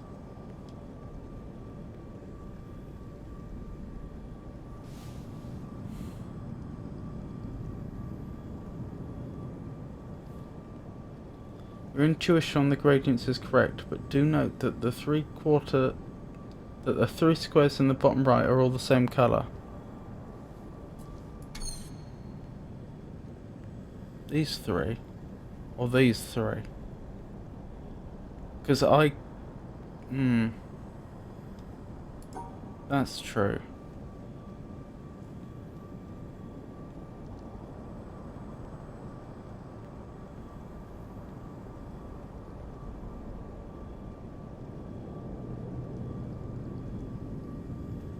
They could be, couldn't they, due to the gradient here?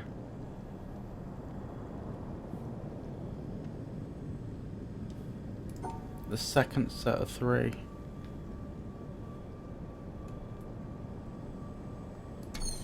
Well, then we've got that region at least. Probably includes that.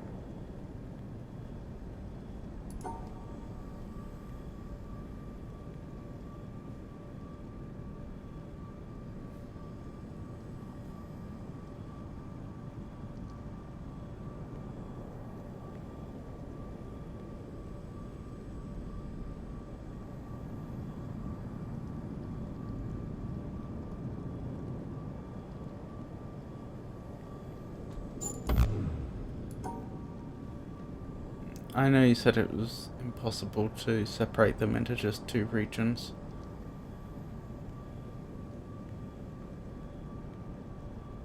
Already I'm struggling to tell them apart.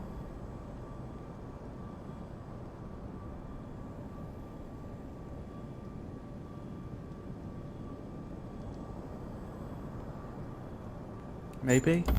Nope. Otherwise I can just list the exact squares that are one of the colours. Yeah, I appreciate the problem.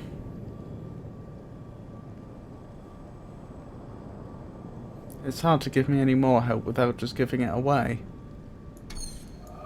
I'm struggling so much to tell the colours apart.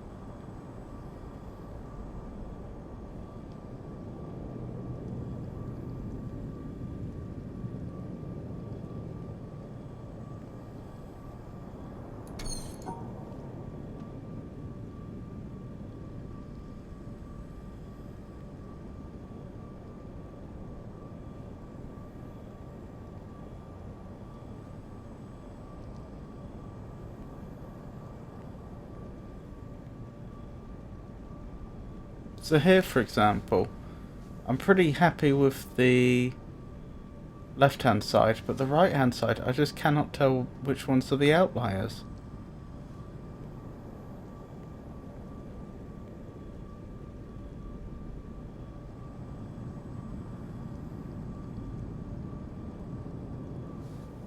I mean, not if there's only two colours.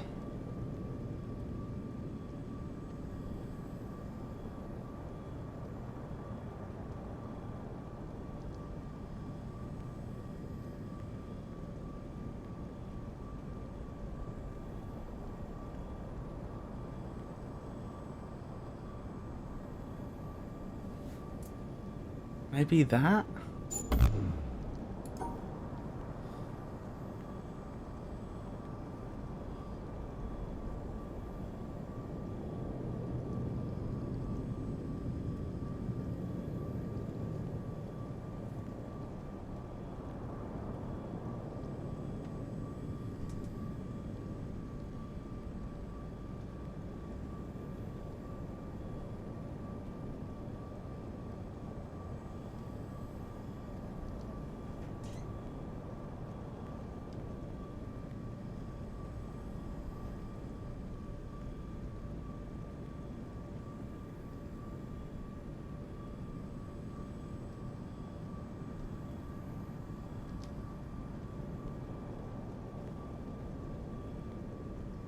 No, that can't be right.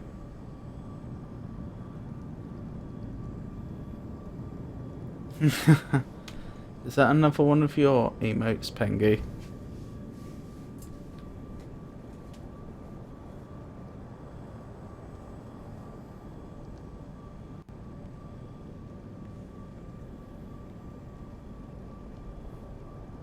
No, it's something from an event, I think. Or otherwise it's a common one.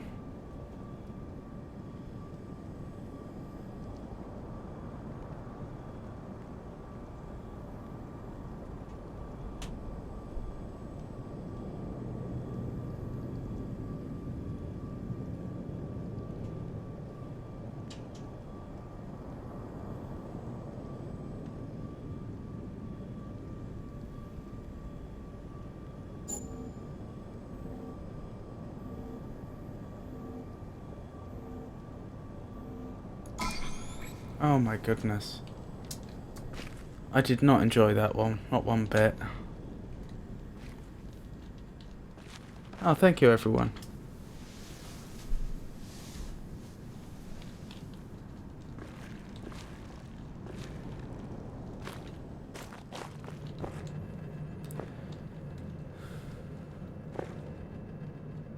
Interesting.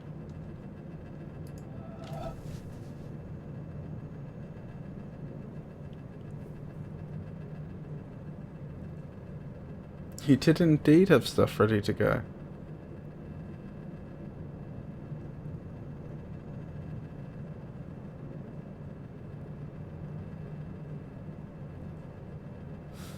Well,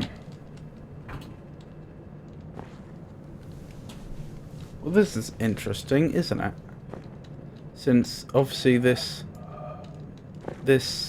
pillar's gonna get in the way. It reminds me of the puzzle in the monastery, which you use to open and close the shutters.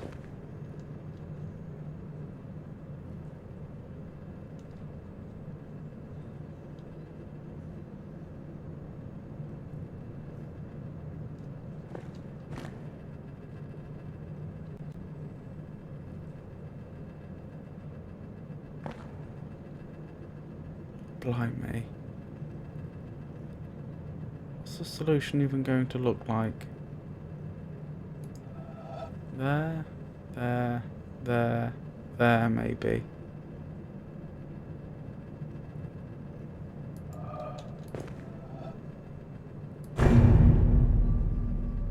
That sounded very impactful.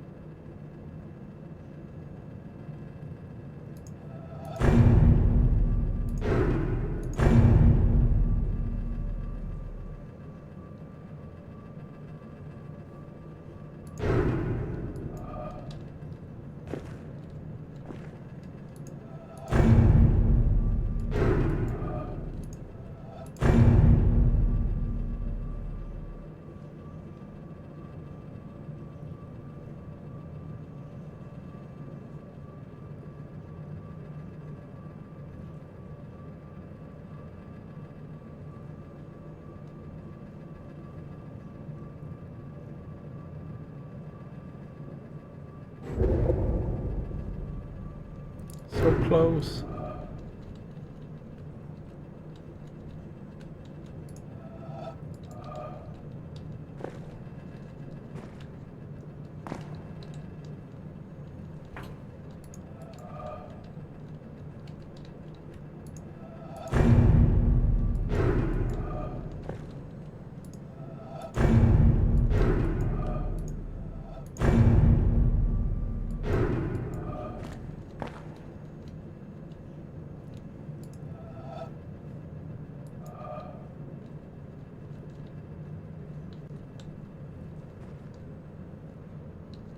Is that a clue? Am I supposed to stand here? Somehow I doubt it.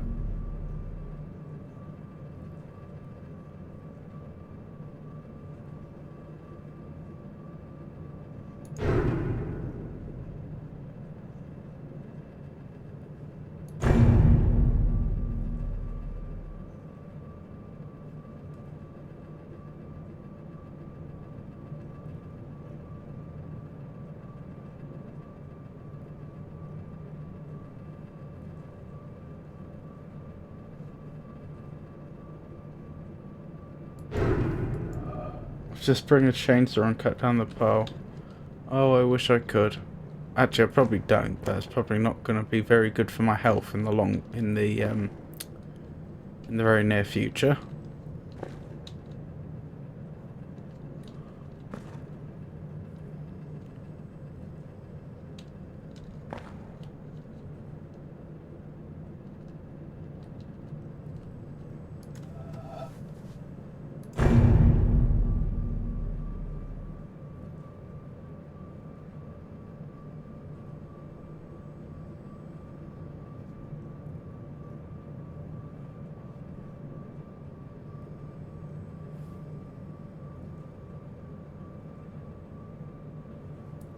True, you probably need to solve one of the puzzles the correct way for rigidity.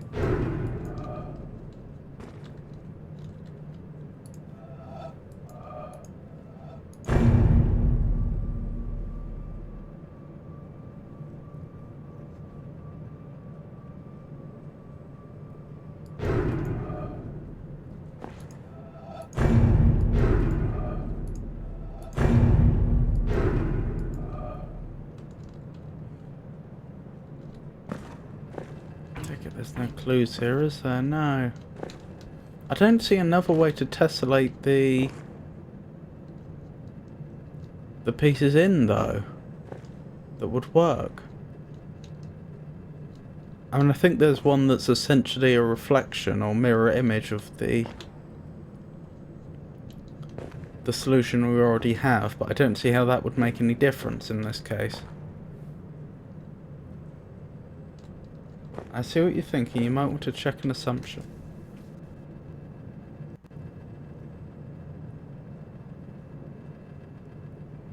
That's good feedback.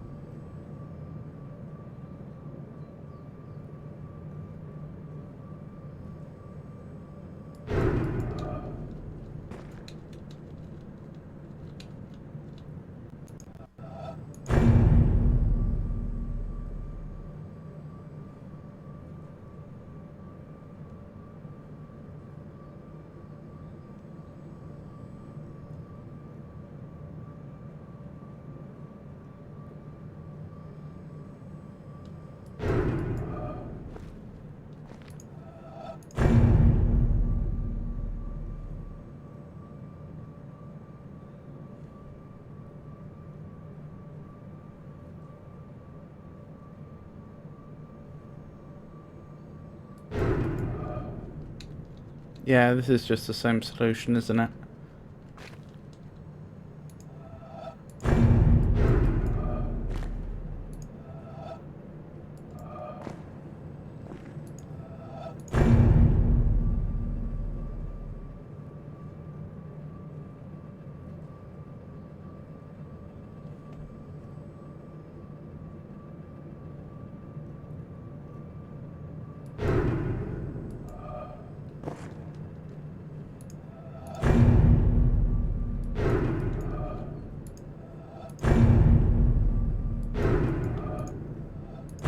I was just trying to figure out if there's a different way I could draw the same shape.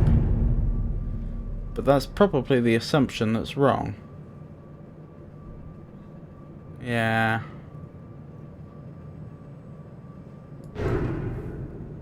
There's an assumption you're making about the grid that is very incorrect. You might not even realise you've made it.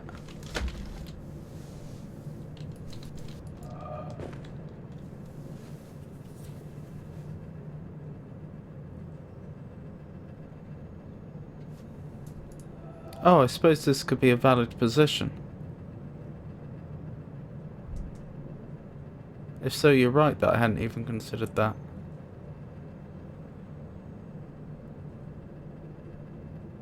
As in, I wasn't even...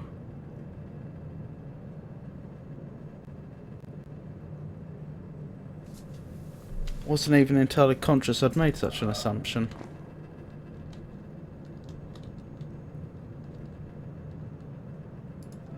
Oh, that makes this a lot easier. Oh, thank you. Thank you very much.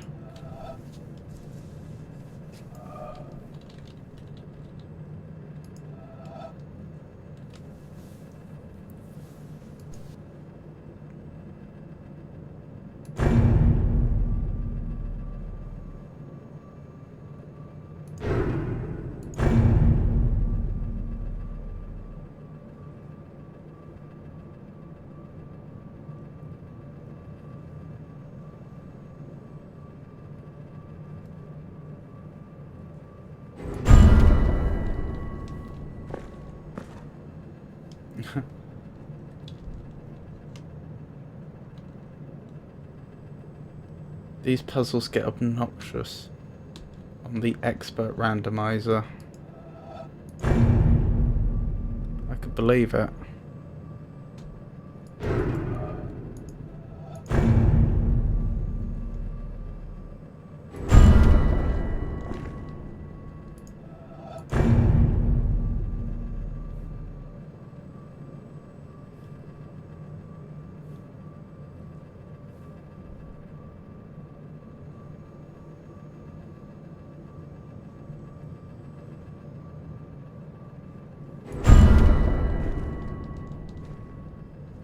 Not quite sure what that achieved, but progress nevertheless. Huh, I really don't know what that did. There's no cable coming out, is there? No. Huh. Mystery. Nice, that was faster than I solved them, I think. But did you have Terminus Ooze to remind you to check your assumptions?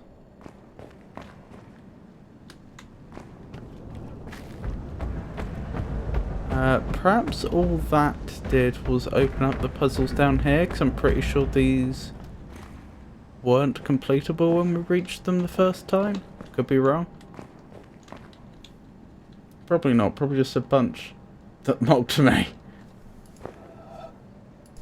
I'm sorry to hear that. Even if my intonation may suggest otherwise.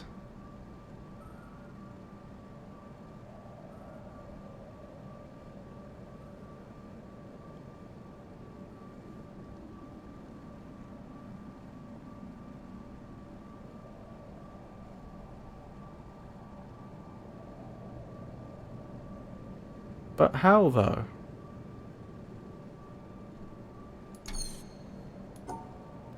I mean, obviously it must be doable.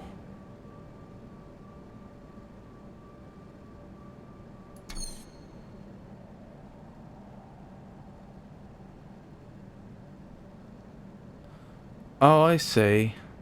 Really, it's a question of how do you combine these two to make the same shape as these two, combined in some way. And it's notable that this is 3 tall, because that tells us something very important about how we need to combine these.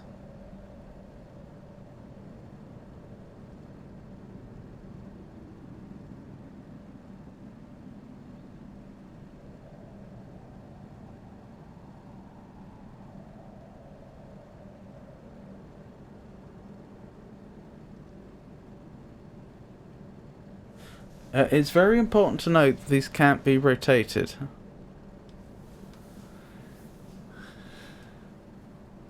I do have a good chat, it has to be said. Lucky in that way.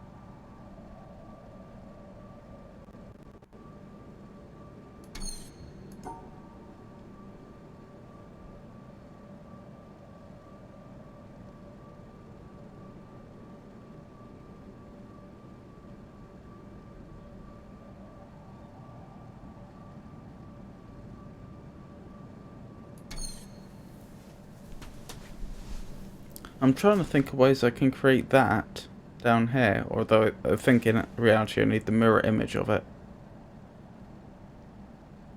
My first thought was put that here, as it were.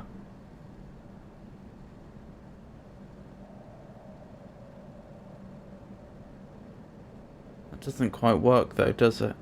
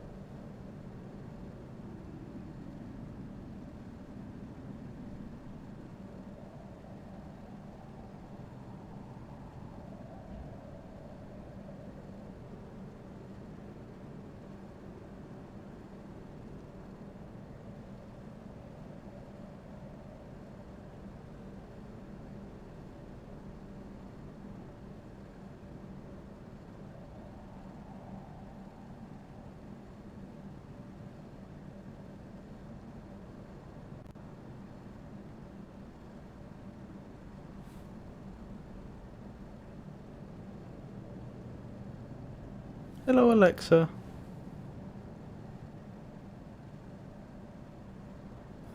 How are you?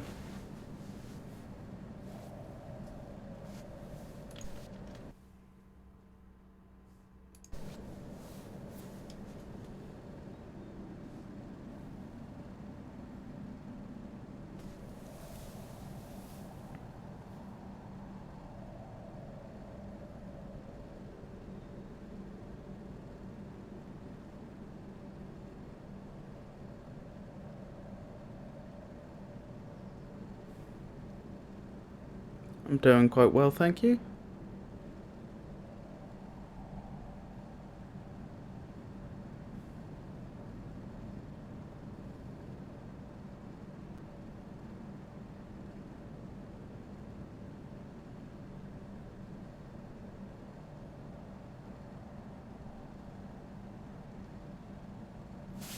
Tell you what, it's very interesting that we have two shapes that are essentially the mirror image of each other.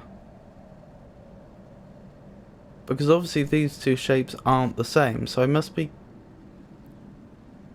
combining these shapes in such a way that this shape is used differently in each case. I suppose that sounds obvious, but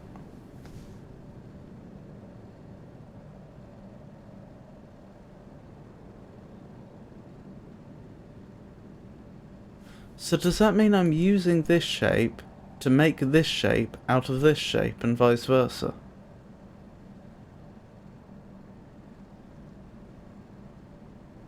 I think it does.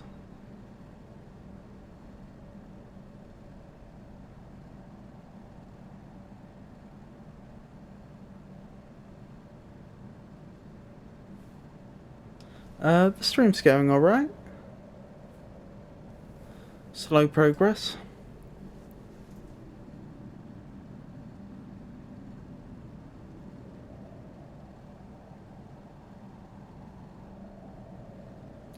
Lots of my getting stuck on an individual puzzle and then just staring at it for 15 minutes or more.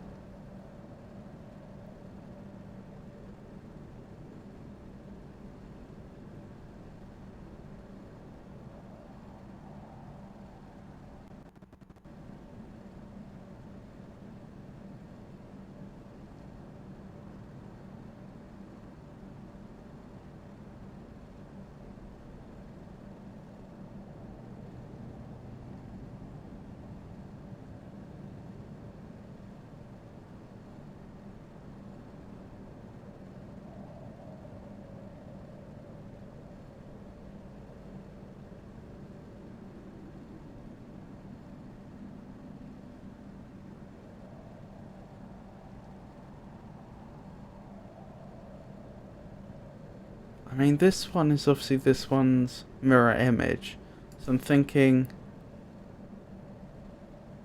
what bits do these two have in common, such that I could make it with this one? These two, I mean. Not much. Just trying to figure out this particular puzzle, which I get the feeling this is actually supposed to be quite a simple one, but it's stumped me for a while now. I understand intellectually that I'm trying to combine these two shapes to make the same combination shape as I can make with these two. But it's trying to figure out, or rather shapes that are mirror images of each other, but it's figuring out how to actually do that. Now, if I recall correctly, it's hard. Symmetry shapes are hard.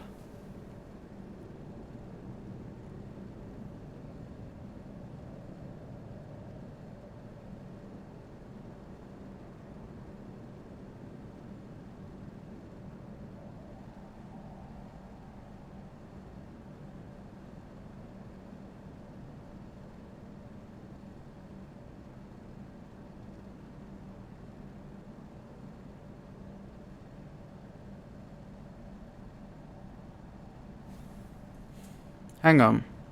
One of these two shapes is going to have to be on the bottom to grab these two, which tells us, I suppose we knew this already, but it's notable that we need at least two squares on the bottom row and conversely the top row, so I can't just have that bit touching, for example. But I suppose we already knew that because I had to grab both of these as well. I don't have a large amount of trouble with them myself because my brain has zero trouble with rotational symmetry. As soon as it's reflective though, I start getting confused. That's a good point. This is of course rotational symmetry.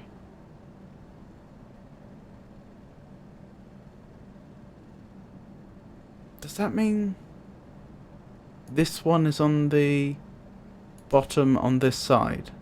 Probably.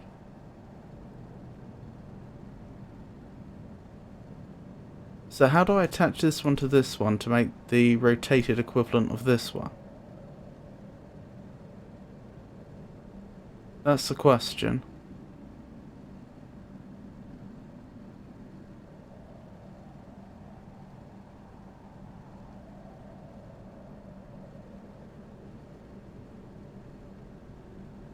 that one has to go on the end of that one.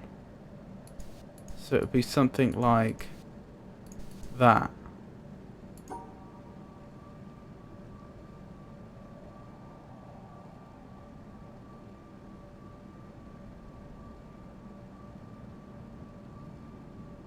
Wait, what did I say? It was that, I think. That.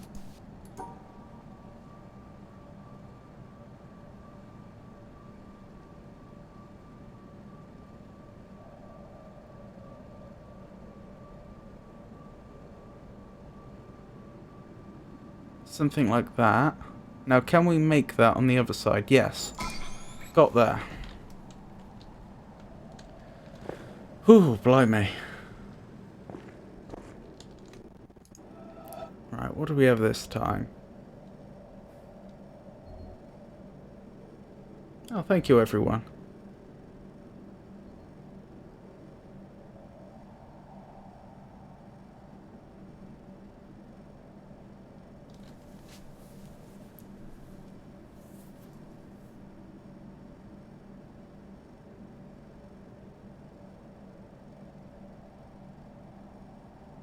So obviously I can't rotate these, and they need to slot together in such a way that I cover both of these.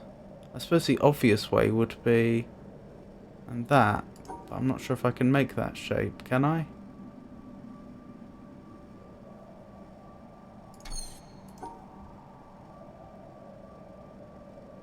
No.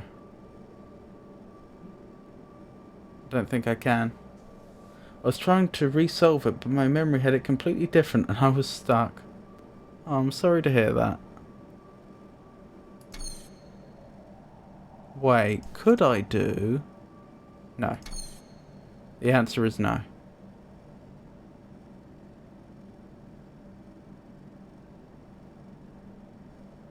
What about that?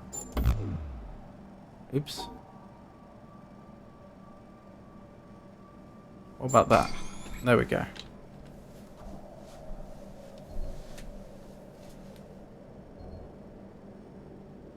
Okay, so this is essentially the same puzzle again, but they don't want me to use the same solution. Computer game says no. Bad memory, no cookie.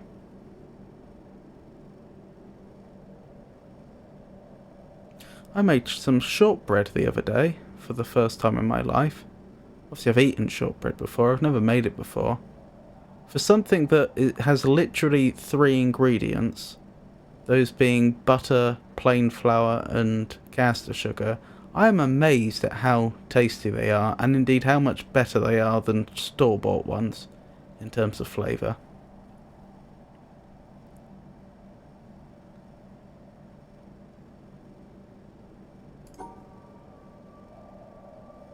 It's that, isn't it? Nope. I'm a fool. Ignore me. Of course it isn't that.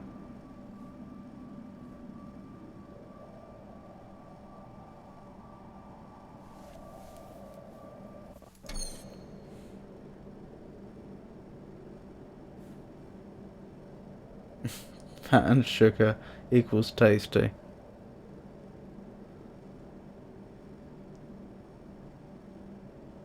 There's some truth to that, I have to admit.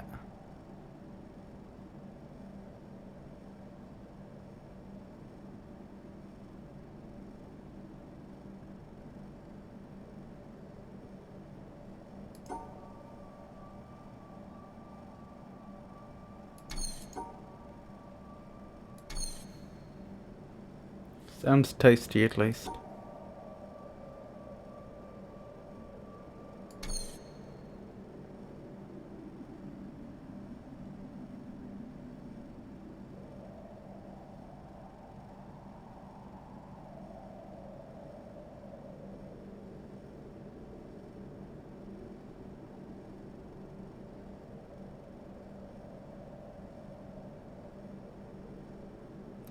Oh, I feel like such a dunce. I'm sure the solution is quite straightforward.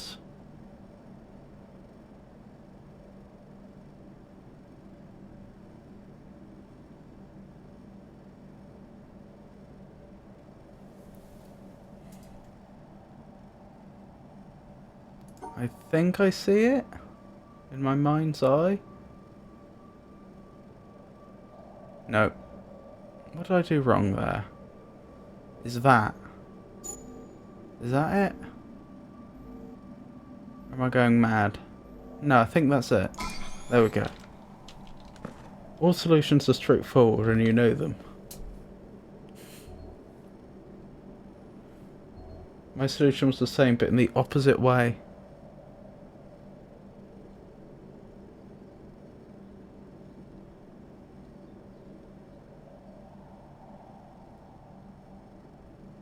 Oh, you mean... Nope, I don't see. Couldn't mean that over there. Couldn't mean that down there and that up there.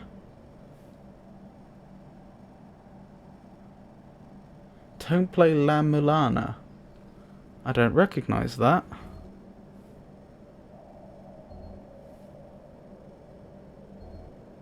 Oh, like that there maybe? No, because then you can't.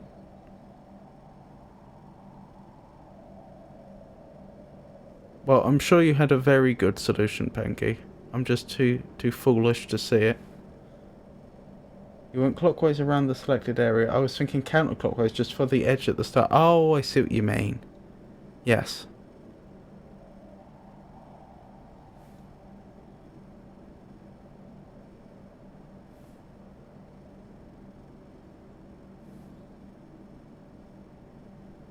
Add La Mulana to wish list.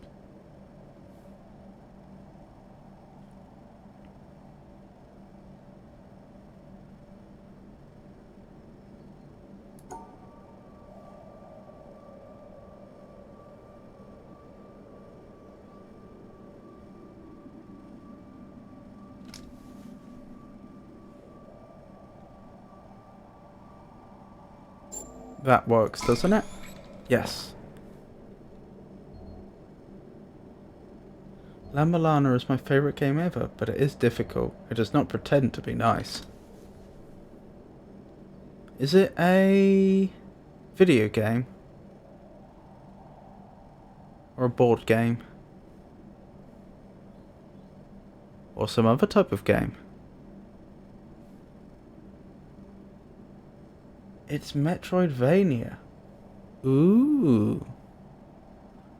I'm not sure I've ever played a Metroidvania. I know what they are.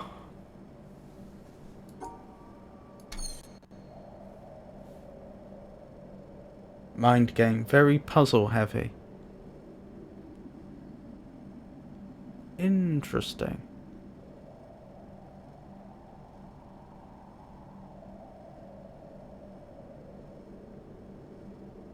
I don't think I'm likely to play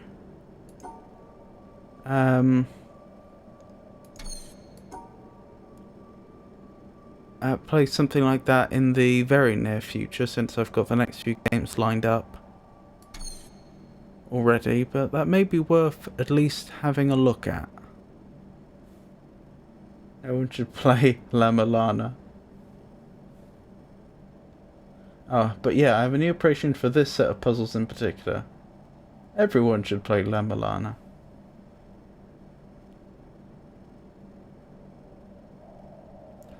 I feel as though I'm getting rather mixed messages here.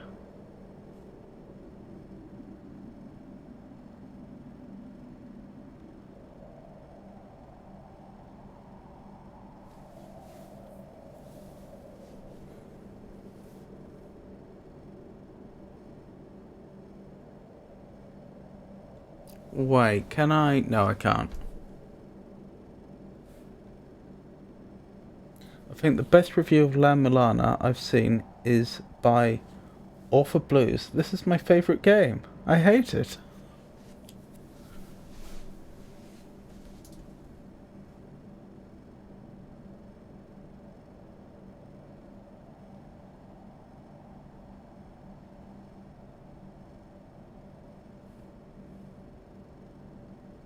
Not the most sterling endorsement I've ever heard.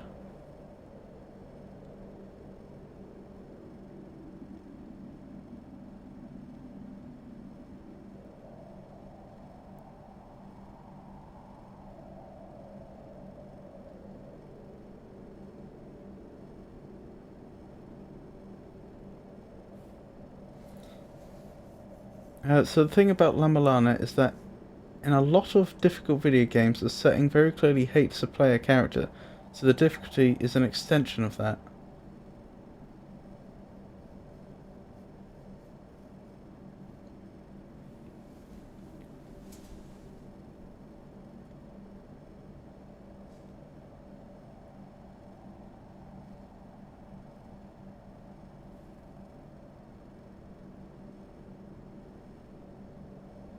In La Mulana, the setting is very clearly ambivalent to the player character.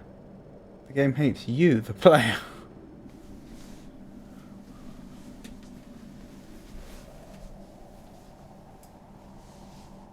Interesting.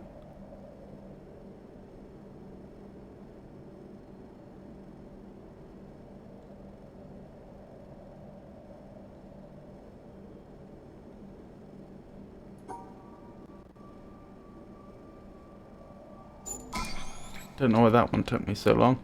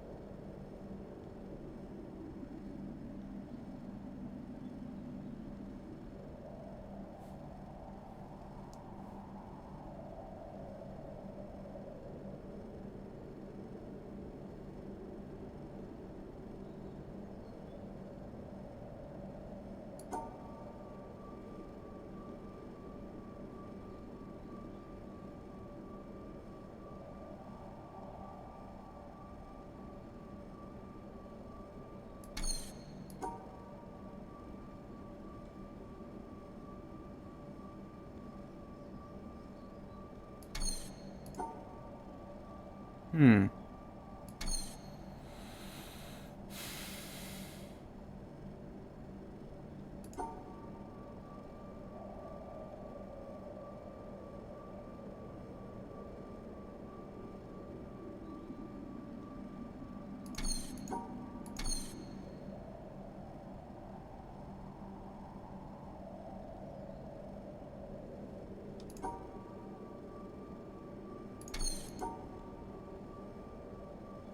Yeah, what I'm trying to do can't be done, can it?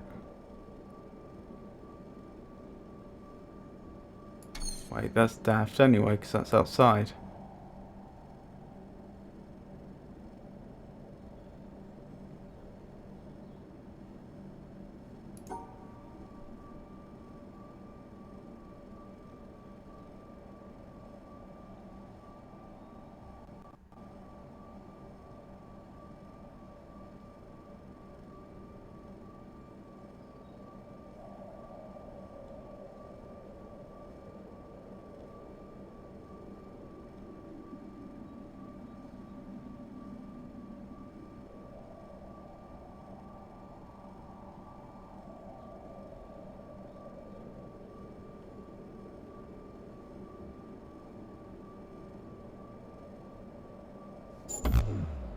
Oops.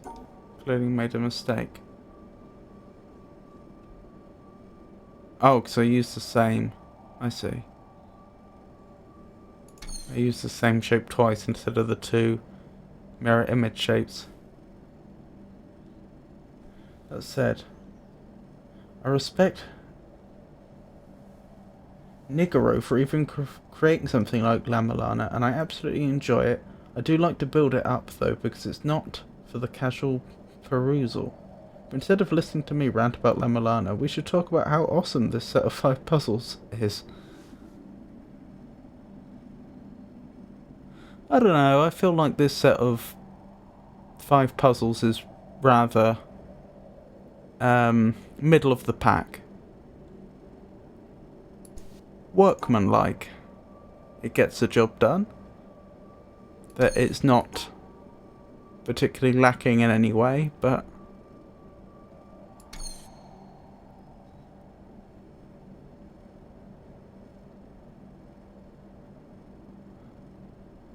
equally doesn't feel inspired, I don't think. possibly, but have something to point out when we're done. Oh dear, have I missed something? Am I about to feel like even more of a fool than I already do?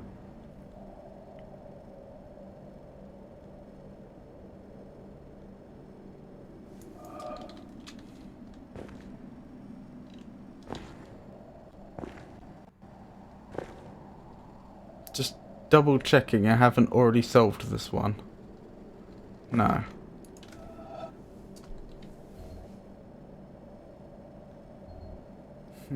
I only just noticed it myself. You should finish solving it. Does it spell something? No. Okay, I'll get on with it.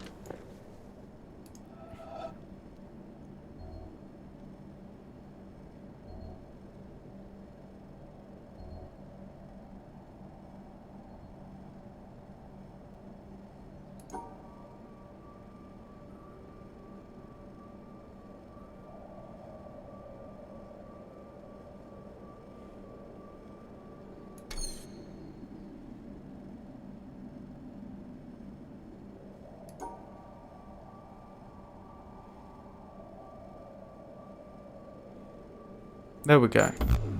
Oh, no. Oh, how did I manage that? Oh dear, that's just embarrassing.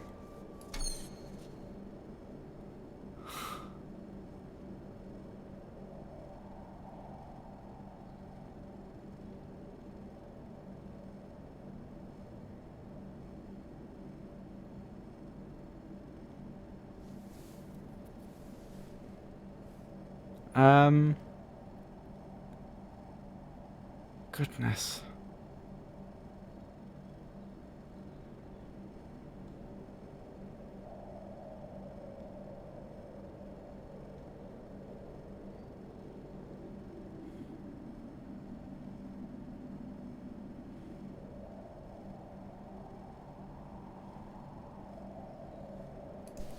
There, maybe. This one here?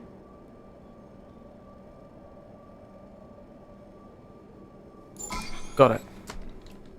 There are max 18 formations for these shapes. I lied. I was wrong. No worries.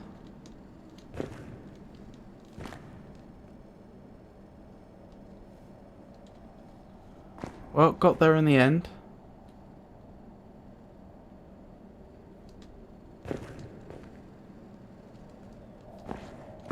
So the thing I notice and like about this set, now just the rest to go. Indeed.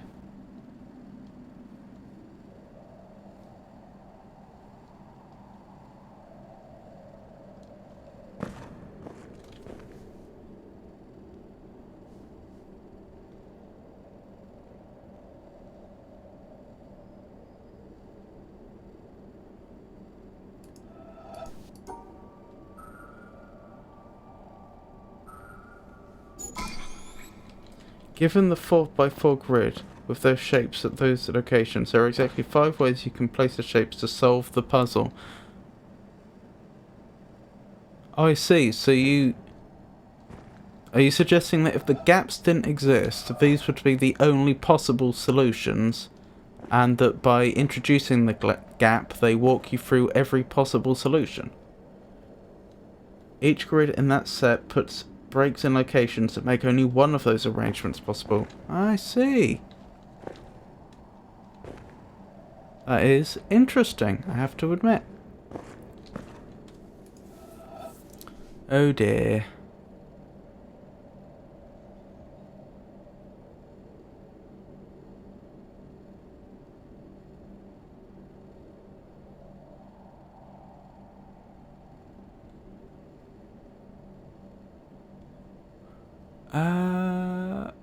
That there. This has 2 of its pieces removed, so those 2 are what remain and they go there. I think. Yep.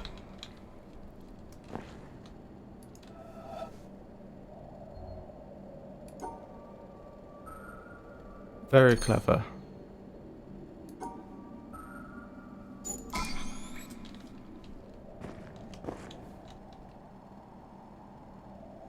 Presto! It is interesting how, I say interesting, notable how some of these I get absolutely stuck on for ages, and then others I just it doesn't take anywhere near so long. Well, I know I can't have a one piece on its own, that's impossible. Actually, I suppose if it was on the edge it would be possible, you could do that. But in the centre, that's impossible, so I must be joining something up to it. That's the only explanation. I don't think I have enough pieces, though, to bridge all these locations. It depends entirely on what you see and how your brain works.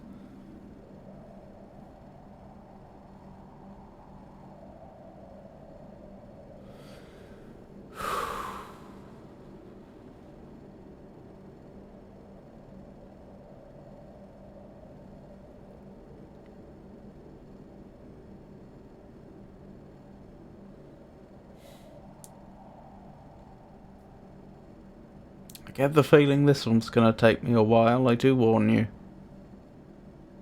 Okay, these two at least match up, so I can freely move those about. And then they actually match up with this one, which is nice. But that leaves this one stranded in the middle.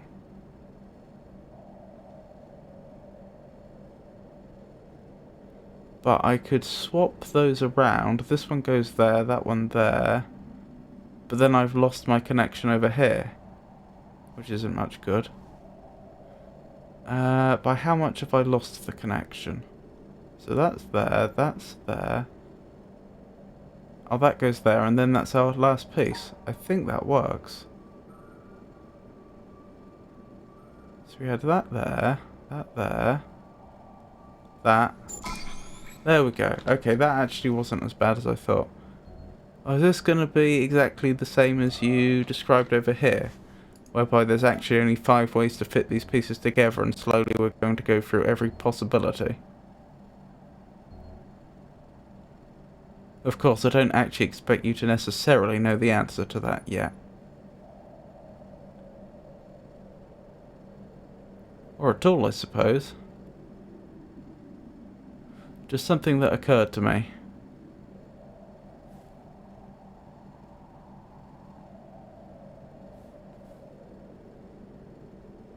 Not sure on this one. Now I really want to look into it.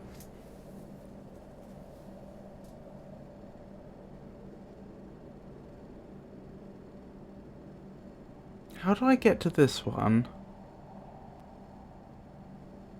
without...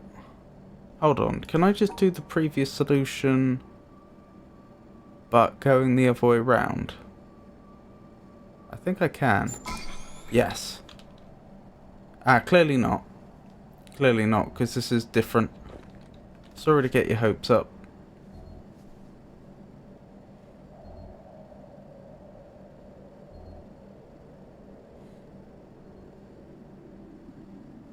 So that bridge is there, that bridge is there, that then connects to that. So these can certainly move about freely.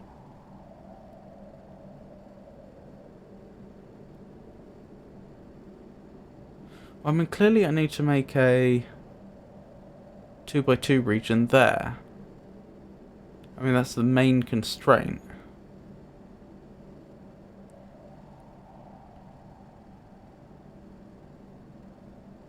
That there, maybe. That there. That there. And that one could be on its own. Whether I can actually make that work in practice is a different matter.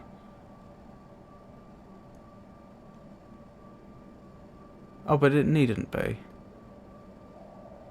Double check. So, that's there. That's there, that's there. That should work. So, same sort of thing again. Maybe?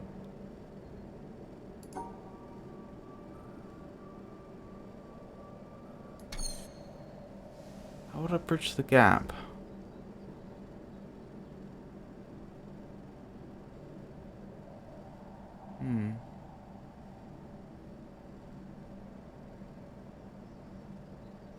None of them can rotate. 1, 2, 3, 4. No, I must have done that wrong. 1, 2, 3, 4, 5. 5. Okay, so there is in theory enough vertical room. But not in the right column. This, if I moved this L piece all the way over here, I'd have 2 over here. That implies the 2x2 must go on top of that. So you might have, say, the 2x2 here, the L shape there, and this down here, but then it doesn't bridge everything, so it would have to be 2x2 here, extra 2 here, L there.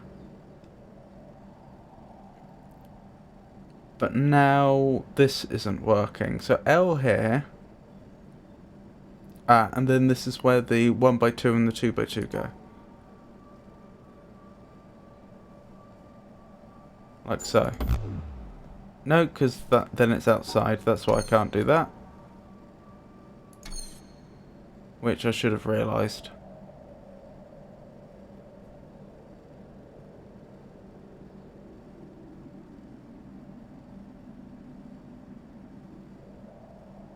I need every single piece to bridge the vertical gap.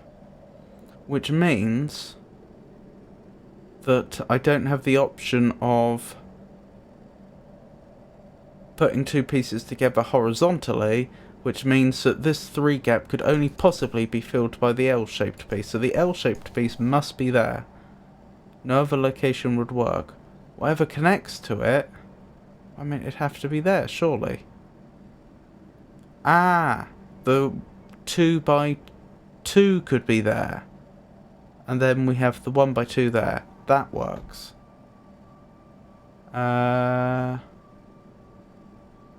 Yes. That. Got there in the end.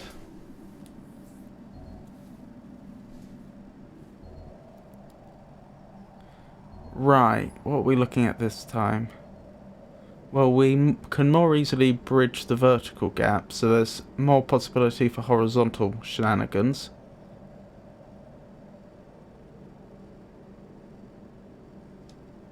One by 2 here, 2x2 here. No, because then we don't get that.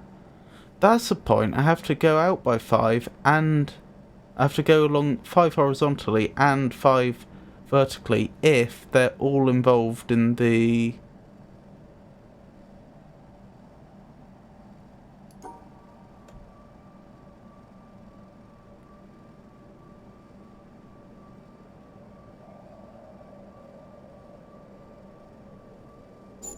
That's easier. Yeah, you don't connect them all up. If they all combine to create a solution, was what I was going to say, but clearly they don't. Okay.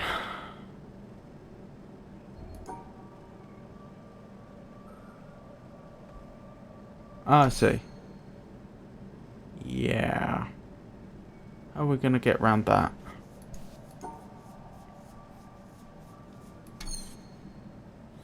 How are we going to get around that?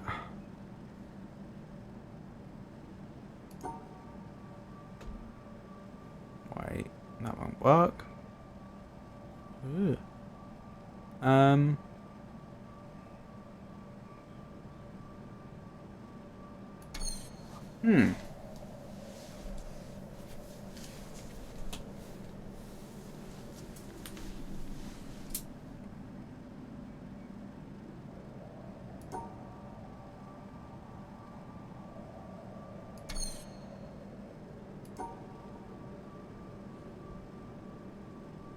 Then I run into the same problem I had before.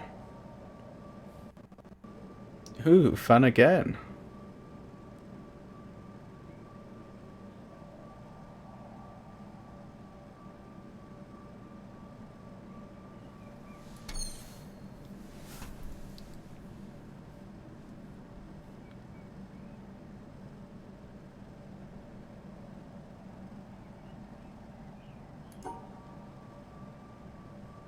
Gonna run into the same problem,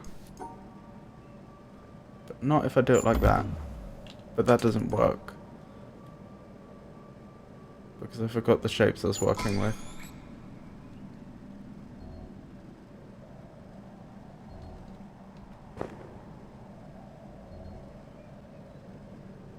This one, well, we'll see. I was going to say this one might also be another example where you explore all the possibilities. Oh no, because that's in a different place, so it can't be.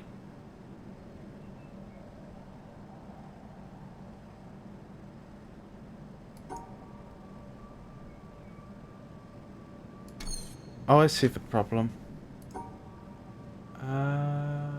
Isn't that easy to work around though? No, because that's not how it works. Pay attention, Robert.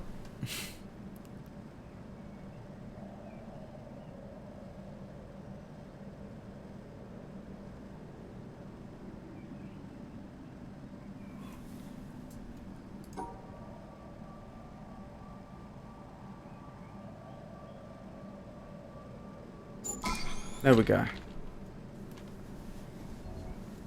All I had to do was pay attention.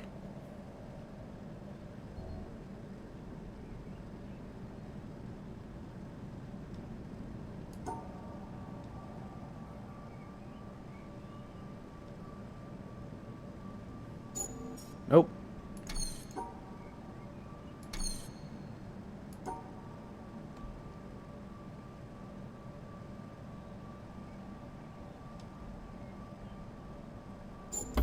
Oh. I'm making a lot of these silly mistakes tonight, I do know. Oh, that's... This one's cool for a different reason.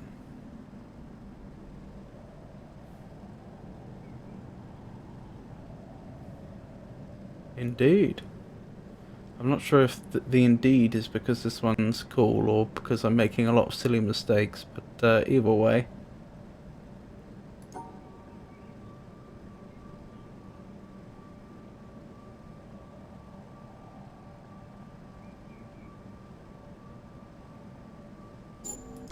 There we go. Each formation requires a different exit. Oh yeah.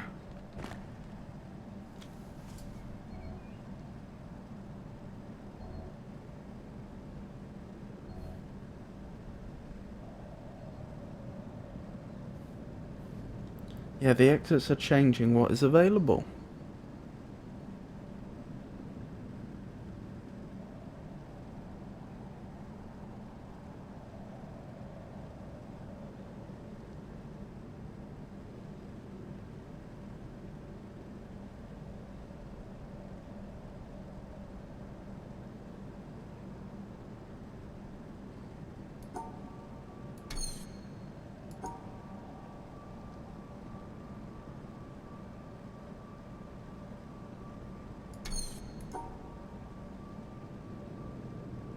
That's not going to work.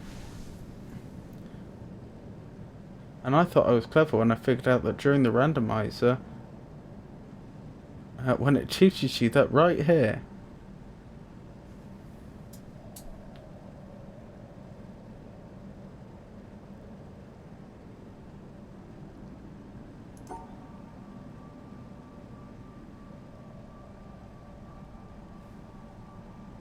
the randomizer teaches you things?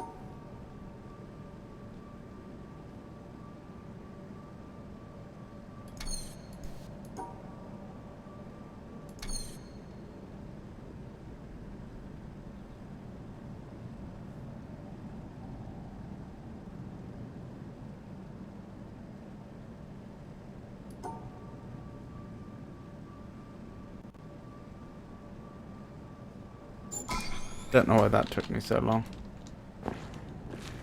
Oh, goodness. Again, not quite sure what, if anything, that achieved. But it's another set of puzzles ticked off.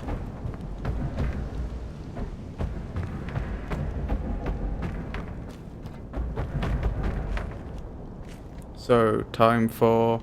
Oh. Okie doke. 499.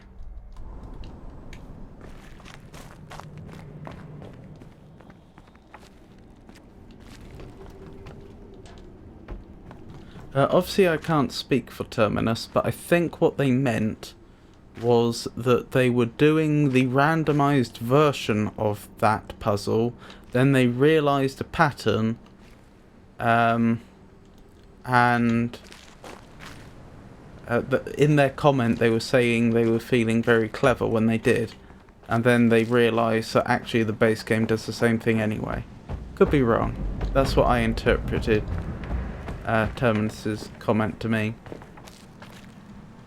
Where am I going? This way.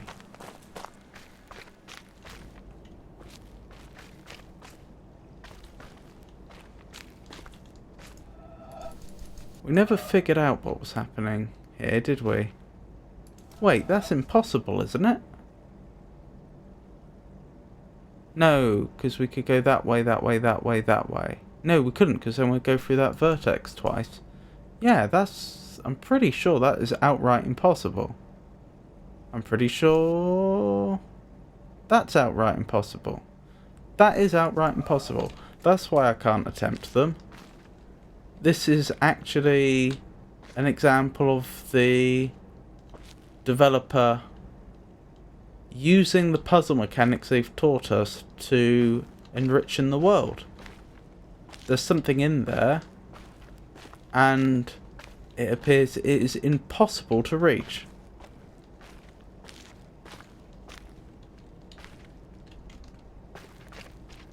Huh. That's clever.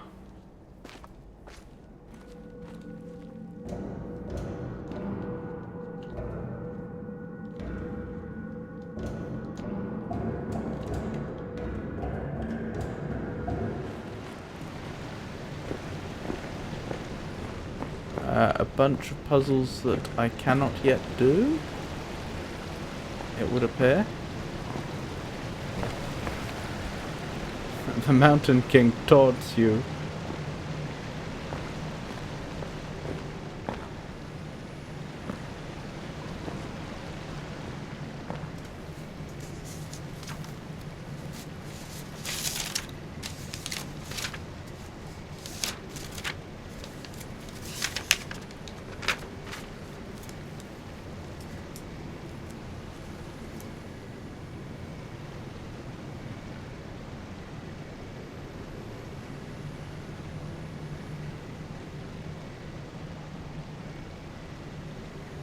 That might make a good episode name.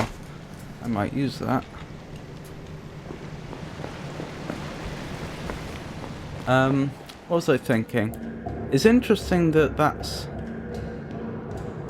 was your first thought, that we're being taunted. I must say, my first thought was, if this is something that is actually impossible, then it's something which you would assume only a higher power could put in place. So, I don't know why, my mind just went to the...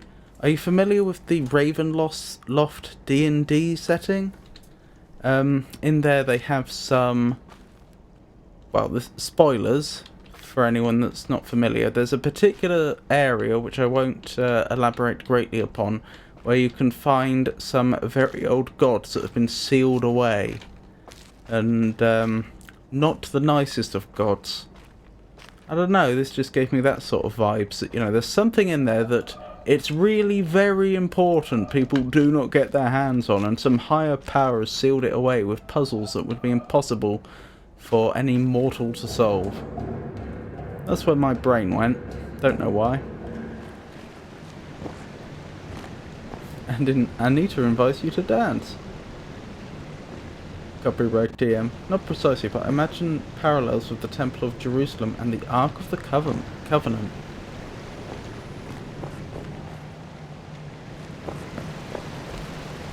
Where was that?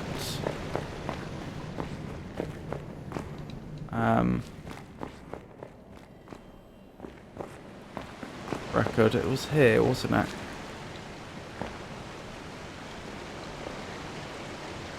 Those are also impossible, they're the same ones. Ooh. Those look a bit like soul gems.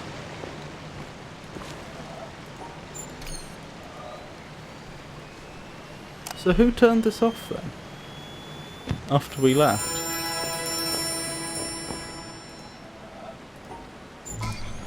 I like that puzzle.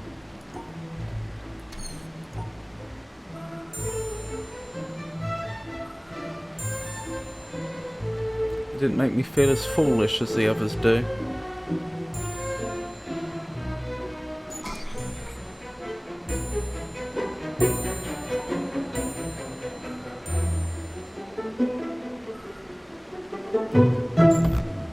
Oops.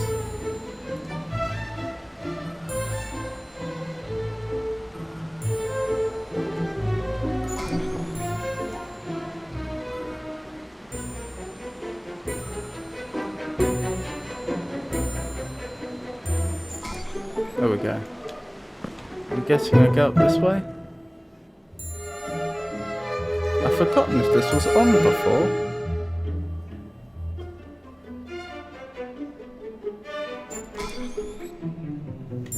Presumably not.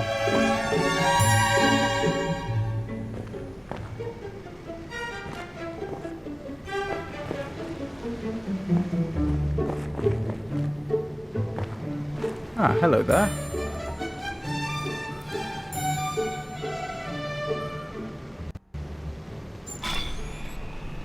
Oh, I like this. A nice easy sequence to punctuate the more difficult puzzles.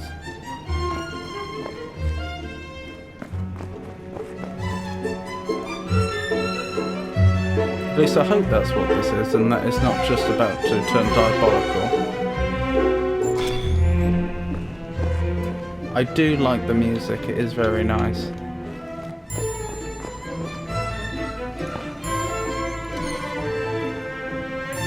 I agree with you, Jenny.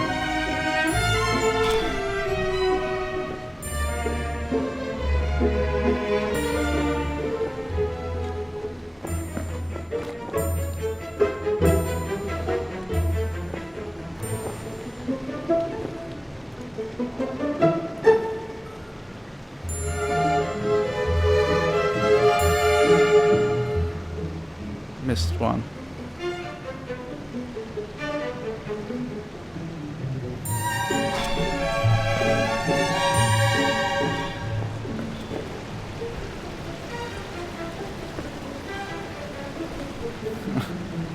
Oh, Mag, my sweet summer child.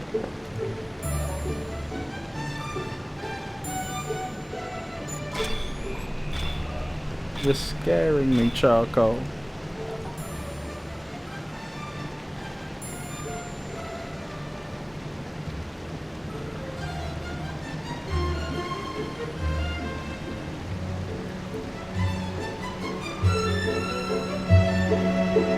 Hey?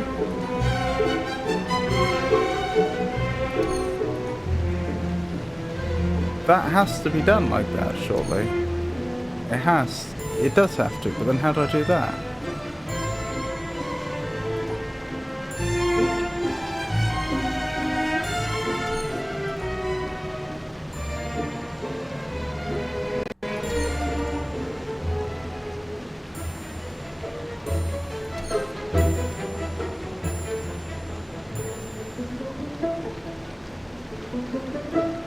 Maybe I don't have to.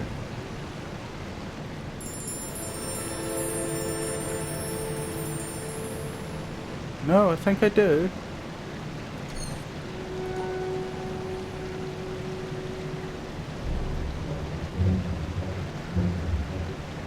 That is a very interesting series of emoticons, Charcoal. I like it.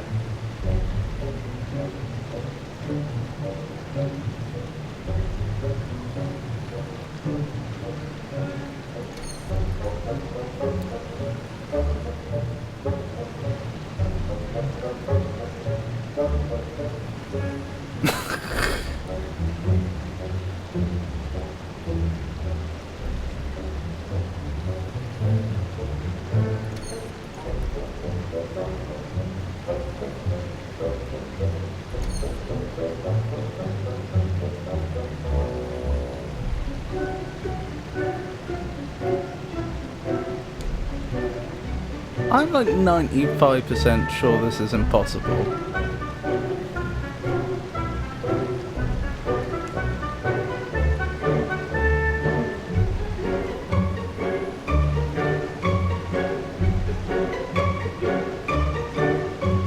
Unless I've just failed to understand what's being asked of me.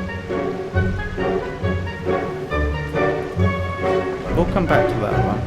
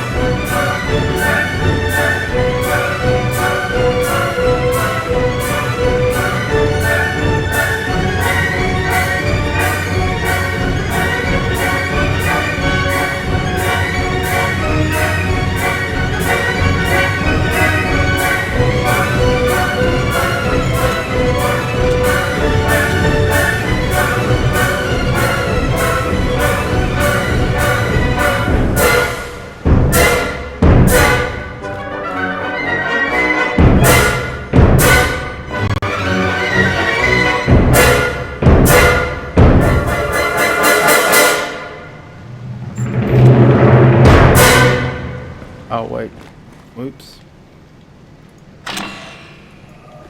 Oh.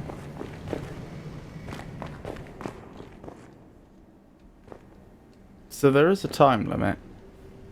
Just to check, was there a solution to the one that I got stuck on?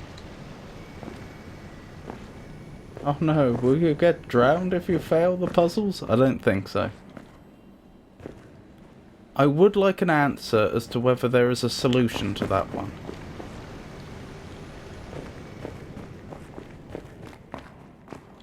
Nope, there wasn't. I thought so. I knew that there couldn't be a solution using the rules I currently knew.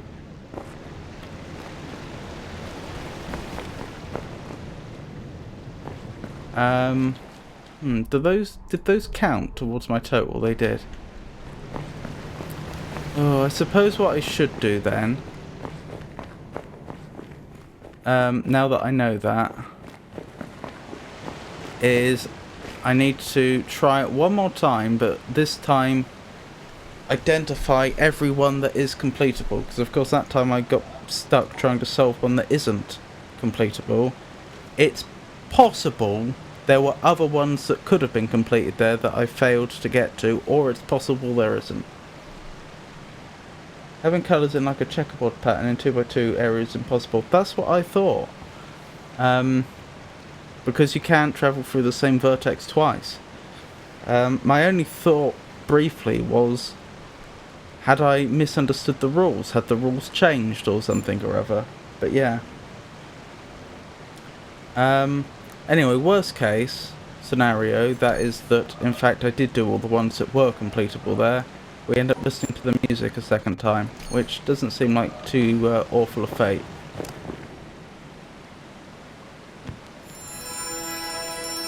Oh, I did get it all. Okay.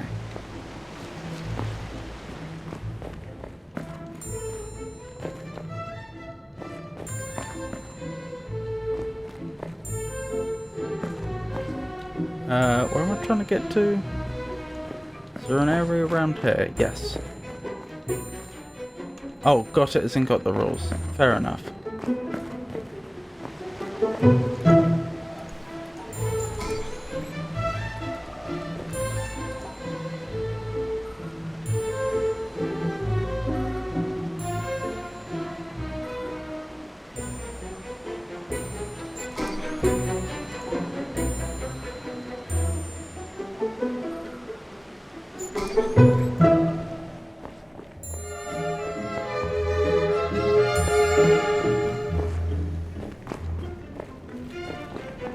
I missed one, didn't I? There was one on the table. Or pedestal.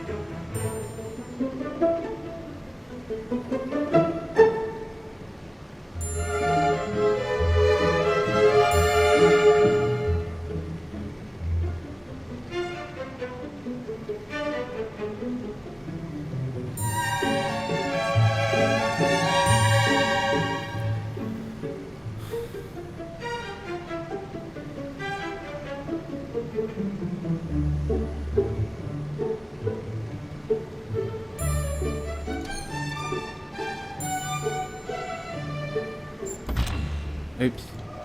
That's on me.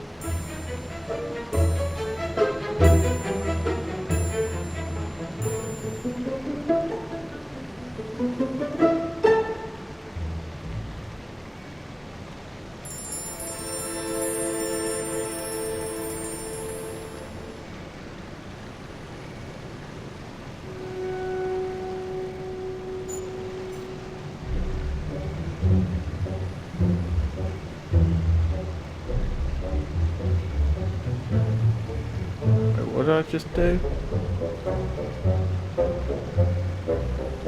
That was it. Then I have to go all the way up here, but then I'm stuck. So perhaps I'm supposed to go round this way?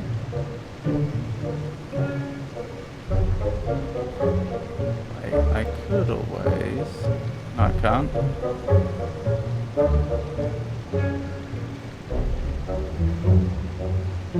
These are randomized, aren't they? Or am I just losing my mind?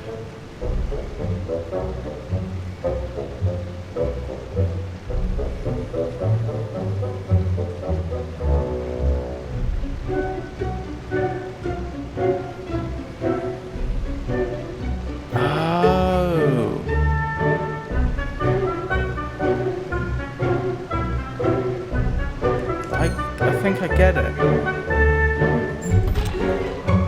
Is it randomized but they're not guaranteed to be correct? So I have to keep deliberately failing ones that are impossible so that I can attempt one that is actually doable.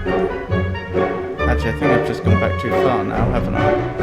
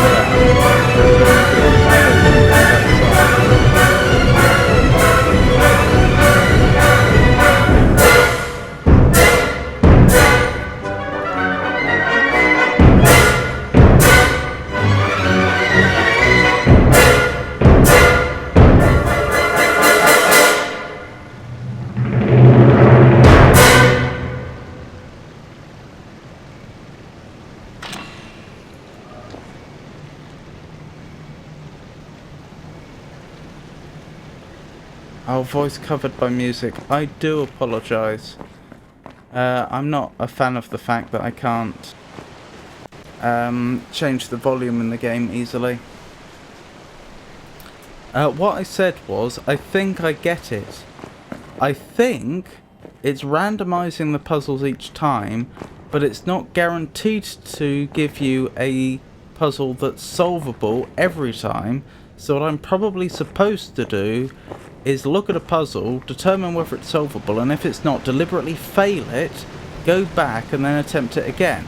And then I have to get through all of these before the time runs out. That's my thinking.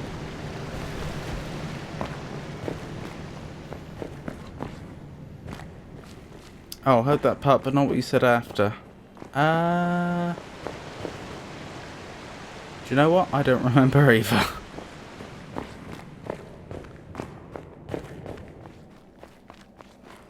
I think I said that because the Hall of the Mountain King is playing, we know our time's almost up. There will always be a path forward. That implies that some of them are optional. I think the randomizer is pretty good at making working puzzles. Oh, so I was wrong. But we know that the checkerboard ones couldn't have been done.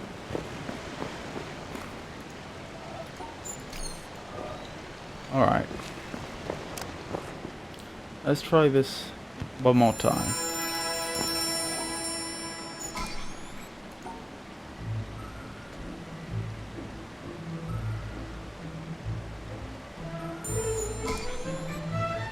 Specific ones might not be solvable.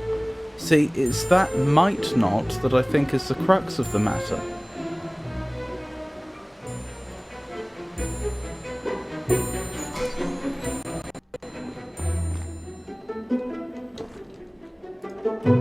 I think I'm supposed to reset at that point.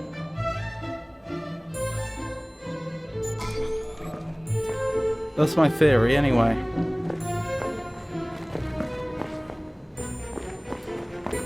Which one is it that...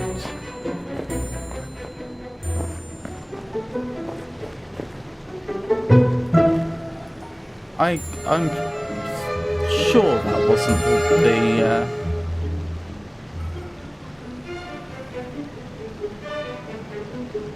the next one when we were here before.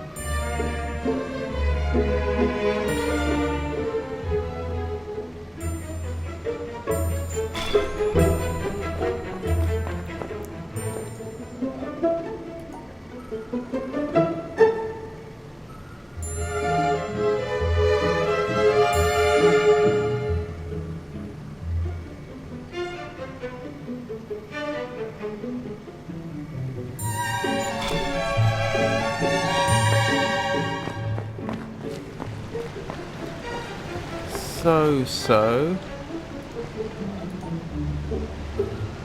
Checkerboard can't be done.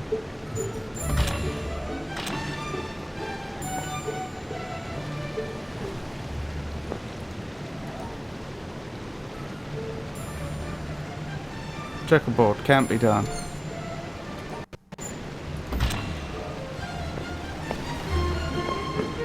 What was the last one I did over here? Is it this one?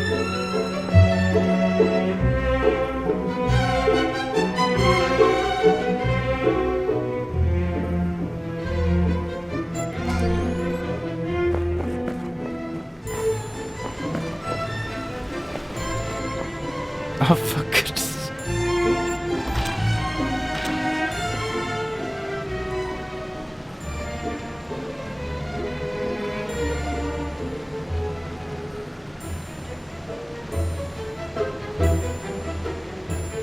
Checkerboard can't be done.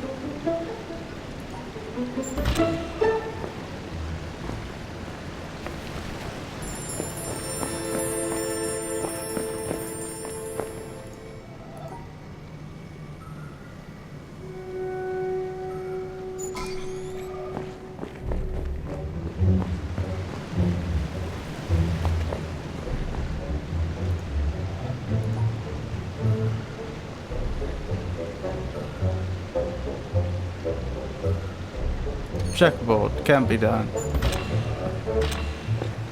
Checkerboard, can't be done. Oh, what a pain.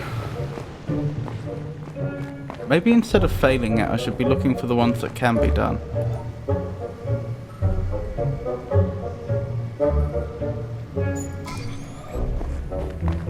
Fall of the Mountain King has started. That's not a good sign. Checkerboard can't be done. Checkerboard can't be done.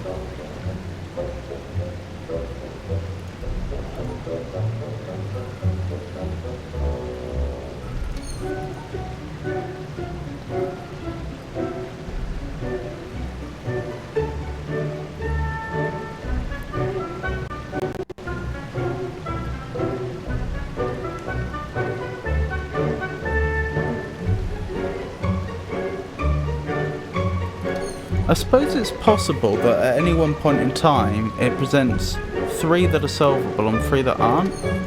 Sorry, 1 that is solvable and 2 that aren't out of the 3. That's what I meant to say, that's not what I actually said. That would make some sense.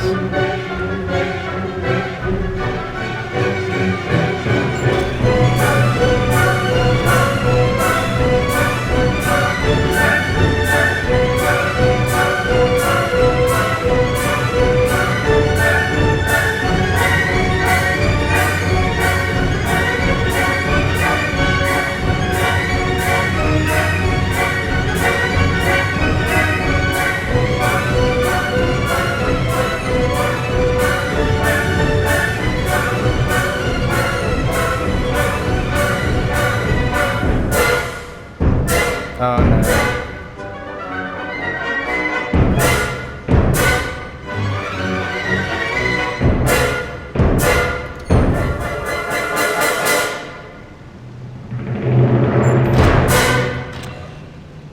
I know I said I was only going to give it one more go, but I think I'm actually getting to grips with this now. Dole.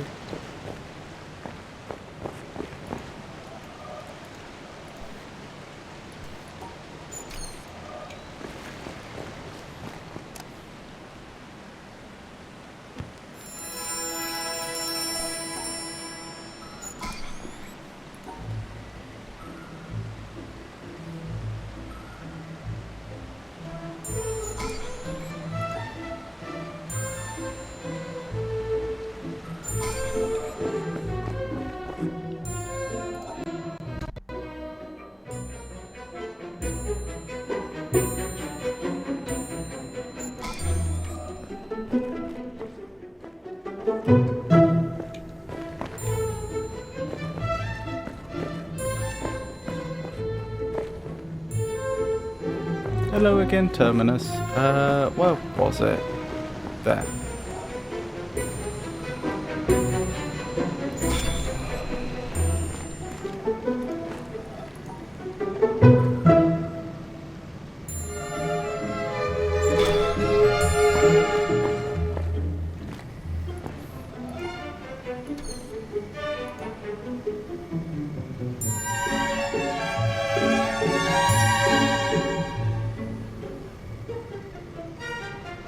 Ah.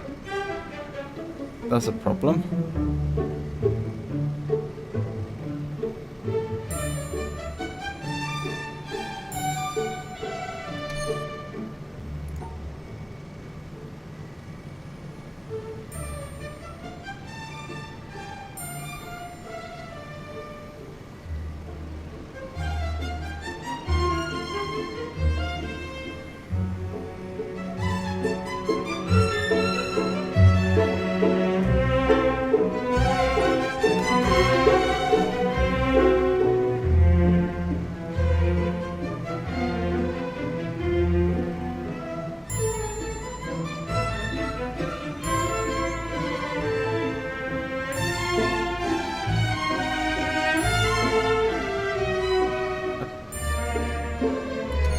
I'm not seeing a solution to this one.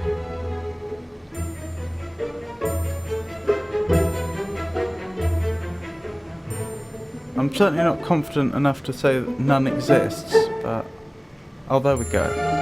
think I got there.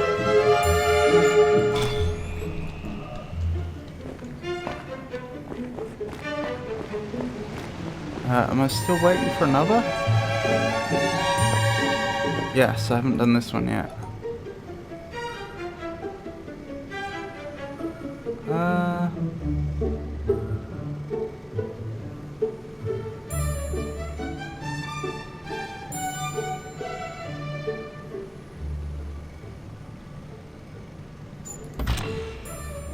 Blast.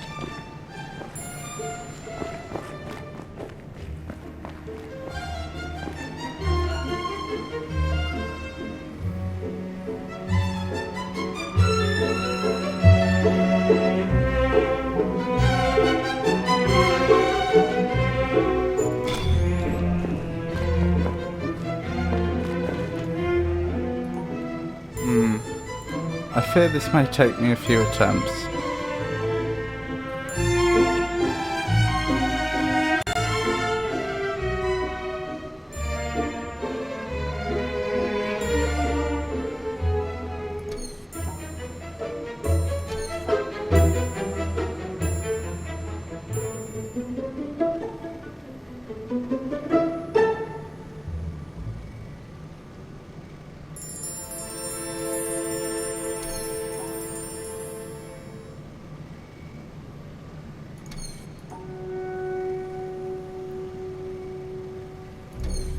Oh no. We're running out of time.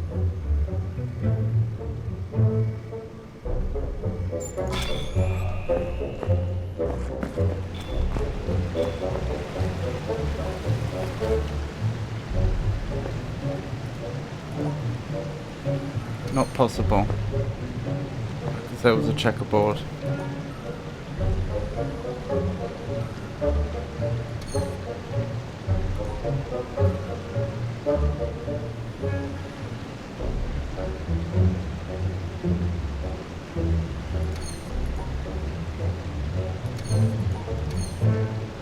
Checkerboard, I should have seen that much sooner. So it must be this one. Indeed.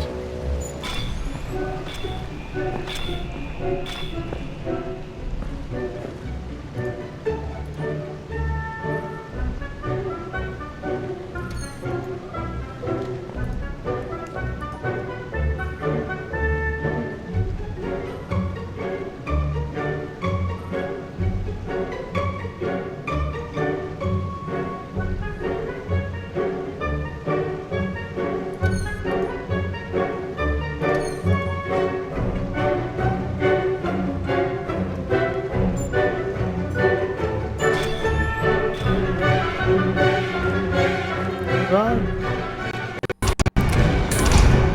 What? No!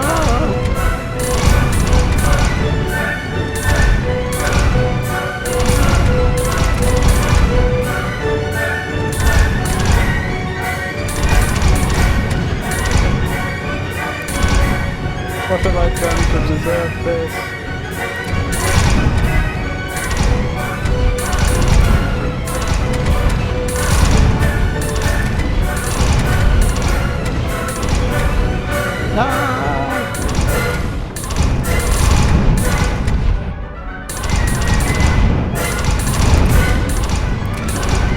What was that?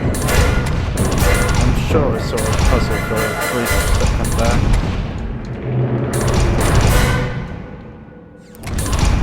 Oh.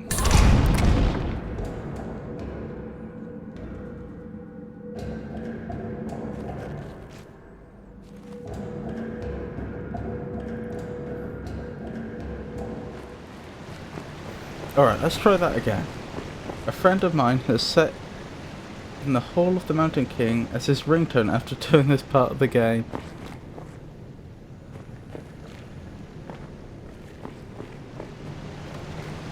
Is that so he feels compelled to answer quickly?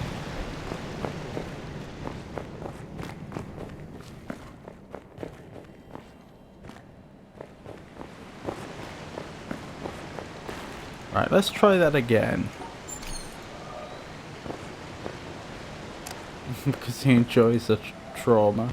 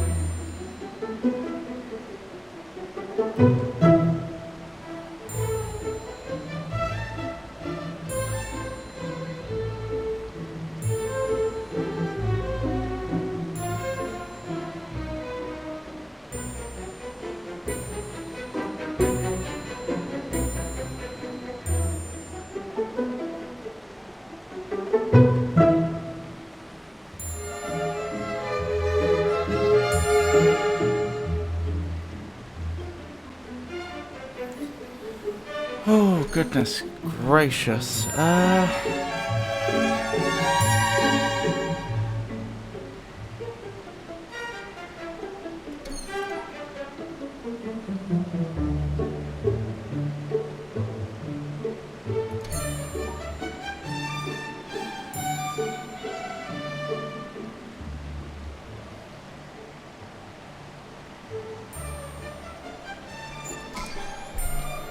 Got there in the end.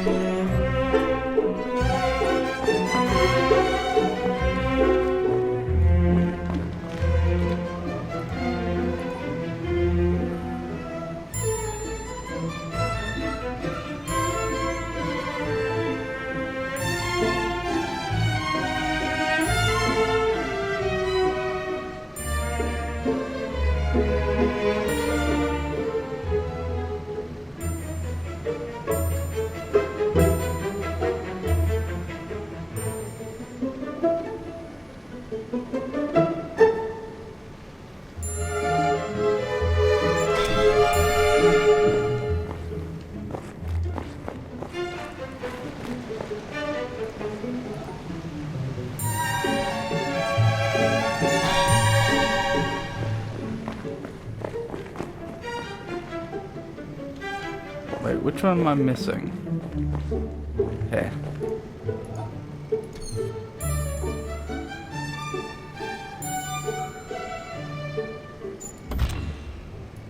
Oh.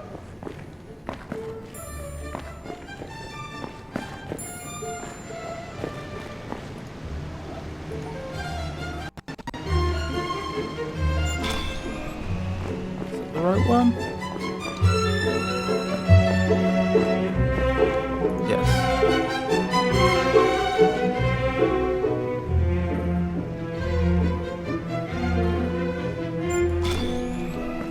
There, that's not too bad. And clearly I'm slightly ahead. No, I haven't done one.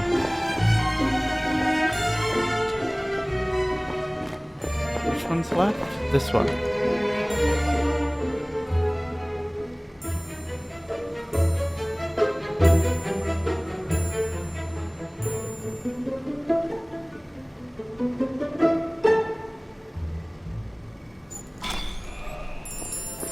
I think I'm marginally ahead of where I was last time.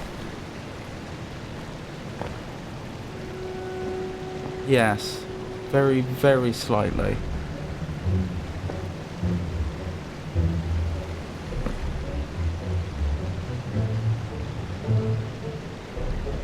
Can't see a checkerboard on either of the two extreme ones. Of course, it could be impossible. One of them could be impossible for an entirely different reason. Well, that one's clearly doable, at least.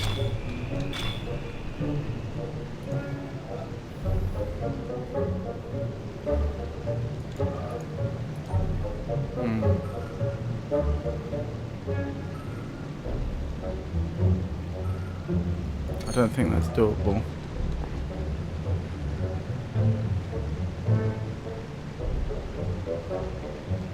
Maybe, actually. Let's look at another one.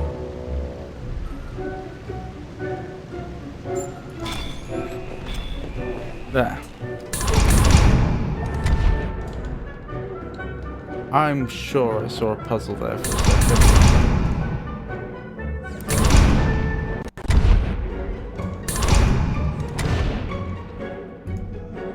Alright, why do you want me to solve a puzzle all of a sudden?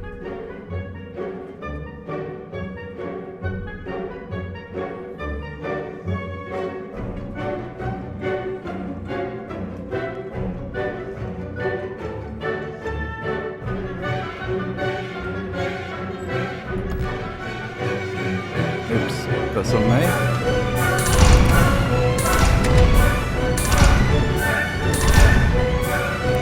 There we go.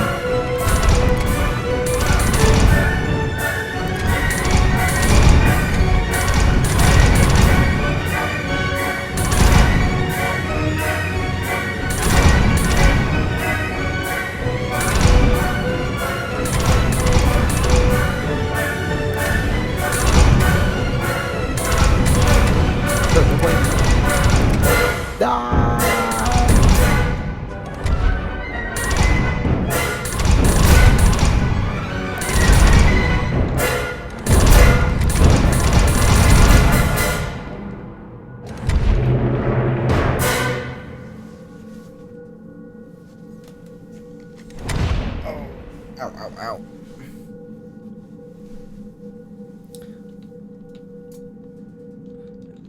In the Hall of the Mountain King reminds me of a kid's book, Tashi and the Giant. That was a tricky one for the third puzzle, agreed. Was it interesting to play the challenge myself or having yours stream on higher volume? No sense at all of the time. Doing the multi-world randomizer, I have it set to the challenge is my end goal. So that challenge is your end goal, I think. Multi-world randomizer shuffles access panels and mechanics as well, so I have to get those before I can even do some of the puzzles.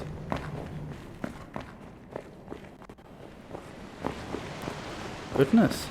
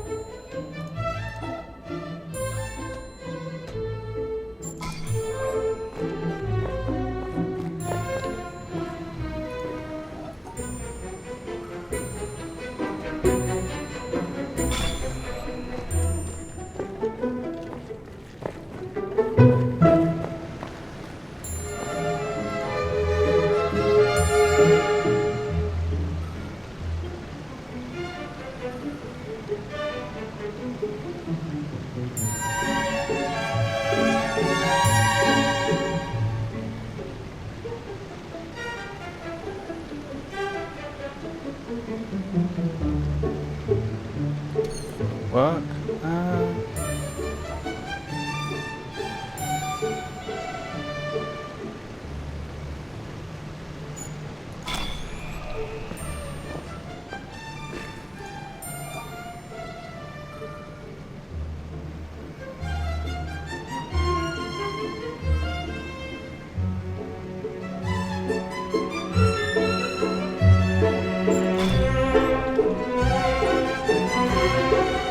Which one am I missing? Is it the one up here? Yes.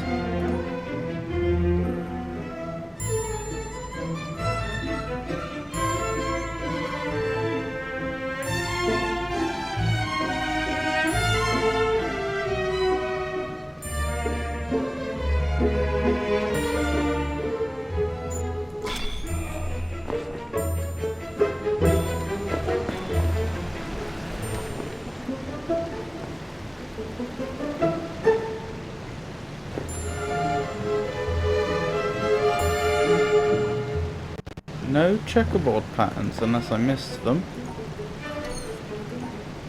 That...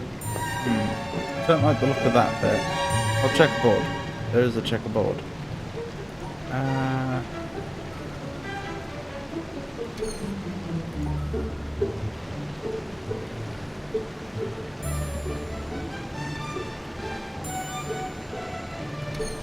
Don't like the look of that one.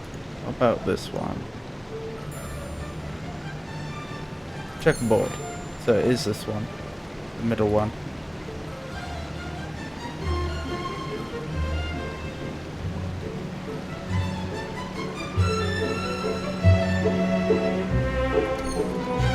That must be something like... no.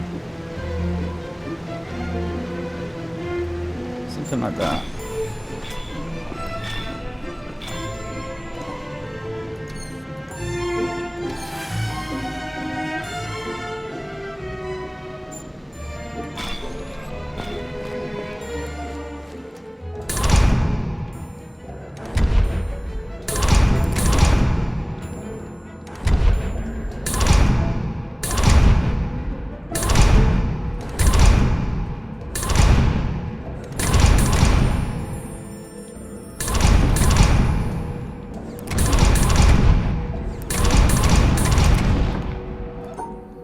Let's not make a mistake this time if we can avoid it.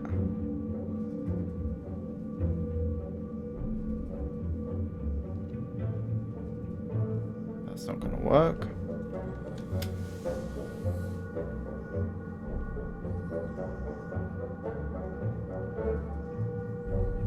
Surely I must be coming up that way then. Ah! Is that right? Let's confirm this time. That looks right to me. What did that achieve? Other than using up some of my time.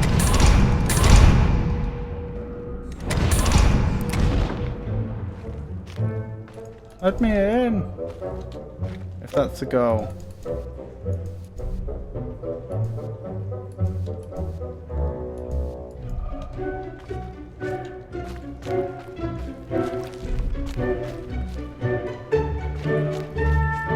Am I not supposed to be here?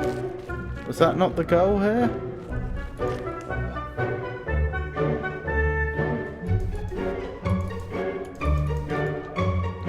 I'm so ahead of time, and yet I don't know what I'm supposed to be doing.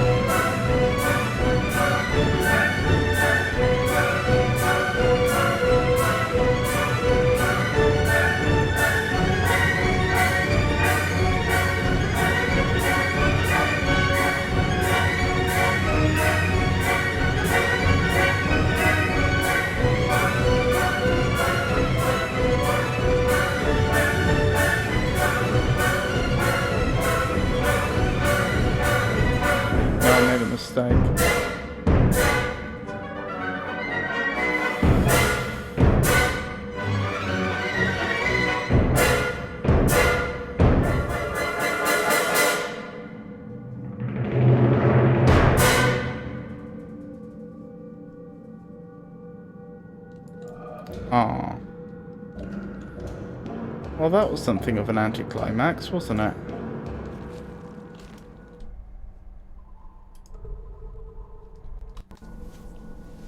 I'm sure there is, but I couldn't see a solution for the last one there.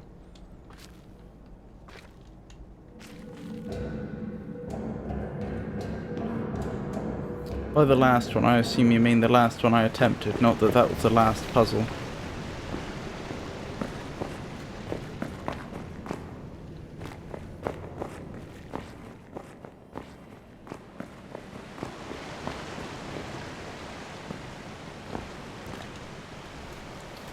Oh, blimey.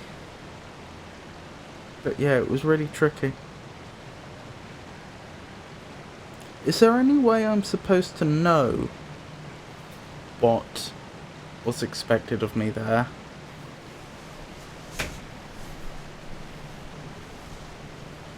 Do you want an answer to that? Well, I'd like an answer to, was there any way I was supposed to know? I want to... Obviously I want to avoid excessive hints for what I should be doing. Yes, there is. Okay. There is a way to know. So I must have missed something. The only thing I can think is just stay in here and keep completing those triangle puzzles. We know these are impossible unless they suddenly become possible. So I've noticed they have been changing. Unless they suddenly become possible after you've completed all this.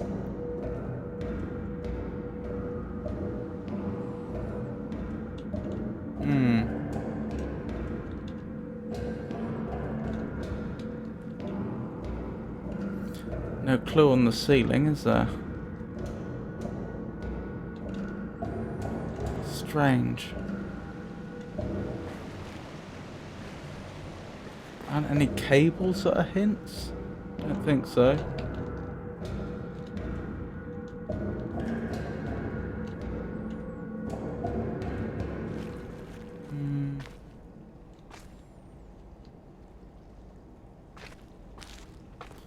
No hints in here?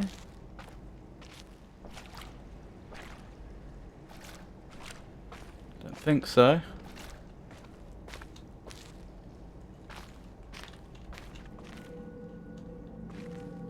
Well, I must be missing something.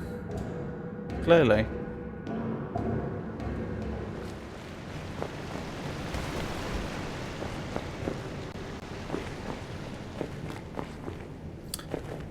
Oh well.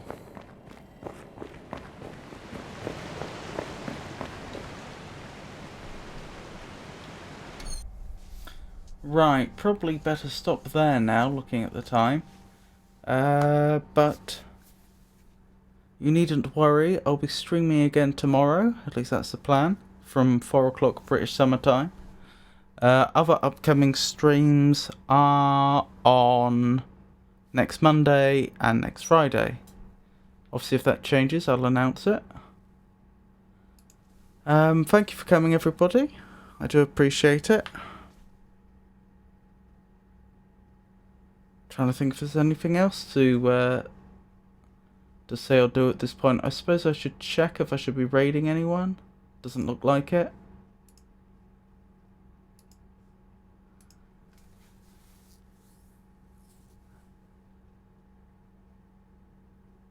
Took me many tries to solve the challenge.